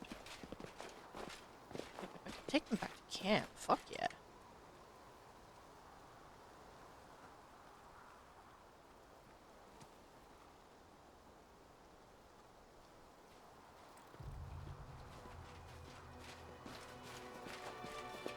Yeah, nothing else of interest.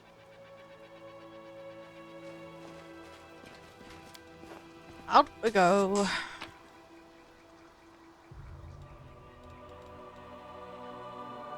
I mean, I can't collect it, but like, it's not great. The breastplate's worth picking up. £30 to 50 value. Okay, sure, why not?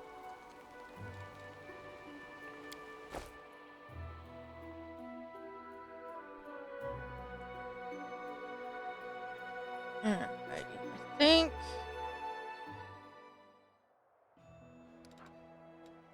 So does that mean the peeps rested? Yes.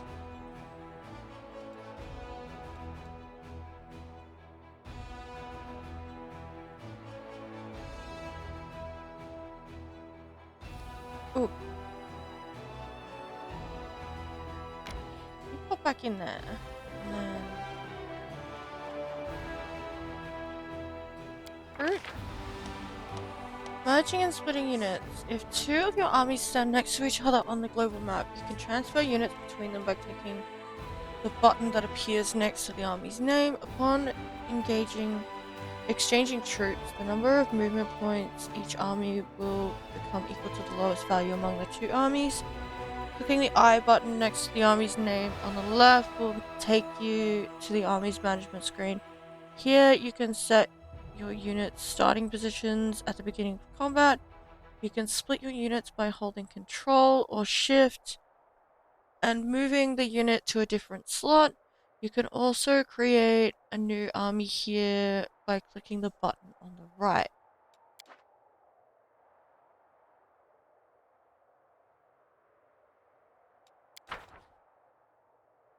Huh?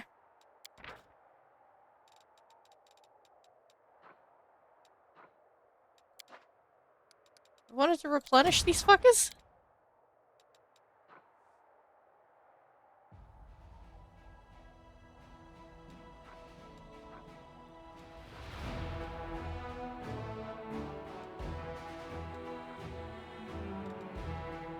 I don't understand what's going on. Do they need to be over here?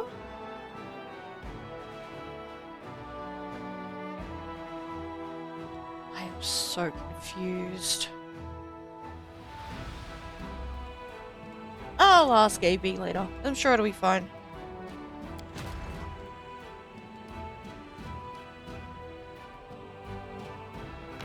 Get him.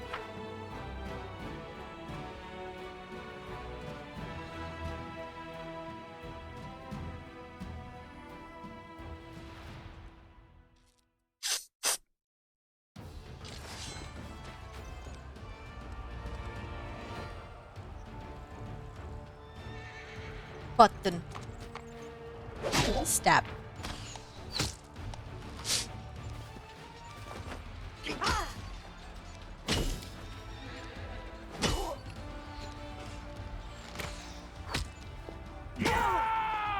Yeah, they're getting fucked up.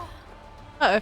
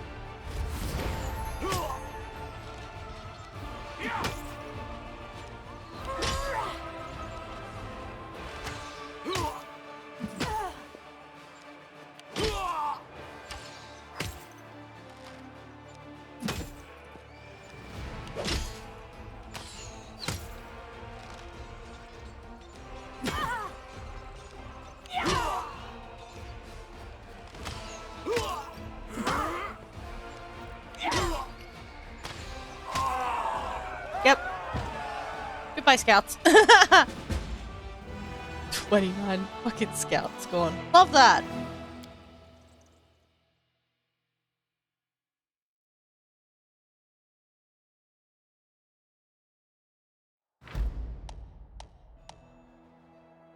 This new victory has brought you more finance points, which can be used to strengthen your army. To recruit new units, click the recruit button on the panel on the left at the bottom of the screen. Recruitable units appear in Canabras. New units will be available for recruitment at the beginning of each week. Okay. Crusaders stumbled upon a group of ragged and exhausted scouts. They had set out on a patrol mission deep into the world wound, but then when Canabras was attacked, they found themselves cut off and surrounded by demons. Surviving in such hostile conditions was not easy, but the scouts' spirit remained high, and they readily joined the commander's forces. Having defeated the enemy, the Crusaders scatter across the battlefield in search of trophies. The officers keep an eye out on the process so that all the valuable trophies go to the treasury and do not end up in the pockets of lucky soldiers. Nice.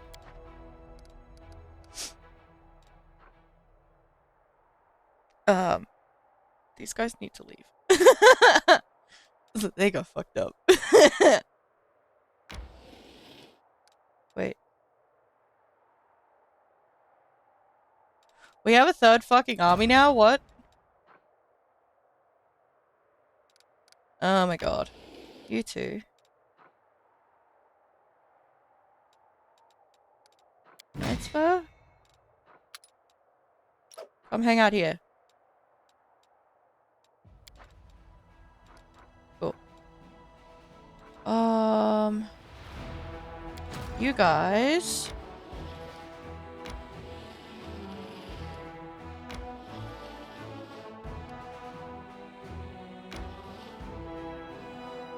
Oh. I need better forces in this group as well. Huh. Ah. Cool.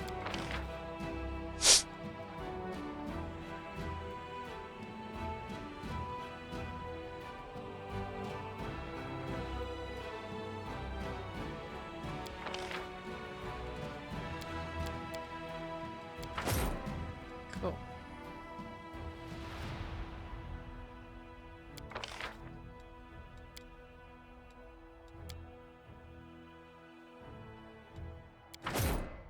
Cool.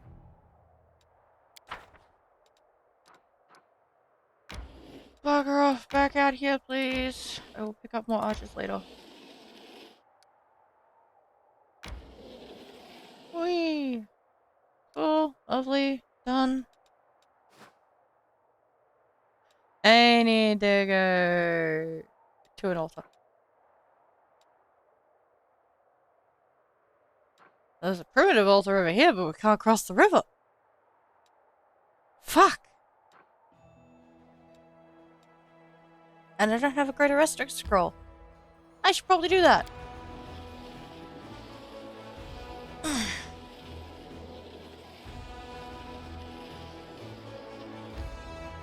Yes. We got fucked up. Because I'm stupid. Oh well. Mistakes. They happen. Honestly didn't expect to be completely wombo-comboed. Oh well.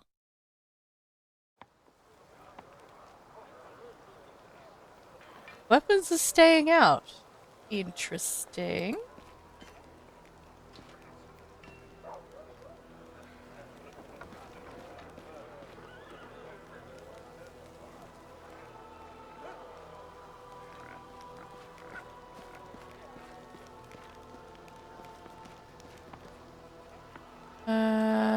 Healer tent was over here, right?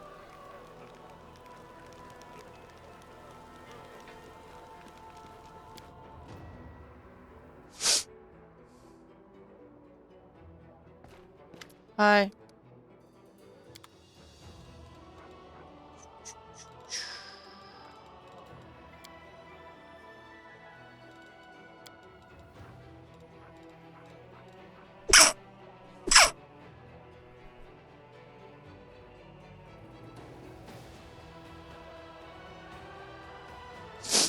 Sorry.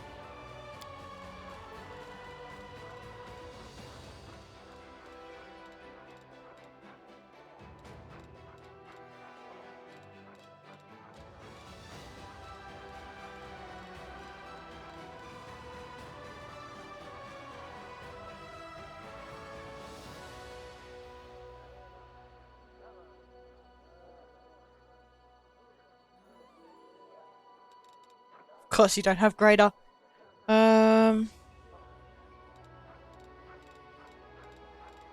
Guess I'm going to the church then.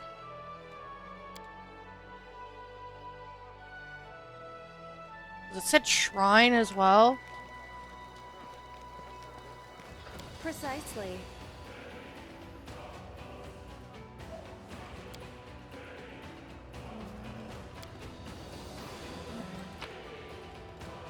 Sure. Desna.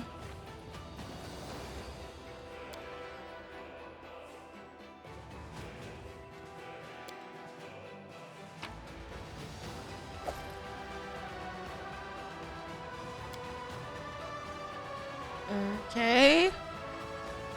I don't know how to fix this.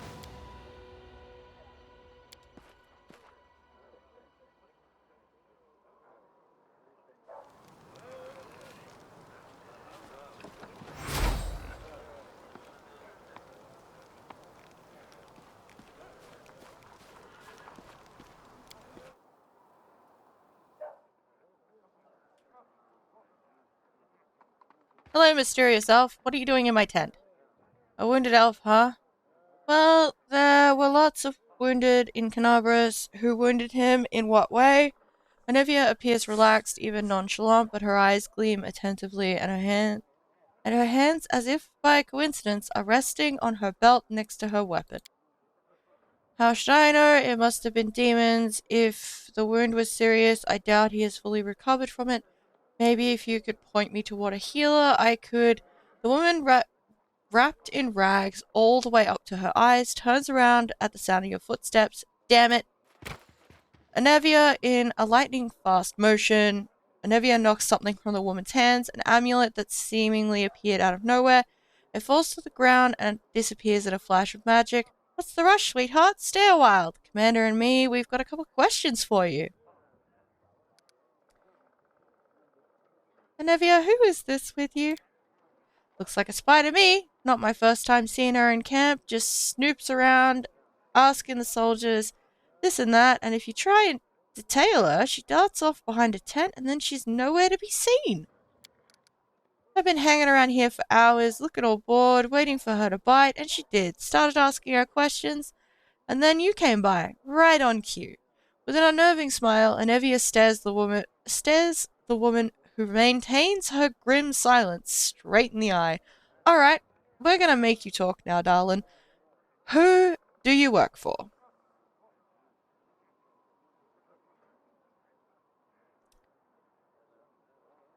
What did she want from you? Looking for some elf, tall, not from Mendev, got wounded in Canabras, no idea who it might be. Don't have anyone like that in the ranks. Address the elf. You won't escape this time. Who are you and why are you hiding your face?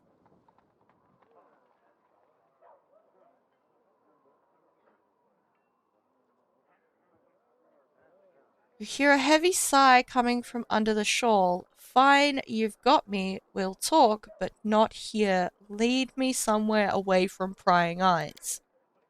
She's all yours, Commander. I caught her. I handed her over. And now, as they say, I wash my hands of this whole affair.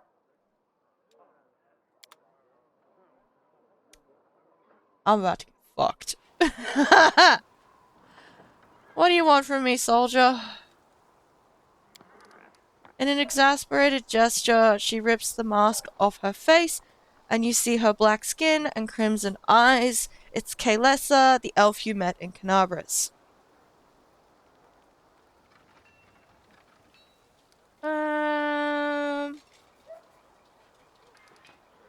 Why did you follow my army?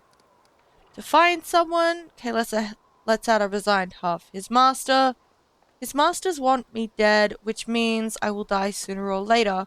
After a pause, she narrows her eyes and spits out, but that doesn't mean I'll lie down and accept my fate. I am no lamb to the slaughter, and I won't be waiting for a kindly executioner to come for me, knife in hand, never again. Are you a spy? Her scarlet eyes flash defiantly, and she mutters through her teeth,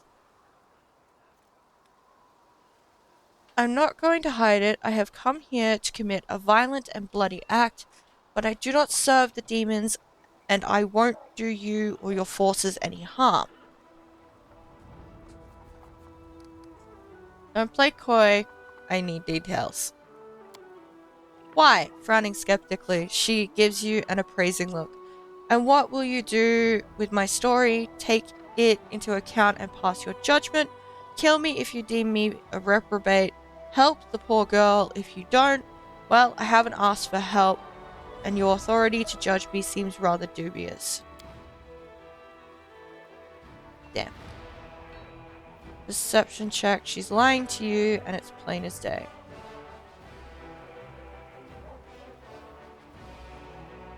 I'll leave you be. She shrugs casually as if her fate had not been hanging in the balance just a moment ago. How nice of you, soldier. Don't call me soldier, I am the commander of the crusade. She shrugs. Everyone's a soldier in the war, generals and privates alike. Look at you, I see someone whose life is war and only war. That makes you a soldier. I met other elves who looked like you. They served the demons.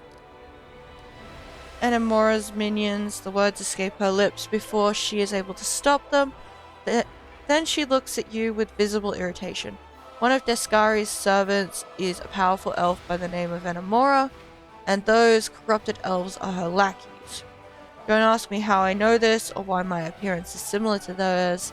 I'm not your enemy, but if you see them, kill them without remorse.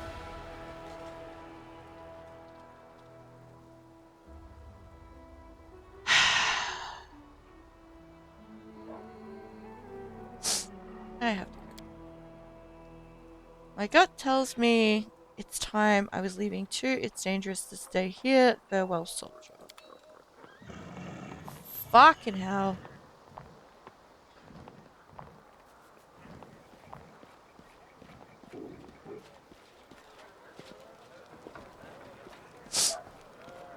Alright. It's time.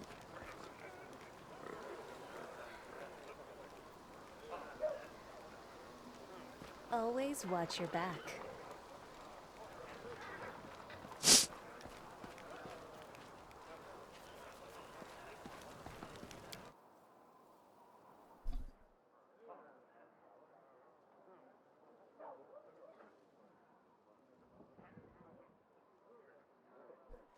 Alrighty. I'm gonna have to call it early today, so this is gonna be a shorter one. Thank you everyone for coming along. I hope you enjoyed. I will figure out what the fuck to do with this, because I have no idea.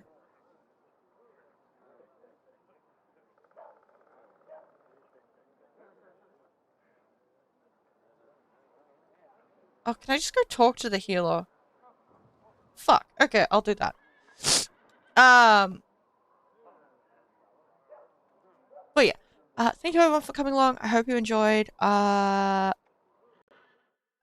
Gonna switch this over.